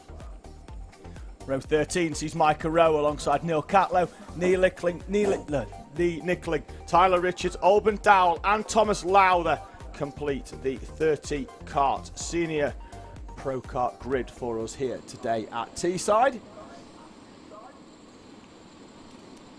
That is the front of your pack as Aaron Alexander sits down, has a quick look at the engine.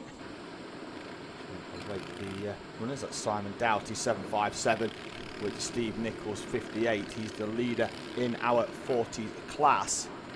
Oh no. Oh no. Bad news. I was singing the praises of WRT in LMP2. I've just seen the final results and they are not 1 and 2. Something must have happened to the second place car. It's and amazing they have how dropped you can commentate as way cursor down. team in another country. Yes, well, I seem to have done that. Yeah, because they've had a problem and dropped way down the order. Oh, thank you very much. So a can of 7-Up arrives. Thank you very much, Mrs. Sullivan. I'll apply a tip to the app. You're welcome. for the delivery.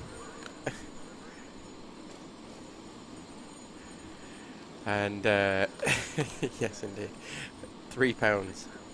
Correct. £3 delivery fee. Excellent. Yeah, so yeah, that's a shame for WRT for their first ever Le Mans, and they were running 1 and 2 for most of the second half of the race, and then something's obviously happened in the last hour, and that's dropped them way down. So a real shame for them. Yep, just as a final few runners swimming, we'd had some penalties applied to in our juniors. We had 2 drop downs for Isaac O'Shea and Jude Cole for their front bumpers. They'll have 5 seconds applied to their third heat results. Similar as well in seniors for Tom Reeve. He gets a 5-second. We did say we saw him actually nudge the back someone. We didn't think it would be enough, but it certainly was. Green flag up, green flag down. Good start for it again for Aaron Alexander. Connor Lucas slotting into second place with Kieran Lambert in third, although sneaking through is Scott Tate into P3 immediately off the line, and we all make it so far through the National Loop. Yep, the only way Scott Tate has gone so far today is forwards. He's moved up from a fairly poor qualifying for him on row 4, worked his way forwards. We've got a couple, in fact we've got a lot round actually at hairpin number 1. I think there's 5 in that one, and that I believe that all started from Jake Richardson bouncing across the curbs, and it accordioned the rest of the pack together, and that was always going to happen. Adam Wood, Tom Lowther, Lee Nickling, I think possibly the 183 of Alban Dowell as well, and involved in that one. Tom Lowther's retirement from the previous heat is now being compounded by having to start from the back of this one, but it is Alexander from Lucas, from Lambert, from Tate.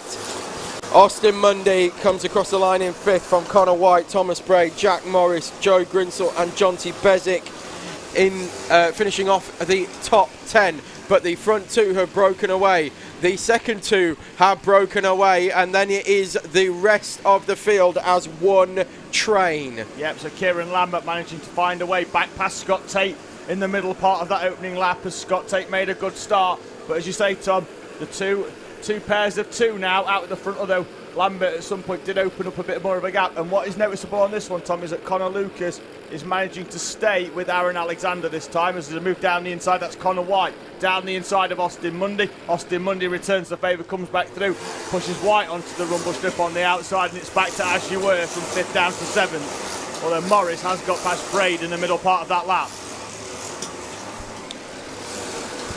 Yeah, sorry, I was just having to think now. Is Lambert on a Haas chassis? He is. So we've got Haas 1, 3, 4 and 5 at the moment. Correct. Is Connor White on an MS? Yes, he is. Okay, and Jack Morris on an MS as well. So we've got 1, 3, 4 and 5 for Haas, and then 2, 6 and 7 for MS.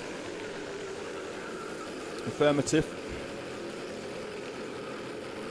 As we look at hairpin 3, and that is the train behind Austin Mundy at the moment, the battle for 5th place overall. That looked like Joe Grinsell going up the inside, possibly of Thomas Braid, and it was. So he's going to come over the line then in 8th place. Contact warning for Steve Nichols in the 58. He will most probably be the leader in the over 40s class. He is. I think he's currently behind Mark Tate's number 81 in front of Jake Richardson in the 113. So they are currently in 12th, 13th and 14th respectively. Leader, oh, we've got an issue there. Austin Mundy, that's the track rod gone. The front left flopping itself round. Problems for the 33, and he's off onto the grass and into retirement. And that's a real shame for Austin Mundy there. Aussie's pulled over. Obviously, you couldn't make it back to the pits with the steering angle the way it was, but that's now created a huge gap. Yeah. Aaron Alexander pulling away once again from Connor Lucas. This is almost unheard of in terms of driving away from Connor Lucas at the front of the field. Kieran Lambert over a second back now with Scott Tate in close company. Then there's a big gap of almost 2 seconds. Connor White to Jack Morris, then Braid, Grinsell, Bezic and Simon Doughty, and the rest in a train. Yeah, move down the inside there. Scott Tate getting back past Kieran Lambert, which he did on the opening lap. Lambert's going to try and come down the inside. Scott Tate closes the door. Lambert has to get on the brakes and back out of the move. Almost lost it bailing out of that move. Which Grinsell takes the move down the inside of Braid once again. They both run wide onto the rumble strip. Jonty Beswick's going to come through as well. Can he stick it round the outside of Thomas Braid? He can. Thomas Braid loses 2 places. Grinsell up to 7. Yeah, good recovery drive from Joe Grinsell. This is the fastest and highest we've seen him all weekend. Bearing in mind that this is a double-header round, so we raced yesterday, and that's, I'm looking out the commentary box window, that's Tom Braid. Was that up the inside of Bezic? It was. And now Bezic's just give him the push. He's going to try and push him onto the back of Grinsell because they don't want to let the 199 go. Joe Grinsell going very, very well today in that car, up into 7th place, the highest he's run, as Tom said, all weekend. And he's really not, in all honesty, Tom, he's not been on it this season. I think he's down the inside at the moment. Down there goes Thomas Braid. Down the inside, Beswick will go as well. Will he keep his foot into that corner? I think he's going to have to slot back in, but he's still lost 2 places well inside there, the top 10. He performed very well at the Oak Plate at the start of this year, was running in the top 4 in that one, and I thought that he was going to be a permanent fixture inside the top 10. He certainly is today, but hasn't been in up this season thus far, although he is going to go down the inside of Beswick into 4. That's what he's capable of. Well, one thing that Joe Grinsell has is exceptional kart control, and you saw it there. We've seen it in the wet as well. We saw it in the 24-hour where he was 4-wheel drifting it basically from the exit of turn 4 right into the D chicane. That all 4 wheels were never in line, so his kart control is exceptional, and that's exactly what you saw going into hairpin 1. Fully crossed up, really locked up the rear wheels and managed to get the kart stopped and turned. Yeah, he must still think it's cold though, because he has got his Mega Shot blasting body warmer on over his race suit. Yes, I've just seen that. Yeah, he has got a little body warmer on. That's the last thing I need when I go out. I'll get warm enough. But I mean, like roasting in about a lap. You look like it's raining when it's dry. It's honestly like a sauna when I go racing. I don't know. I need a t-shirt and shorts. Never mind a body warm. It's quite warm out there as well. It's about what, 18 degrees today? Yeah, I think so as well. It was yesterday, wasn't it? Very humid, even though it was raining for most of the day here at Teesside. There'll be 2 laps remaining. 21 degrees, we're told. So yeah, not exactly body warmer weather. Anyway, we digress. Again. Yes, so it is Alexander, half a second still from Lucas. So Lucas going with him now, matching the pace. Scott Tate in 3rd with Kieran Lambert right behind as we go 2 by 2 for the front 4. Then it's a big gap back. 3.2 seconds to Connor White at the front of this train, or it was Connor White at the front of this train. Is it still Connor White at the front of the train? I'm trying to look out the window and see. We look back here at the Joe Grinsell. So this is a battle over 8th. With Simon Doughty, Jonty Bezic, Mark Tate, Steve Nichols and Jake Richardson all fighting over 8th place. Yeah, Tom Braid's managed to pull away then from Joe Grinsell after he got past. There he is on the back of the pack with Connor White and Jack Morris. It is Connor White, in 5th and 6th place. White currently 2nd in the clubman class, those runners with the red backgrounds down the side. And good for Tom Braid as well, because he's making a break away from the Grinsell fight. Just in a sort of no man's land in between Morris and Grinsell, but good for him, and he is 3rd place in Clubman. And we're already onto the last lap of the race. We're already into the last half of the last lap of the race. Where has that gone? Aaron Alexander leading by 0.6 of a second as they come around hairpin number 4 for the final time. We're looking at Tate and Lambert, the fight over third. That looks like it's going to remain status quo, but Lambert's going to push him all the way, and it is Aaron Alexander setting a personal best lap on the final lap of the race. 3/4 of a second in front of Connor Lucas, and it's Scott Tate, Kieran Lambert, Connor White, Jack Morris, Thomas Bray, Joe Grinsaw, Simon Doughty, and John T. Bezic round out your top 10. Wow, where did that go? I know. Unbelievable. To be fair, yesterday's final went quick and we got a couple of extra laps in that one because we were running to time rather than laps because it started raining at the start of the day. We ran to time races plus 1 lap. And just like that, people. In the end, it was dry. We ended up with a 16-lap Pro Kart final. That's exactly right. But already, just like that, it's only 3:20 and we're already onto our first final of the day. We are. Which will be Bambinos.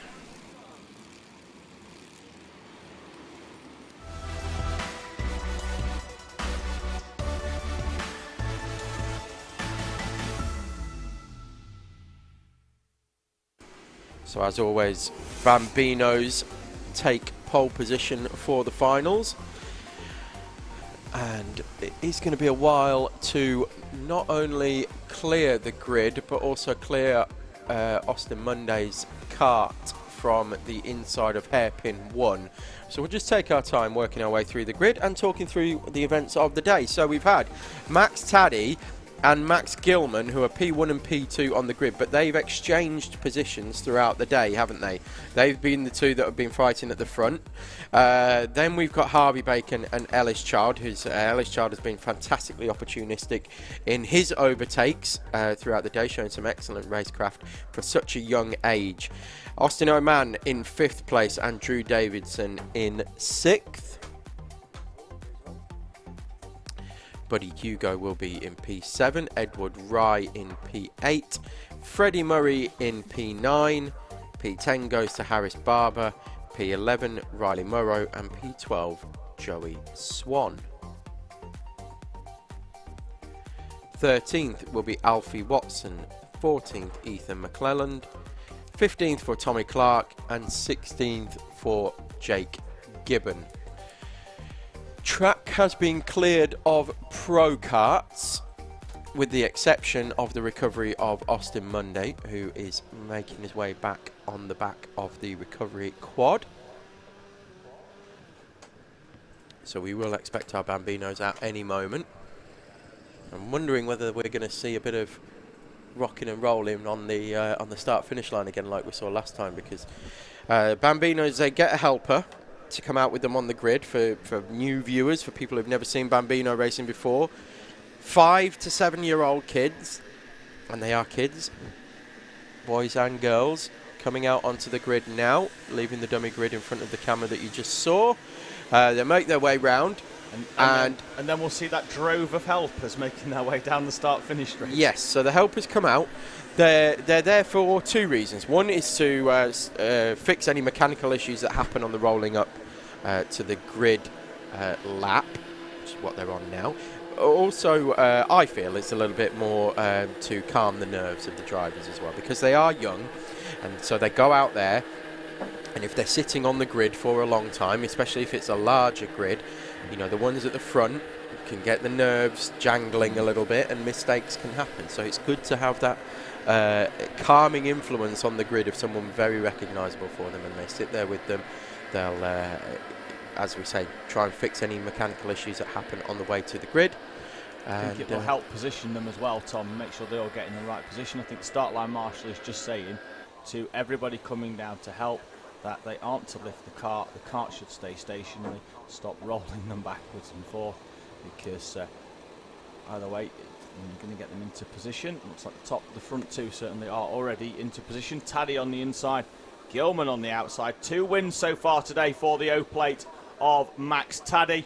1 for the 50 of Max Gilman. He did take pole position and the Heat 1 victory. Max Taddy, though, since then has taken the Heats 2 and 3. So with the resumption between those 2. And we are not seeing any of the rocking and rolling. No, I think that's what the marshal was saying when they all came down, is to that the cart should remain stationary and in position. We've got Max Gilman's dad having a conversation with the marshal as well, but you can see the back of the number 11 here, so that's Buddy Hugo, and he's just having a few calming words there. Yeah, I think I've seen a lot of the time the dads, they stand there and the helpers, and they're basically just they're there with an imaginary flag in their hand, basically just saying, look, as soon as it moves, that's when you plant the yes, throttle. yeah, we have seen that. Just as a gentle reminder that when the green drops, it's time to go racing. At the back there, Ethan McClelland has got his arm in the air, pointing down at to the marshal that the engine needs starting. I think his helpers come over. I think he's just going to try and get that number 23 going, though. Well, I say it's calming words, but it could well be motivational speaking as well. It could be lighting a fire in the belly. Just on that one there, Tom, obviously sometimes the commas, they recoil quite a lot when they try and pull them out. I think he's trying to get it started, although once again I think that every time he's trying to start that one, I think he's struggling. That's the second time I've seen him get that one going. Well, it looks like it is starting to move forward now. He's getting out, though. I think we might have some early issues in this final for the 23 of Ethan McClelland. In that car, I think. See that, Tom? That's the engine. That is not moving at all, is it? And every time it's going forward, that's locking the rear axle in place. And I think that common C50 engine may well have seized. Oh dear. And we've seen it before with these common C50s. They're not the most reliable package. They are, of course, very, very young kids, but that, as we said, is not the well, that's one way to get the kids off the grid, isn't it? Get that. Going out in style, at least, for Ethan McClelland. What I think they're actually doing there, Tom, is just moving it to the side on the thing, and hopefully, if they can pop that down, I thought we were going to put it on the tarmac then. Let's see if we can get that cart started. I'm not sure if the helper's going to be able to, but in order to get us going, that cart will be recovered at the end of this first final of the day for our Bambinos. Certainly just going to see if we can. We're going to have to wait for that driver. And you can see, and we can hear it in the commentary box. Max Taddy really working the engine on that. It's going to be interesting to see what kind of start he gets. And it is a good start. Not quite as good as Max Gilman, though, who chops to the inside, then the outside. Doesn't make it work, and they are lying astern as they come through the national loop for the first time. Yep. Everybody making it through cleanly. Gilman then made a good start, but had to make a decision as to which side of Max Taddy he would go, and halfway through he decided to chop across and try and go to the other side of the O plate. In either way, it didn't work for him, and he's had to settle for second place. As it stands, we've got two spinners with Jake Gibbon and Alfie Watson at hairpin number 1. That's going to allow a bit of respite as well for the 28 of Tommy Clark. He's going down the back straight. I don't think Jake Gibbon spun. Oh no, he just went round the outside. Was it Watson who spun? He's just gone round the outside. Yes. Wonderful. All I saw was you point, and there was an incident over there. Yes, so it brought my attention pointing out to of the it. commentary box window. You were mid-drink and just pointed out the window. Gilman is coming under pressure from Bacon. He is. Yeah. Oh, slightly wide line there for Riley Morrow. And there's my pet peeve again of the 95. The number board. It's a number board which is pointing up to the sky and is absolutely no help to anybody. I think that needs a little bit of a tweak for the next round as well. Because I saw the number off the side pod, I didn't see it off the back bumper. Davidson tries to go down the inside of Austin Oman into hairpin 1. Oman actually looks down to the left of himself as he comes through just to make sure that the 70 wasn't still there, and he gets back into position down the back straight, ducks into the slipstream of the 88, and Max Taddy, as we've seen throughout the day, gets to the inside early down the back straight, doesn't allow anybody to come down the inside of him into South Bank. Well, just looking at the number boards, Max Gilman's dad has obviously heard our our complaints from the previous race, and he's not only pointed it down, he's pointed it down at the ground now, so it's gone completely the other way. Proper down. Exactly. It's like listening to our advice and taking it to the nth degree. Apparently. We still can't read it. Well, we can, but only just. So Taddy, Gilman and Bacon, then the top three. Child, Oman, Davidson, Rye, Hugo, Murrow, and now Harris Barber up into the top 10, overtaking Freddie Murray on the previous lap. The two leaders, though, still nose to tail. They have managed to break away slightly from our championship leader, Harvey Bacon. Yeah, it was Bacon putting Gilman under pressure at the end of lap 1, but at the end of lap 2, Gilman has now pulled away and is now working with Max Taddy. Yeah, I think you're quite right, Tom. I think they're just going to move this one away. Obviously, it's an extra 2 minutes for this Bambino final. We're up to 10 minutes rather than 8. So if they can move away and then just battle this one out at the end, because at the moment Bacon is struggling to stick with them, with Child in 4th on Oman and Davidson, as Davidson gets past Oman on that lap, or I think it was before that corner, and he's now up into 5th place. Oman and Rye not too far back actually, Tom. I think he's going to close in. I think he's closed in ever so slightly because of that overtake of Davidson on Oman. And yeah, I'm surprised at Oman's pace today. He's not quite been at the races in terms of being at the front of the grid all day really, compared to yesterday. He was running at the front yesterday, wasn't he? Now finds himself in 6th place, having taken the 2nd step on the podium yesterday behind our race winner. I think it's Harvey Bacon, wasn't it, in the end on that one? Oh, Hellish Child with the up and under, couldn't quite get it done. And speaking of which, Austin Oman there, he's going to try and go around the outside of both of them. He's already got one done with Child. Where is Child going to put his car? Is he going to follow Oman or is he going to follow Davidson? He ended up sort of electing to go between the two and he couldn't get past either. No, so Ellis Child then will now drop down into 6th place. Austin Oman, you'll see the numbers change on the left side in a moment. He's going to go from 6th up into 4th on that lap. There's the confirmation. Oman, Davidson and Child switching around, with Oman and Davidson moving up 2 places for Oman, 1 for Davidson. Ellis drops 2. Taddy and Gilman are now moving away to 2 seconds now in front of Harvey Bacon. Personal best down there in 11th and 12th. Some good times as well, 101, 102s for Barber and Swan in 11th and 12th respectively. But as you say, here is the battle for the lead. They are moving away from Harvey Bacon. The gap's 2 seconds, but they are still nose to tail going around that South Bank corner.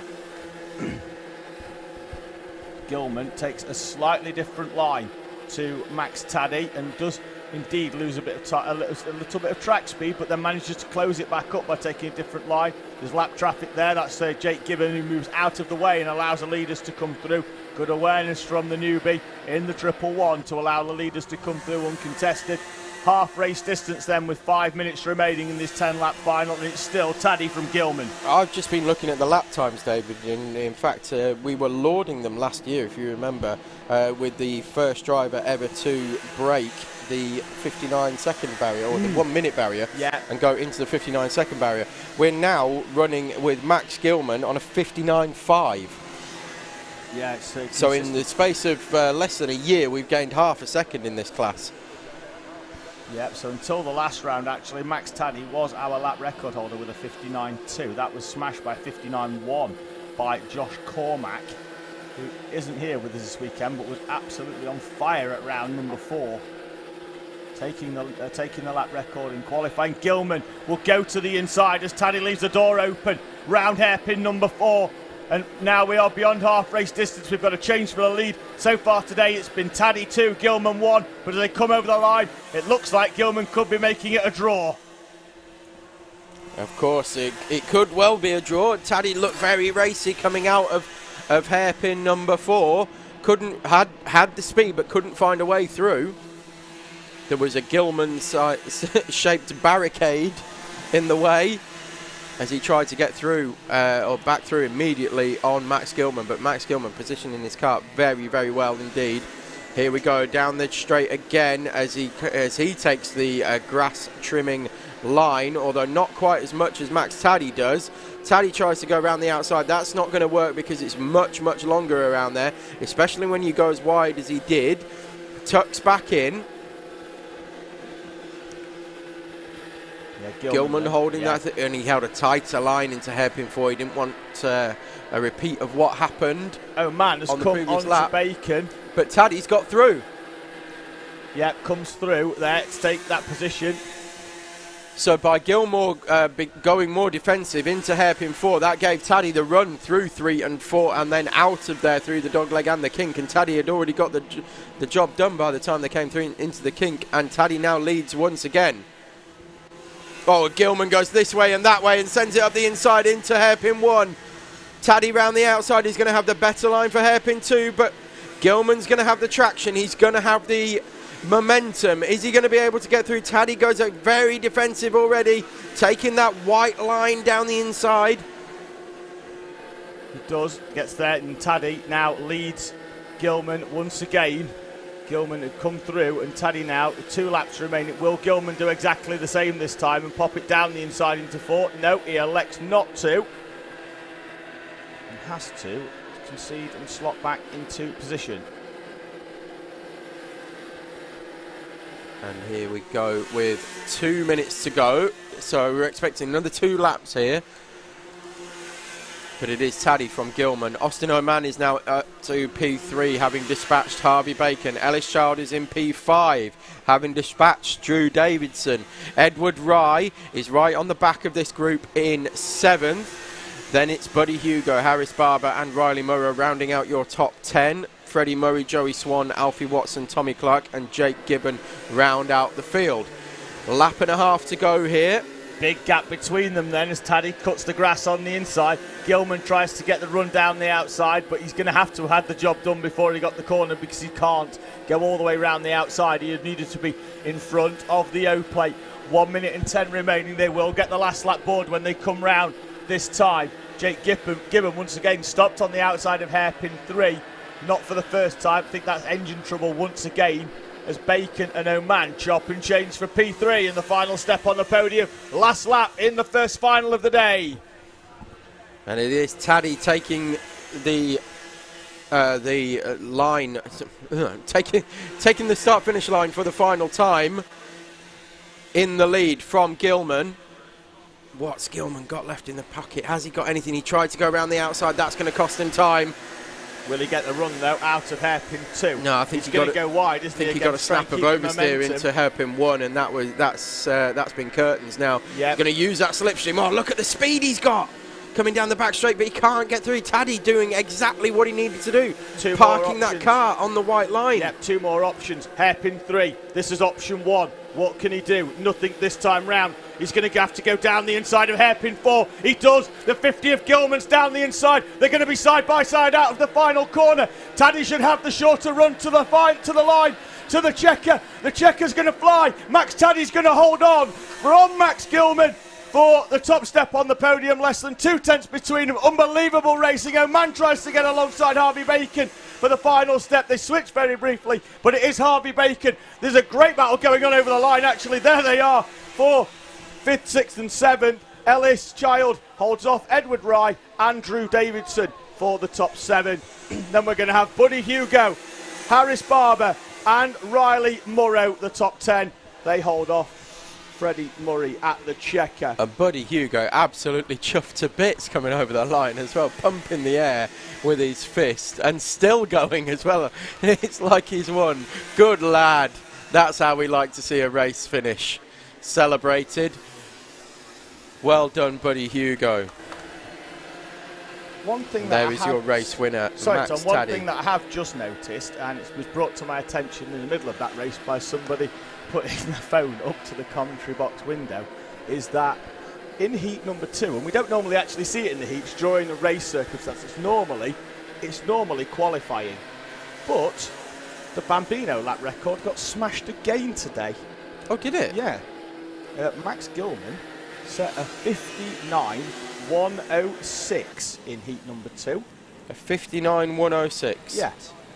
Well, he's done a 59.5 in this one, 59.542, but 59.1. So we're going almost a second faster than what we were doing this time last year. Yeah, very much so, and it's really showing at the front. But the thing as well is, it's not that they're setting them times and they're just going miles away from everybody else, because it wasn't too far actually back in that one where we had Oman and Bacon battling it out for the final step on the podium. Yeah. We have got a collection going on here on the circuit because the recovery vehicle has gone hunting for carts, and obviously it might be the Ethan McClelland one, because that's not coming back under its own power, is it? Because the rear wheels weren't moving, the engine had seized at the start of that race.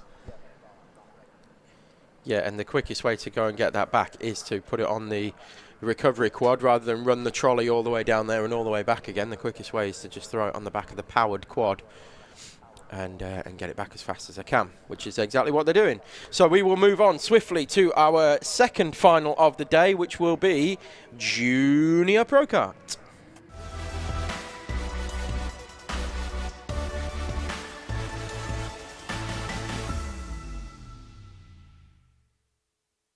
So just while recovery is taking place, we will bring you up to speed with the YouTube comments. So we've had Amano Shrimp is like, I think he's got the spam button on.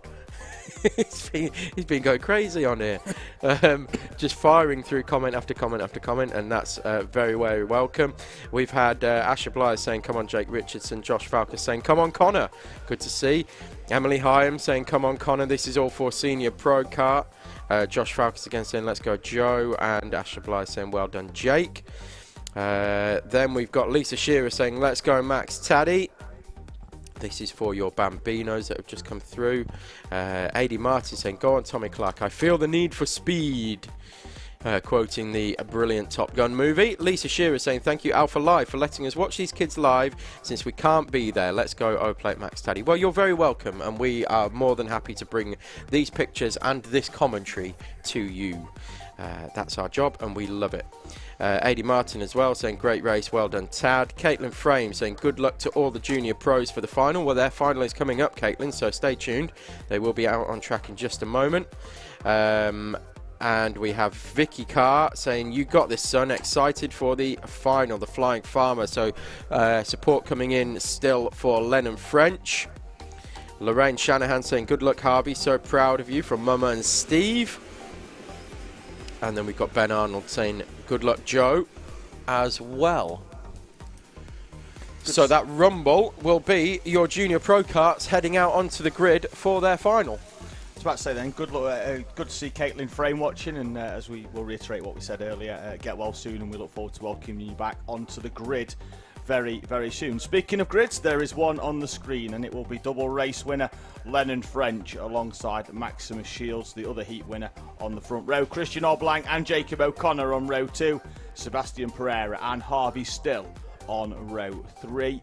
Junior Pro Kart, their 9-kart grid will then be completed by Ben Hogarth alongside Sophie Pawsey and the 2 of Joe Arnold. As usual, it should not take too long to get these going. So the Lucas Racing and MS Kart sponsored Junior Pro Kart final is upon us. Not sure which direction is that one in, Tom? I'm looking at the screen. Which one? The helicopter. That's the copper chopper. I think it's behind us, yeah. Hopefully it doesn't need to land, because if it pops itself down in the middle of the national loop, like that's not going to go down too well, is it? But that is definitely the copper chopper. You can't see me because I'm in the commentary box. If he's looking for me, I'm well hidden. I reckon the person he could be looking for is Max Gilman's dad, who's walking around in a camouflage T-shirt. Not seen him all day. Awful, David. Absolutely awful. Made me laugh though. Junior Pro Kart final, not seen him all day. Just made me laugh. Up on us. The green flag is up in the air. The green is down. It's another good start from Christian Oblang from the second row, but he can't get past Max Shields. Harvey Still pushes Christian O'Connor, and there is a spin in the middle of the circuit. Sebastian Pereira's 21. If that lad didn't have a bad luck, he'd have no luck at all, and he's facing the wrong way on the opening lap of this Junior Pro Kart final. So it's French from Shields, from Oblang, from Harvey Still, who's gone side by side there with, I believe, that is O'Connor. Correct. O'Connor, though, gets the power down earlier, down the back straight, and manages to slot back into position. So as they'll come through over the line for the first time, we know it's going to be French and Shields leading the way. I think as Sophie Pawsey finds her way past Ben Hogarth, they'll come over the line then for the first of 12 laps in this extended Junior Pro Kart final. Shields, Oblang, O'Connor the top 3, Still, Pawsey, Hogarth, although French is actually up there now. I think we had a slight glitch on timings. It's French, Shields, Oblang, O'Connor, Still, Pawsey, Hogarth, Arnold and Pereira. And good to see Sophie Pawsey up in 6th place at the moment, although just being overtaken, it looks like, by Ben Hogarth. Yep, correct. She's got a good slipstream though down the back straight. Can she pop that 77 back out and down the inside? Don't think she's close enough. Harvey Still wrestles the 48 now onto the back. He came through very, very, very well in heat number 3, but had issues in the first 2 heats, which means that he's starting the final further down on his accumulation of points. And he will now have to try and work his way back up towards the front end. Already now up into P5, onto the back of Jacob O'Connor. The top 2 have dropped the rest of the pack. 2 set up 1.5 seconds. The gap back from Max Shields to Christian Oblang. In turn, he's got half a second back to Lennon French. Already almost 2.5 laps in the bag here in the Junior Pro Kart final. So it's Lennon French with a half-second gap back to Max Shields, but we've seen this before where Max Shields can get into the slipstream of Lennon French. It's all about maintaining that slipstream for him as well as they come through hairpin 3 for the 3rd time. Yeah, it looked like O'Connor was going to put half a move down the inside there of Christian Oblang, but he decided against it, and Oblang felt the need that he didn't need to defend too much, so still knows the tail coming through. We know Harvey Still's probably going to come strong in the second part of this race, but Ben Hogarth now is right behind the driver of the number 48, so he's going to have to attack and defend at the same time. Yes, he certainly is. It's I see 42 of Jacob O'Connor looking very lively going into hairpin 1. Had a half a look up the inside of Oblang again. We've seen that before. Max Shields has dropped to 0.6 behind Lennon French, so French pulling away. And as we said, Shields has just got to maintain that slipstream and hope that it can pull him back towards Lennon French and launch an attack on the final lap or so. We are already 1/3 of the way through this Junior Pro Kart final. I say 12 laps, and the gap starting to come down ever so slightly again. Tom, it happened in the last one, didn't it, where Shields reeled in Lennon French just beyond half race distance. Ultimately, he ended up being about nearly 5 seconds down after that incident into hairpin number 1. The battle behind, though, still raging on as O'Connor now has to go defensive to Harvey Still. Harvey Still then in the mid-corner then gets balked on exit. Ben Hogarth closing in on the back of the 48 down the back straight. I've just been admiring the amount of rubber that's already being laid down in hairpin 1 now that we've been running dry for a good couple of hours now.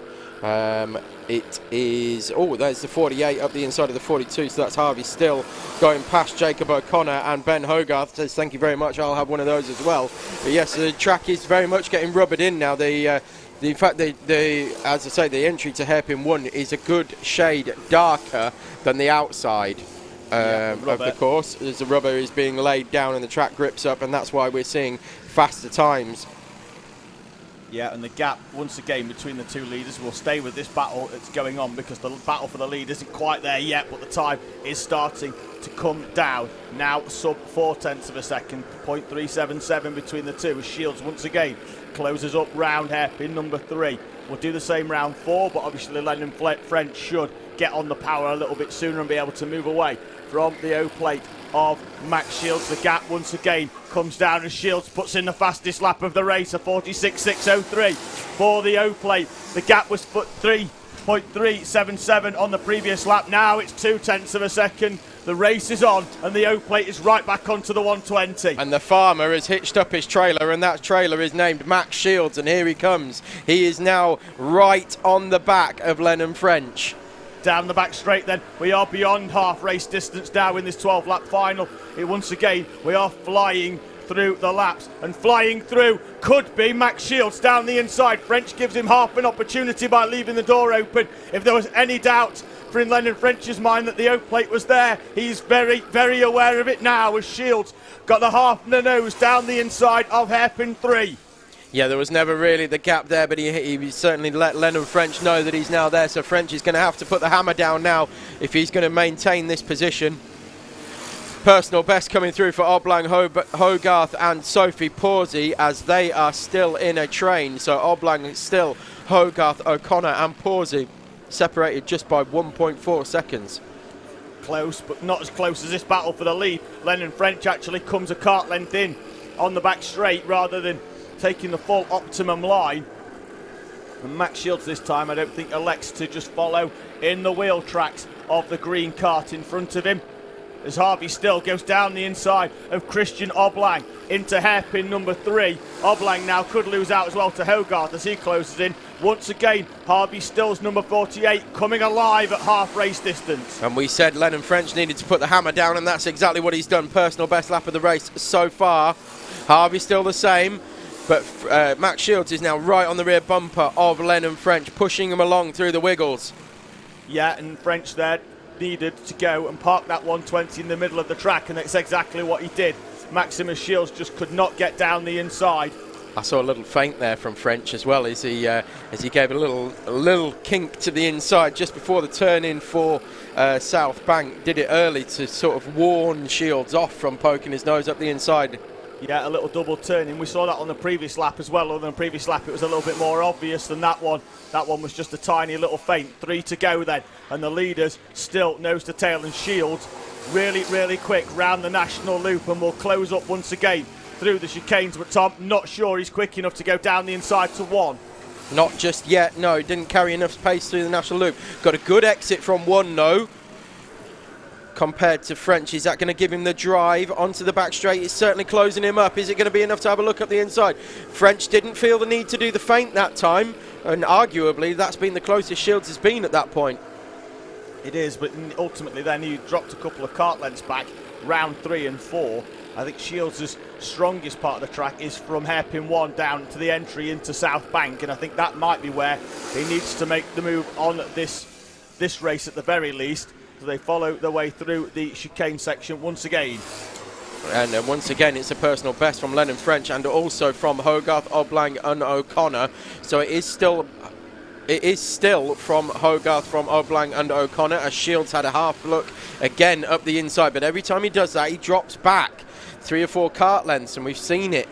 That's the second time in this race he's had a half look, and we saw what happened in the previous heat as well, where he got halfway alongside and then spun it on his own. Yep, now he's not going to be close enough to round 3 and 4 to make that move on Lennon French. And the last lap board will be out this time round, so he's going to have one further opportunity for what appears to be a favoured move into hairpin 1. But Tom, because of that, he's now 4 tenths back. He's got to close up a lot round the national loop and through the chicanes to be anywhere near Lennon French for that move into hairpin 1. And he might have to do it at 4. And Harvey still looks like he's sewn up P3. He's 7.8 seconds off the back of Lennon French as they're going to hairpin 2. Shields has another half look up the inside. Couldn't quite get it done. Couldn't get far enough alongside.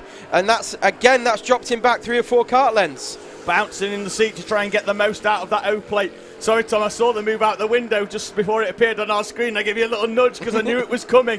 I don't think he's going to be close enough into 4, though. He's not, is he? The run then out of hairpin 4. He's had 2 heat wins. He's going to take the final. The win goes to the 120 of Lennon French. Max Shields follows him home over the line. The championship will once again go to round 7. I'm sure, Tom, it'll go to the final corner of round 9.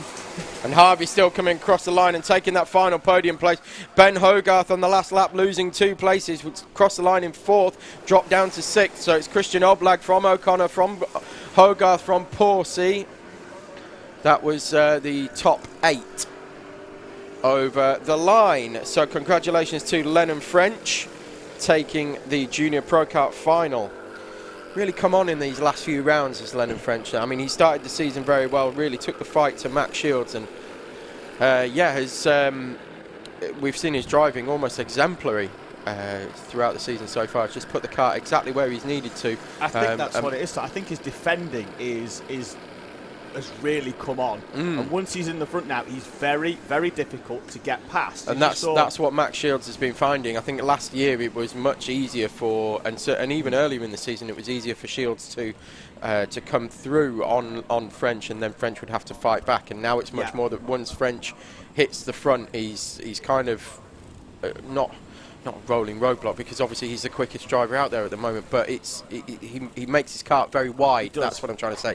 It's very, very difficult to overtake. Let's just remember as well, though, that this time last year was the first time I think Max Shields actually stepped in a Junior Pro Kart when he moved up from cadet. He's still only 12 years old, still learning, still doesn't have a huge amount of experience in these junior karts, but having said that, performing very, very well. And I think after yesterday's incident for Lennon French, will take a championship lead into round 7. Next up, though, they're already out and making their way round the circuit. It's our cadet final.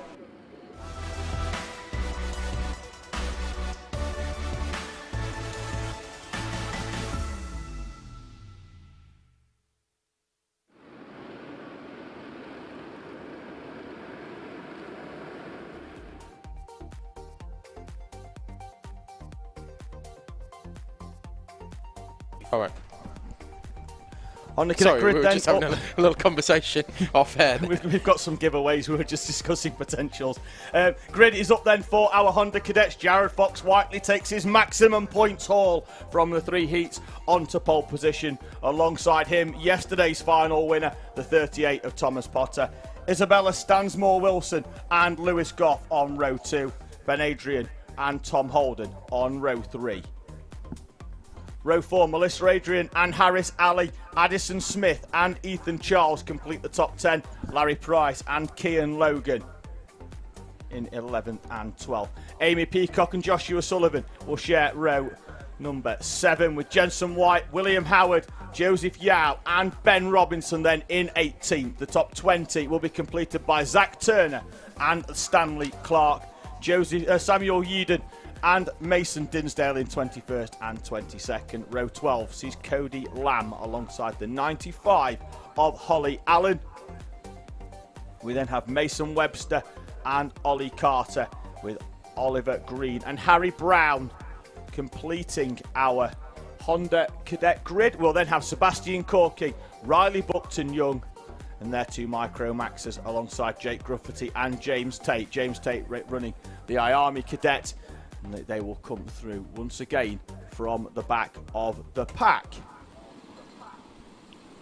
And yes, what I was just going to say is looking at the quality of the grid that we've got here today, and it really is high quality, especially towards the front. And if you want a sort of precursor to what can happen if you're at the front of this field, Aaron Alexander was the 2018 champion and has swept the day so far in Senior Pro Kart. And that was only 3 seasons ago. He was in Cadets. He swept Junior Pro as well the following year. He did, yes, he did. Yeah, he pretty much wiped the entire field, and so he's moved straight up into the We've got class. a hand up here as well for the 79 of Larry Price. Yeah, just to see whether we can get some. I think the start line marshal is going over to him as the grid is formed up behind. So there's an arm up then for Larry Price. He's in 11th place. Usually that means an engine's stopped. Yeah, that, I think he's asking a question. I think he either that or he feels that he's in the wrong grid position. So they're just going to have a confirmation as to where they are with that one. I think the marshal's just on the radio. I think he thinks he could be in the gridded up incorrectly. We're just about to find out, although he has had a quick look back at the engine there just to see whether not sure whether we've got a problem there for that number 79. We'll find out very shortly. There's somebody making their way down, although the grid for the Hondas, it's not quite, although we did actually see the last time, it was really good to see actually where one of the drivers had an issue with they'd gone out without the fuel cap on actually, and they were allowed to replace it just before the end, just before the start of the race actually. Final few runners are going in. The marshal, I think, still down there with Larry Price, so we're certainly not going to be away and racing straight away here in this Honda Cadet final. Still 3 more to go after this race with the Junior and Mini Rotax amalgamated final, Senior Rotax and the Senior Pro Kart final as well. And we are just awaiting the 79 of Larry Price. How many laps have we got here, David? Is it 10? Should be a 10-lap final. 10-lap final. So let's see, for those watching at home and wanting some extra activities to do. You can see how far. Yes, we're going to go on Seb Corking watch. How far up can we get Seb Corking today? Reading through your comments on YouTube. We've got lots of support for Max Shields, I'm assuming that's from Amy Morris. And sorry Tom, just having a quick look at the developments there. It's on camera, it's out the window as well. The 79 of Larry Price, his car is being moved out of position. I think it looks like he's going to vacate P11 as it is at the moment, so that's going to leave a gap in front of the 17 of Amy Peacock. Are we going to roll that car all the way back down into the area on the outside of hairpin 3 where the car track comes straight through? and then maybe see if we can get that one started. I'm not sure if it's an engine problem, or he might actually, I think he was looking back towards the right rear tyre. There is a chance, Tom, that he's noticed that he's got a puncture on that one. I'm not 100% sure what the issue is, but Larry Price, his final will end early, and it will end on the grass and in retirement. I think we should be able to get that driver out in a few moments once the circuit is clear, and he'll be able to make his way over. Nonetheless, the green flag is up for this Honda Cadet final.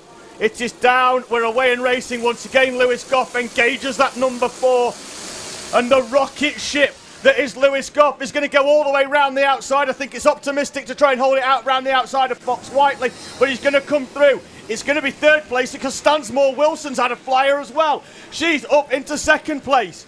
Let's have a look at Tom. Let's just see if we can have a quick check. You keep watching the thing. I'll see. Looks like everybody's made it round the first couple of corners. Jared Fox Whiteley's coming under pressure down the back straight, although it's not. He's further back. It's Stansmore Wilson having to defend early on from Lewis Goff, and she does slide ever so slightly wide, and the 4 of Lewis Goff will go down the inside. Thomas Potter's the one that's lost out on the opening lap, but he's coming straight back down the inside of Stansmore Wilson. Lewis Goff, that's Larry Price in the pit lane. Tom, I'm going to hand over to you while I have a look at our second cam and see if I can see what the problem is. Yeah, so it is over the line. It's going to be Fox Whiteley from Goff, from Potter, Stansmore Wilson.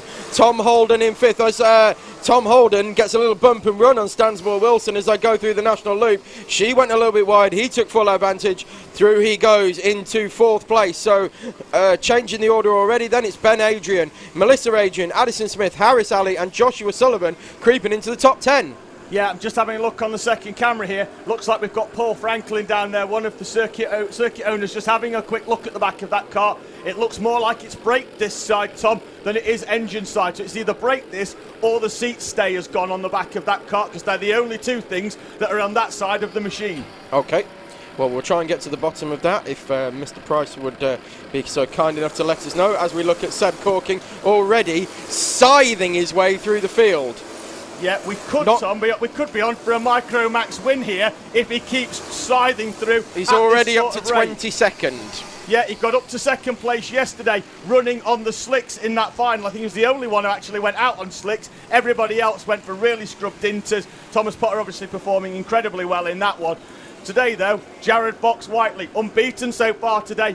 Could he clean sweep round 6 and cement his position at the top of the championship table? He is miles clear as they come into hairpin number 4, and this pack are really going to have to work together now, because if they start fighting and overtaking each other as they are a little bit further down in this pack, but that is Tom Holden and I believe that's Ben Adrian as they scrap it out. But if Lewis Goff and Thomas Potter start fighting over 3rd place overall, then there is no hope of catching Jared Fox Whiteley. It says a lot about the closeness of this cadet class that 0.8 of a second is deemed miles for a race lead, and we do mean that. He is miles in front and he's less than a second, because normally it's nose to tail for every single lap as Holden goes down the inside. Oh, and they're going to freight train Stansmore Wilson out to try round South Bank. That's smart driving from the 2 Adrians. So that's Ben in front of Melissa Adrian, and they were very smart there, hanging on to the coattails of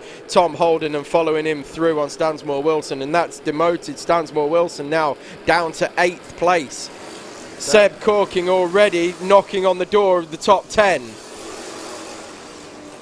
Certainly is. So as this changes further down the top 10 as well, Addison Smith drops 2 places, still inside the top 10 though, down in 10th. And we are once again.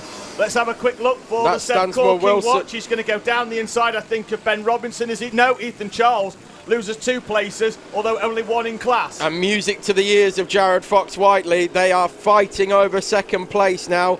Tom Holden up the inside of Lewis Goff, so Goff is going to lose potentially 3 places because Ben Adrian's going to come through as well, and in fact Goff does lose 3 places in 1 corner. Oh, Ben Adrian there tries to get down the inside of Tom Holden as well. Will that balk his exit? I don't think it will. They're still nose to tail. The gap was 1.2 seconds over the line last time around.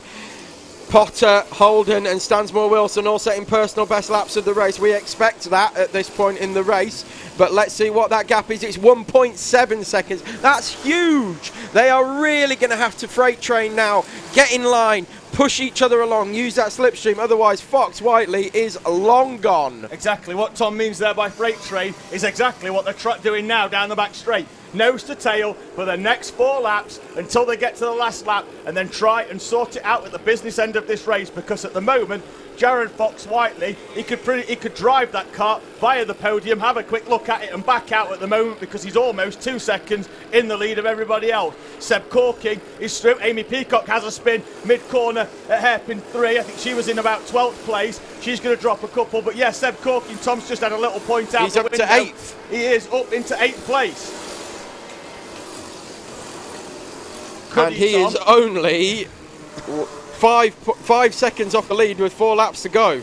It's doable. I know he did well yesterday on the slicks to get himself up into P2 behind Thomas Potter. He's now on the same back straight as Jared Fox Whiteley. We do know that kart is quicker. We've said it and we'll say it again. Don't take anything away from the steering wheel attendant. That boy knows how to pedal. He certainly does.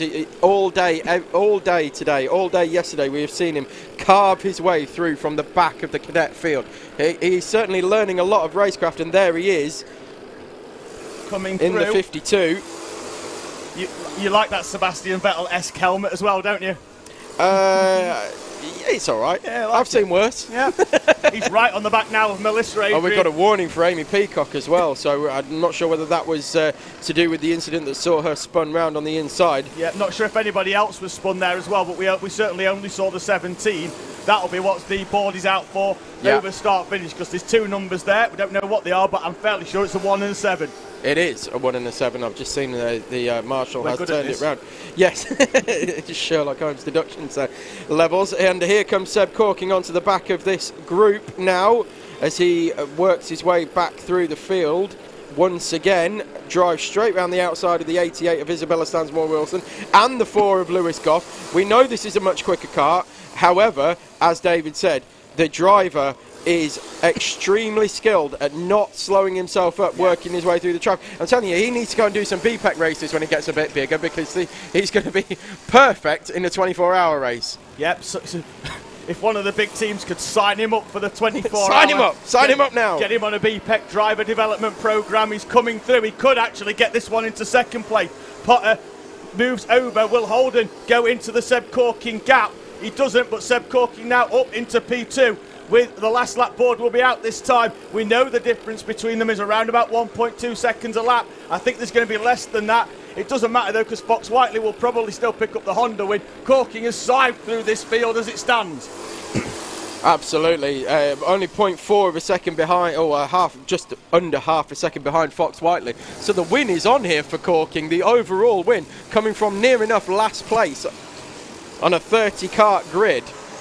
Sensational, isn't it? Last lap board is out then. Jared Fox Whiteley down the back straight, except Sebastian Corking to go straight past him with that extra straight line power. In fact, Fox Whiteley just waves him through. He knows this isn't his battle. He knows there's a championship at stake in the long run. He knows he's going to pick up maximum points as long as he keeps that O-plate facing in the right direction. They're going to come out of the final corner. Let's call it now. Sensational from Sebastian Corking to come through the pack. Sensational day as well for Jared Fox Whiteley.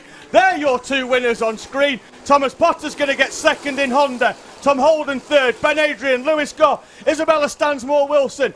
Melissa Adrian will come through and take the checker. Then we've got Harris Alley, Joshua Sullivan and Addison Smith completing the top 10 in our Honda Cadet class.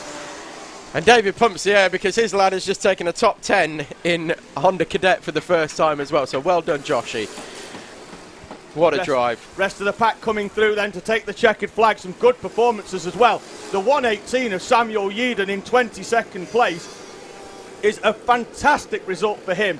And Tom, we always like to shine the spotlight on those drivers that have toiled at the back of the pack, struggled some days, been lapped on many, many races. But you never give up. No, and they come through. And Samuel Yeadon in 22nd place is a fantastic result for him. Indeed. And we've got a little reward for you as well at the end of that, Samuel Yeadon, because that was a superb performance. Make sure you come to the driver presentation, Sam. Please do. If his parents are listening out, make sure as well you come to that, and that will be will hopefully be able to give you something for your efforts today.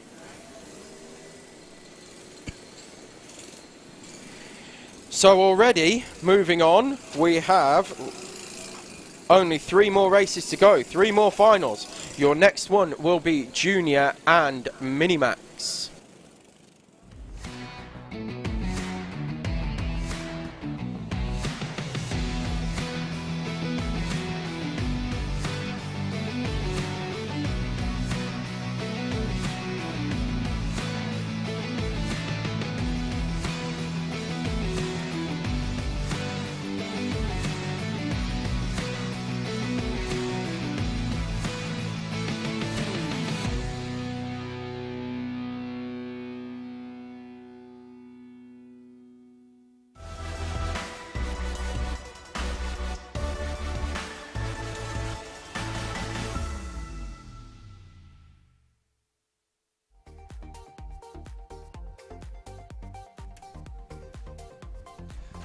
Junior Rotax then will be out. They'll then be followed by the Minis for their double race. With Bella Franklin, her maximum point score puts her alongside Gracie Mitchell on the front row. Finley Watson and Alfie Wallbank, row 2. Isaac O'Shea and Jude Cole, last year's champion, on row 3.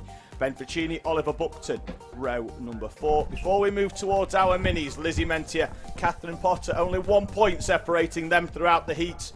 Of Curtis Latimer, he will move up towards the juniors because that's where the 56 runs. Then we'll have David Mack. We should also have Oliver Watson as well. Vincent Bailey wasn't out for heat number 3. Hopefully the 111 has managed to be, whatever's wrong with it has been sorted and will be out for the final.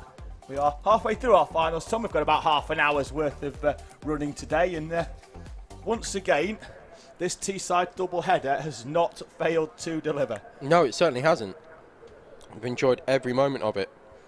We will, of course, be back for round 7 on the 26th of September with the practice day previously as well. Steve Thomas has been in touch have we had an early scout? With a DM, and he said, who needs signing up for the BPEC series? Well, he's a bit young at the moment, Steve, but it's Seb Corking.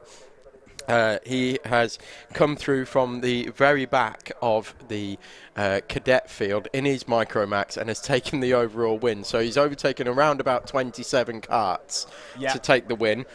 Yes, it's a quicker kart, absolutely. However, don't deny what has just happened. And that was a fantastic and the thing is drive. As well, not even a fraction of contact on the way through either. No, and that's what I was saying. When he does eventually make it up, and I'm sure he will come and do a BPEC race at some point, he will come and do a 24-hour race here. His racecraft is going to be exceptional because he makes his way through without holding himself up by even a tenth of a second. He's just straight through, inside, outside, leaving enough room, leaving racing room for all the people around him.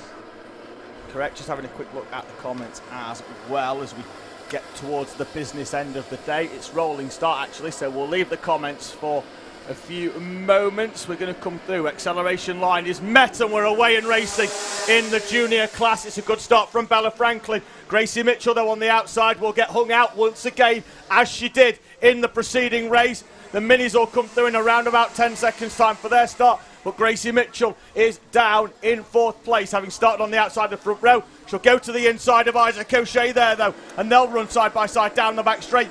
Mini is underway and racing. It's a good start from Lizzie Mentier on the inside. It's an even better start from David Mack from the second row. Gets down the inside of the 20 of Catherine Potter. They'll run nose to tail through the chicanes for the first time. Indeed, and David Mack taking second place there is a big moment for him. We saw him take the win on the Contra tyre strategy in the final yesterday.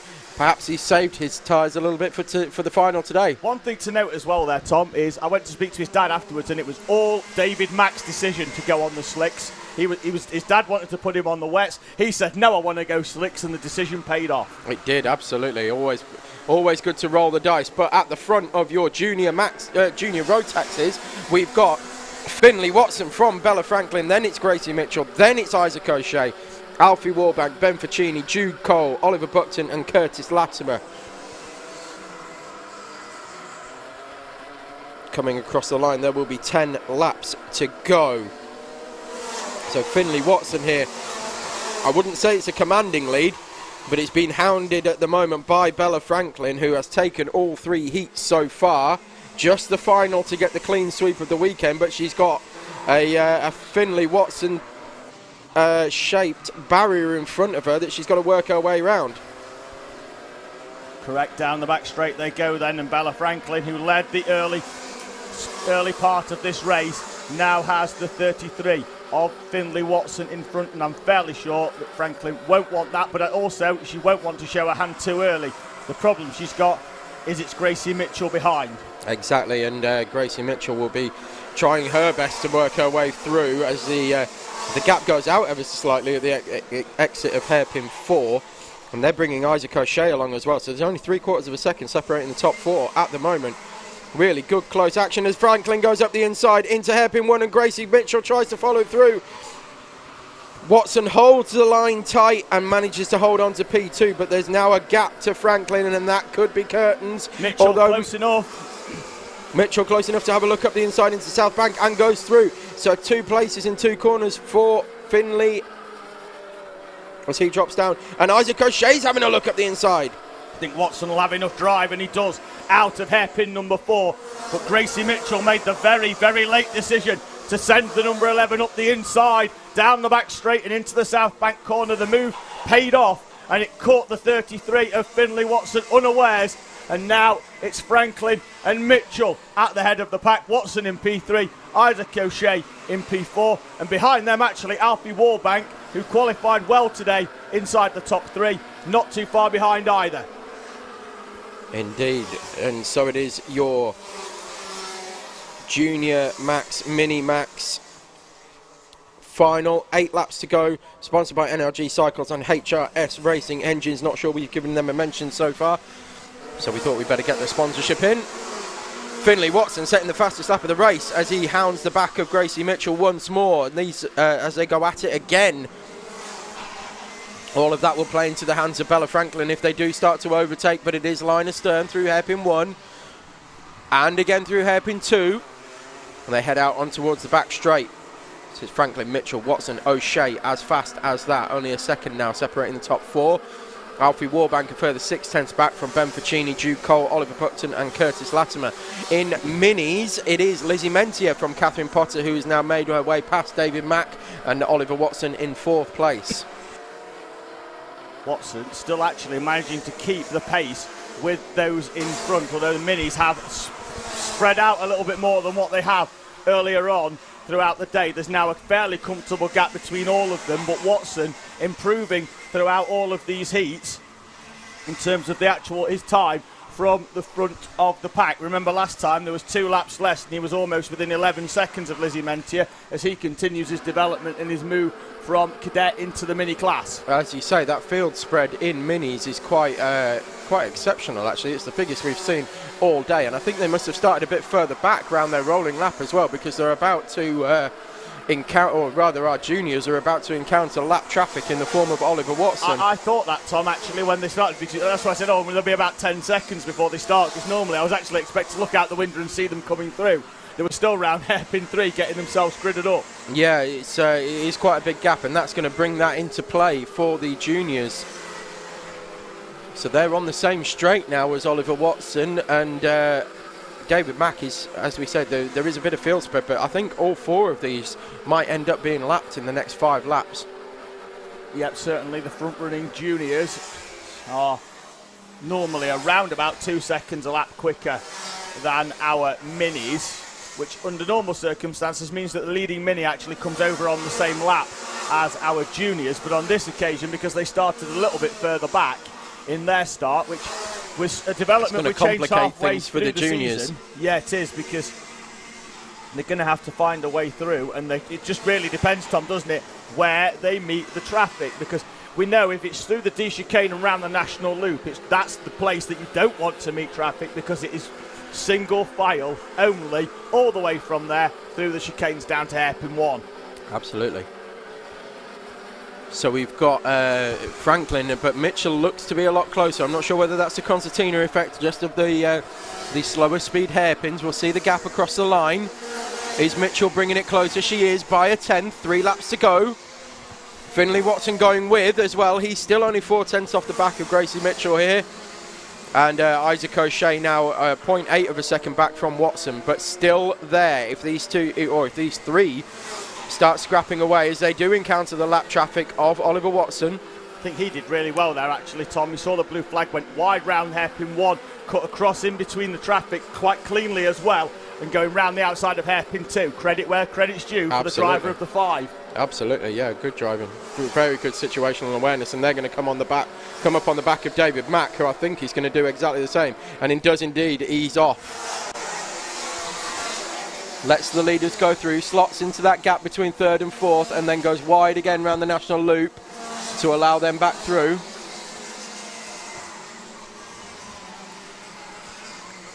A lap and a half to go here. The gap has come down again, and Gracie Mitchell was right on the back of Bella Franklin over the line, but now it looks like equidistant between Franklin, Mitchell and Watson. Yeah, I think Mitchell normally gets quite a good run down that back straight, as we saw earlier with that overtake on Finley Watson.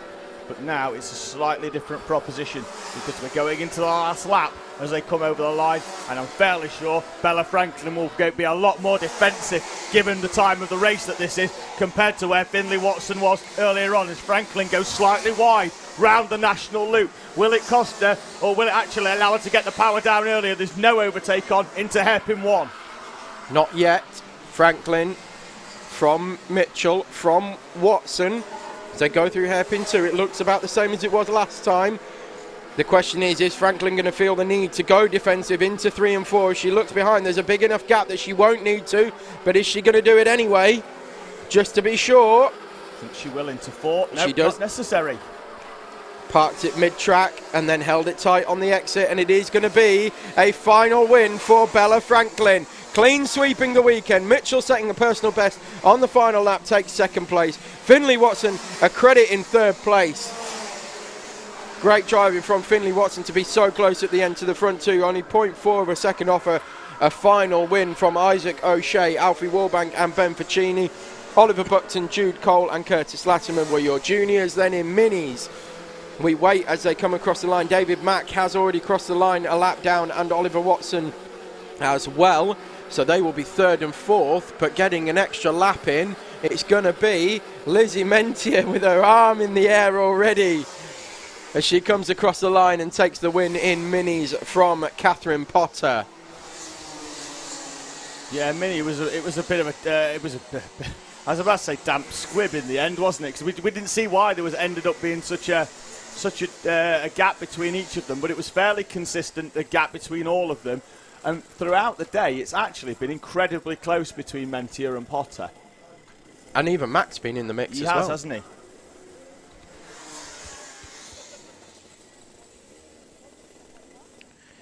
So we move on very swiftly to the final 4 senior Rotax. Just the 2 races to go here today, unfortunately, folks. We'd love to bring you more, but that is it.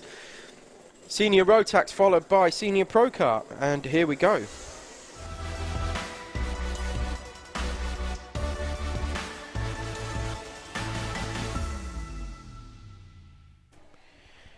So the final 4 senior Rotax first, brought to you by NRG Cycles and HRS Racing Engines. It is going to be pole position for Daniel Kell. Shane Collinson taking 2nd place from Andy Collinson in 3rd. Paul Swan in 4th and Zach Bowker in 5th from Ashley Savage in 6th. Kieran Savage in 7th, Tom Reeve in 8th. 9th place goes to Lee Bell, 10th place goes to Emma Brown, 11th to Chris Stoves and 12th to Chris Crowther. And that will be your full grid as well, because the bottom 3 don't actually start. They haven't turned up today, so although they were on the entry list, they are not here in person. They were here yesterday for the wet day. Maybe they just don't like dry running. I don't know.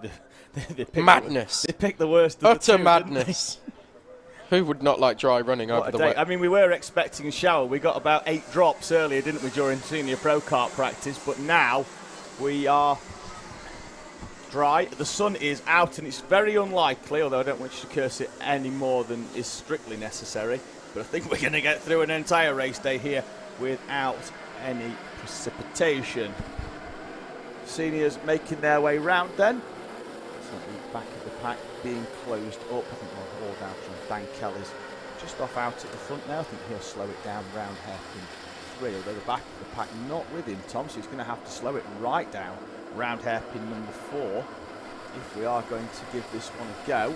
Let's see, because they are finally slotting themselves into position. Looks like Paul Swan on the outside might have had a bit of a problem, but the green is down. We've got confirmation. Yeah, he did. He had a problem. The arm is up. I wondered whether that was a bit of a tactic from the Collinsons, actually, to slow it up.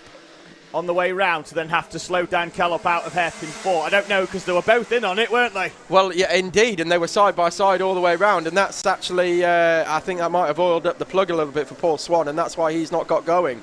Yeah, I think we could possibly have been right, but it's not hampered our pole sitter and current race leader Daniel Kell. 12 laps of senior Rotax action, and we have the O-plate once again out at the front. I could be wrong, of course, and if I am, apologies to the Collinsons. They could be completely innocent in that. We need to bookend it with an allegedly. With an allegedly, exactly. It could be complete coincidence, but I call it as I see it. Well, it's what we're here for.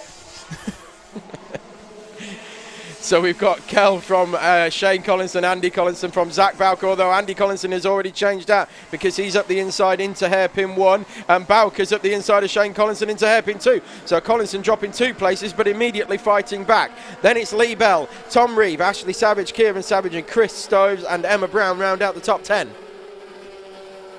So Lee Bell in the 177 class is starting, there he is on the back of the with Tom Reeve. And Ashley Savage as well, is putting some space between him and the other 177 runners. Bad news for your excitement in senior Rotax fans. Dan Kell is 1.3 seconds clear at the front of this race now. Bye, Dan. Bye, Dan. See you next month. Barring any problems for Dan Kell, this one looks over and done and dusted already. Not wishing to put a dampener on it. Definitely not wishing. He has been 3 seconds out in the lead, and the chain came off at round 4. Yeah, and we don't want to curse him or anything like that. But yeah, this if Dan Kell runs clean to the finish now, this one is. I'll have his mum and dad on the bank having kittens now.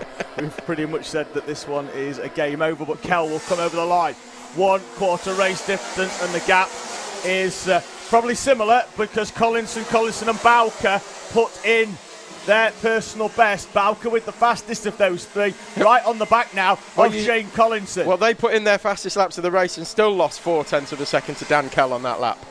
So certainly the O-plate is geared up for the early part of this race, and hopefully by then he's checking out at the front. Shane Collinson has a quick tap of the shoulders. I think Zach Bowker had half a move down the inside. The thing is, Zach Bowker would desperately like to get on the podium, having been out of the seat of that number 41 Rotax for the best part of a year, but with varying issues. He's back here at Teesside for the first time this season, and he is in the mix for a podium. And Paul Swan making his way back through as well. So he had the oiling up of the plug, we think, at the start, really struggled to get going, and is now back up to 10th place and on the back of Emma Brown for 9th as well. Yep, closing in, working his way through the 177 runs. In fact, he's gone down the inside of her into hairpin number 1. Lee Bell, though, at the head of that class, is some 4 seconds further down the road, and he's looking to make it a double win in 177 this weekend. Yes, indeed. He is a savage again with that line into hairpin 4. Makes it work that time and goes up the inside and demotes Lee Bell. Drags his son through as well. Yes, Kieran Savage. Oh, sorry, Tom Reeve it was. It was Tom Reeve, not Lee Bell, sorry. But yes. Similar livery. Yeah, so that's Savage and Savage moving through on Reeve.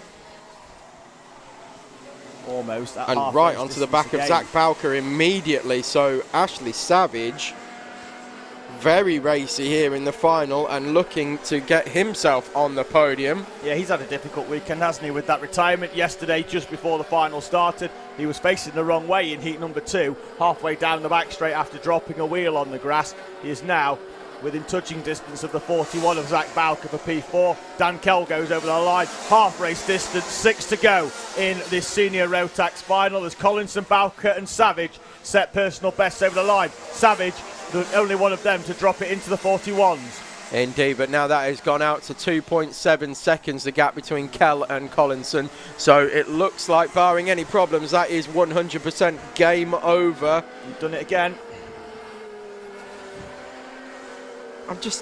I'm stating facts, David. Stop it. Stop saying I'm cursing people. It's Andy Collinson from Shane Collinson. Bowker having a look around the outside. That's going to leave the door open for Savage. He doesn't need a second invitation to come through. And there he goes. Yeah, Bowker's not able to get the cutback. Just didn't have the pace. It's probably the worst place to leave the door open as well, because as we've seen, that's Ashley Savage really loves that line up the inside into hairpin 4, regardless of whether he can get an overtake. That's his line. Yeah. And he's already looking up the inside of Shane Collinson for third place and moves through. Yep, Collinson actually bogged down there in the middle part of that corner. Bowker might get a good run, although I think Bowker's then scrubbed some speed off by taking too tight an apex on the way out. He's going to open the door, is he, for Kieran Savage in his debut this weekend in the Rotax class. Savage is coming down the inside. Bowker's going to run that one right at the outside. Bowker has lost 2 places, and that is all because of his exit back out of hairpin 2, where he cut it too tight and scrubbed off too much speed. Yep, indeed. Now, so we've got Kell 3.6 seconds in front now, taking almost a second a lap nowadays out of Andy Collinson. Ashley Savage moving through into third place, so taking that final step on the podium, but I don't think Ashley Savage is done here. Moving up onto the back of Andy Collinson already. Could it be that those 6-7 lap fresher tyres that he's got by not finishing heat number 2 are really paying dividends here? Because he's moved his way right the way through the field and is now onto the back of Andy Collinson for second place. I think you could be right, Tom. 3 laps remaining then, because Kell, for some 4 seconds down the road, is already over start finish as Kieran Savage gets onto the back of Shane Collinson and gives him a little bit of a nudge in there. Collinson in that 66, Tom, the back end of that seems very squirmy at the minute. Yeah, he's struggling to keep that one planted. Yeah, it does. It looks like he's fighting eels when he's trying to steer that through the D chicane. 2.5 remaining then, Savage and Collinson. At the moment, the podium is pretty much set because Shane Collinson can't get anywhere near Andrew and Ashley Savage in front. They've moved away, and they will leave the rest of the field to battle it out. This is the one for second place. Dan Kell's well down the road. There's still almost 3 wide there. Tom Reeves come back into the mix, having lost a couple of places earlier on to the 2 Savages. And now he is in front of Zach Bowker, who has had a very strong day actually today, running as high as 4th in the previous heat, and looked like he was on for it as well. But in challenging for a podium place, has actually now found himself down in 7th. So just coming up on a lap and a half to go here, and Ashley Savage, what's he got left in these tyres that haven't done around about half of a heat compared to Andy Collinson, who's been working those tyres as hard as he possibly can throughout the whole day.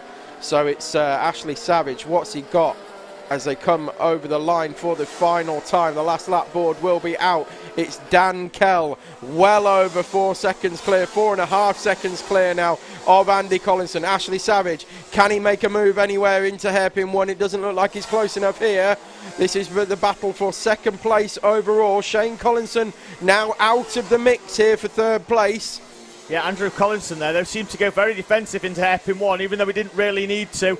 The battle rages on behind. They are actually getting a lot closer, I think, just because Andy Collinson's having to defend from Ashley Savage as they go round South Bank. The leader, though, already out of hairpin 4. He's that far down the road. It's been very, very easy this time for Daniel Kell. He comes over the line and takes the checkered flag to win Senior Rotax final. Andy Collinson will hold off Ashley Savage for the podium positions in second and third respectively.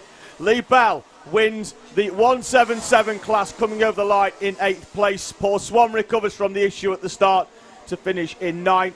The remaining runners completing the podium in 177, Emma Brown and Chris Stoves, with Chris Crowther retiring to the pit lane at half race distance. Bit surprised with Ashley Savage there. It's one of the very few times you've seen him take the normal racing line was the final corner of the final lap, as in his line, as we've said throughout the day, into hairpin 4 has been very different, holds it much tighter on entry and then gets a drive out, good drive out. But yeah, the one time, or one of the few times that he's done it was when it really counted, and you'd have thought he'd have sent it up the inside, but opted against it. I agree with that, Tom, because like I say, until the final 4 laps of that final, every single lap he tried to stick a nose down the inside there, as you can see the differing bit of tarmac. He pretty much just went straight down that, didn't he, and then round the left-hander.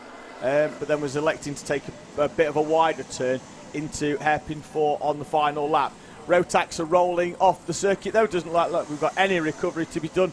So now it is time, sadly for us, for the final race of the day, and that is the Senior Pro Kart Final.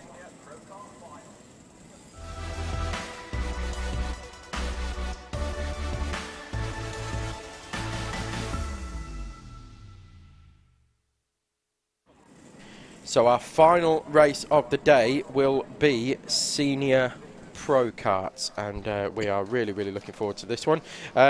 Just a quick shout that if you are enjoying the coverage, and we've seen lots and lots of people getting in touch, please like the feed, please subscribe to Alpha Live. There are fantastic videos going up every single weekend. We put a lot up through the week as well, interviews with drivers, track guides, things like that go up as well, so we're always active, always trying to keep the feed up to date and keep our viewers interested. Correct, and not only from here at Teesside, but all around the country.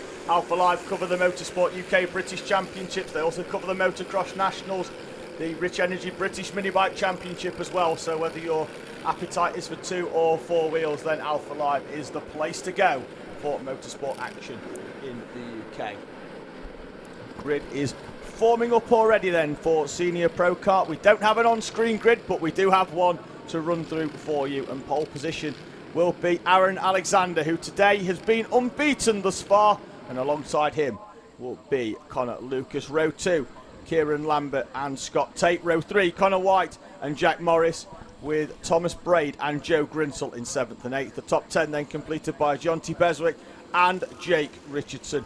11th sees Mark Tate alongside Simon Doughty, 757. Austin Mundy, who retired from heat number 3 with that broken track rod, he starts the final down in 13th. We look for him to come through at the very least inside the top 10. Steve Nichols, the leading 40s runner, starts alongside him on row 7 in 14th. Then we've got Owen Spears and Rob Fagg on row number 8, with David Brewis and Joe Burrell on row 9. The top 20 then completed by our leading novice runner in 19th, Jonathan Allen. He's alongside the 4 of Josh Yeadon. And all novice row behind them in 21st and 22nd. Current championship leader Craig Harris is alongside Jordan Guy, who won that class in the opening heat of the day. 23rd and 24th on row 12 sees Tony Pollard and Tom Lowther, with Neil Catlow, Micah Rowe, Tyler Richards, Adam Wood, Lee Nickling and Alban Dowell, all of those runners, or at least most of them, in that incident on the outside of hairpin number 3 on the opening lap of heat 3. It looks like we might have a little bit of a gap here. We've got a gap in the grid, David. We do. Is that behind Mark Tate?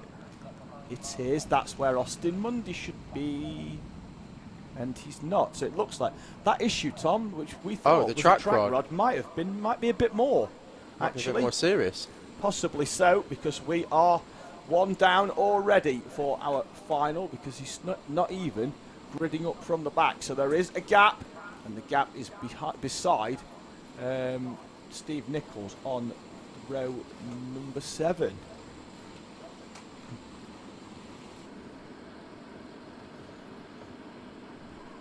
Final few places, just about to roll into position on the grid.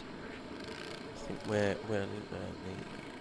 marshal is just looking for someone and wondering where they are, so he might have another gap here. Might have a second non-starter. So we are looking for the 173 of Tony Pollard to take up his position behind Craig Harris, and he is not there because that looks like it's the 79 of Neil Catlow rolling in. So unless we've had a driver moved further back, then we are missing what it looks to be Tony Pollard. Although we'll have a quick look out the window. No, he's definitely not there. And he was on the podium yesterday in our 40s class. Already down to 28 runners then before you've even made the final. That's a shame. But finally making their way into position. The last of our runners. And it looks like we're about to get going. Track is being cleared. Green flag in hand for the starter. Green flag is up and down and away they go, and not the best of starts for Aaron Alexander, but does maintain the lead from Connor Lucas. Scott Tate slots into third. It's Kieran Lambert in fourth. Good start from Scott Tate as well, Tom. Got the jump on Kieran Lambert, managed to slot in behind Connor Lucas. And like you say, Aaron Alexander didn't make a good start, but he made a good enough start to hold the lead through that chicane section, having the shortest run into the D. And everybody seems to have made it through hairpin 1 fairly cleanly, and hairpin 2 as well, as we go racing down the back straight for the first time. 12 laps then, our senior Pro Kart action to bring round number 6 to a close here at Teesside, sponsored by Lucas Racing and MS Karts. That's Joe Grinsell gone round, got some help. I think that was from Mark Tate. Yeah, we'll have a look at that one, but Joe Grinsell, he's had a fantastic day so far, Tom. We waxed lyrical about him in heat number 3, and he's got to come back through now to even get into the top 20. Still wearing his body warmer. Well, it's no colder. It is no colder. Still wearing his body warmer. So your top 10 over the line. Aaron Alexander, Connor Lucas, Scott Tate, Kieran Lambert, Connor White, Tom Braid. In 6th, Jack Morris, Jonty Bezic, Jake Richardson and Mark Tate.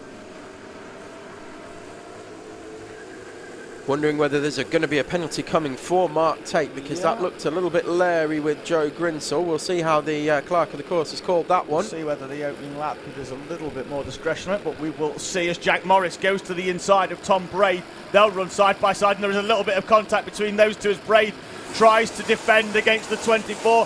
Bezic decides that he's going to try and go round the outside, and the 88's going to try and keep his foot in through the D chicane. Curves as well. Oh, it looked like Braid was halfway round there. He's done incredibly well to save that one, because I was holding my breath. I thought the number 12 was going to be facing the wrong way. And there he goes, straight back up the inside though, returning that favour. All crossed up, fully locked. He was coming through no matter what. No, fantastic there from Tom Braid. As we mentioned, had a really, really difficult day yesterday, but it's been incredible today. He's running really, really well. Currently in P7 in front of Jonty Bezic. Absolutely, in those mixed conditions really didn't suit his driving style, and he was all over the shop in practice and didn't have the best of days yesterday, but he's putting it right today. As we look at the 17, is that Owen Spears up the inside of Simon Doughty, so that's for 11th place. I think the Sol 7 car out there today with Owen Spears, the number 17, running the new X9, which I think he's borrowed actually from one of the teams at Rye House, Custom Rods, and he's putting it to good use, getting down the inside of Simon Doughty into hairpin 4. That should move him well now inside the top 20. And is it just me, or does that 7 kart look a little bit shorter in the wheelbase? I think you could be right, Tom. He's up. Oh, look, he's well inside the top 20. He's touching the top 10. P11 then for Owen Spears. He's come through for the day because I think he qualified about 19th. So at least now he's starting to put the machinery to good use. But he's got 0.6 of a second now to close in on the back of Mark Tate. And there it is. There's that 7 car on screen. No, in fact, that's Aaron Alexander on screen. I apologise. And that's Connor Lucas right behind, 0.3 of a second now. So what we are going to see, what has Connor Lucas got for Aaron Alexander? This is where it means business. This is points make prizes. Can Connor Lucas go with Aaron Alexander? Can Connor Lucas get past Aaron Alexander? We have got 8 more laps to find out. Scott Tate holding 3rd place quite comfortably, 3/10. Well, I say comfortably, he's 3/10 in front of Kieran Lambert, but they are in a different class because Kieran Lambert is in the Clubman class. Connor White is in 5th, also in Clubman. That's what the red number means. Green numbers on the left-hand side, that means over 40s class, and the black numbers are the novice class, currently headed by Craig Harris in 17th overall. And Tom Braid has moved through to 6th place again on Jack Morris. Over the course of that lap. Wow, Kieran Lambert going very wide into hairpin 1.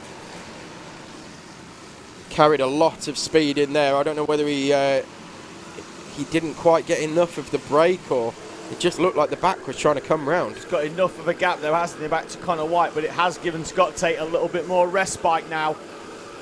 And certainly, if the front two start battling it out, Scott Tate is within touching distance, less than a second behind Connor Lucas. And Connor Lucas, Tom, I think he is closing ever so slightly, but it's fractionally every lap. In fact, what do I know? He's Aaron Alexander's opened a 10th up. Yeah, but we've seen this time and time again from Scott Tate, haven't we? Ever the opportunist who will be there in third place in the final and ready to make a move if the front two start scrapping. Correct. Not sure if Joe Grinsel's had a problem because he's been in the pit lane. He has re-emerged out on circuit. He's re-emerged in what looks like on track 6th place, but he's not. He's going to be a couple of laps down, actually. He's shown there on the screen in the pit lane. He's come out in 6th place rather than waiting for the rest of the pack to come through. I don't know if he's had a problem and come back in. Maybe he's just taken the body warmer off. Well, it could well be that. It could have been getting a bit hot, but we'll expect some blue flags coming out in a moment for Joe Grinsell. Yeah, he's now in the middle of the pack, but he's going to be one lap down. He's currently sandwiched between Connor White, the 199, who'll cross the line there on the screen in what looks like P6, but he is a lap down on the rest of the pack. There he is in the bottom corner of the screen, the confirmation that the 199 is a lap down. Hopefully that doesn't affect the progress of the 12 of Tom Braid, because so far today he's done really, really well. Gap has remained static at the front of 0.4 seconds, although it still looks like it's coming down. Visually, Connor Lucas looks closer. Yeah, that's why I thought he was closer, Tom, on the previous lap, and then the time went out a little bit. So yeah, he's got a different line there to Aaron Alexander. Now we've seen the line for Lucas stays the same. He's always taken that same line, gets full lock on the inside into hairpin 3. Aaron Alexander taking the much wider, more conventional racing line into 3 as Joe Grinsell slots back in, lets some of the lap traffic through and or lapping traffic through, and slots back in front of the 88 of Jonty Bezic, and I think he's going to make his way round the outside here. Maybe not. Should be moving aside and letting these guys through. Yeah, no blue flags actually shown so far for the 199, but he is out of position, one lap down.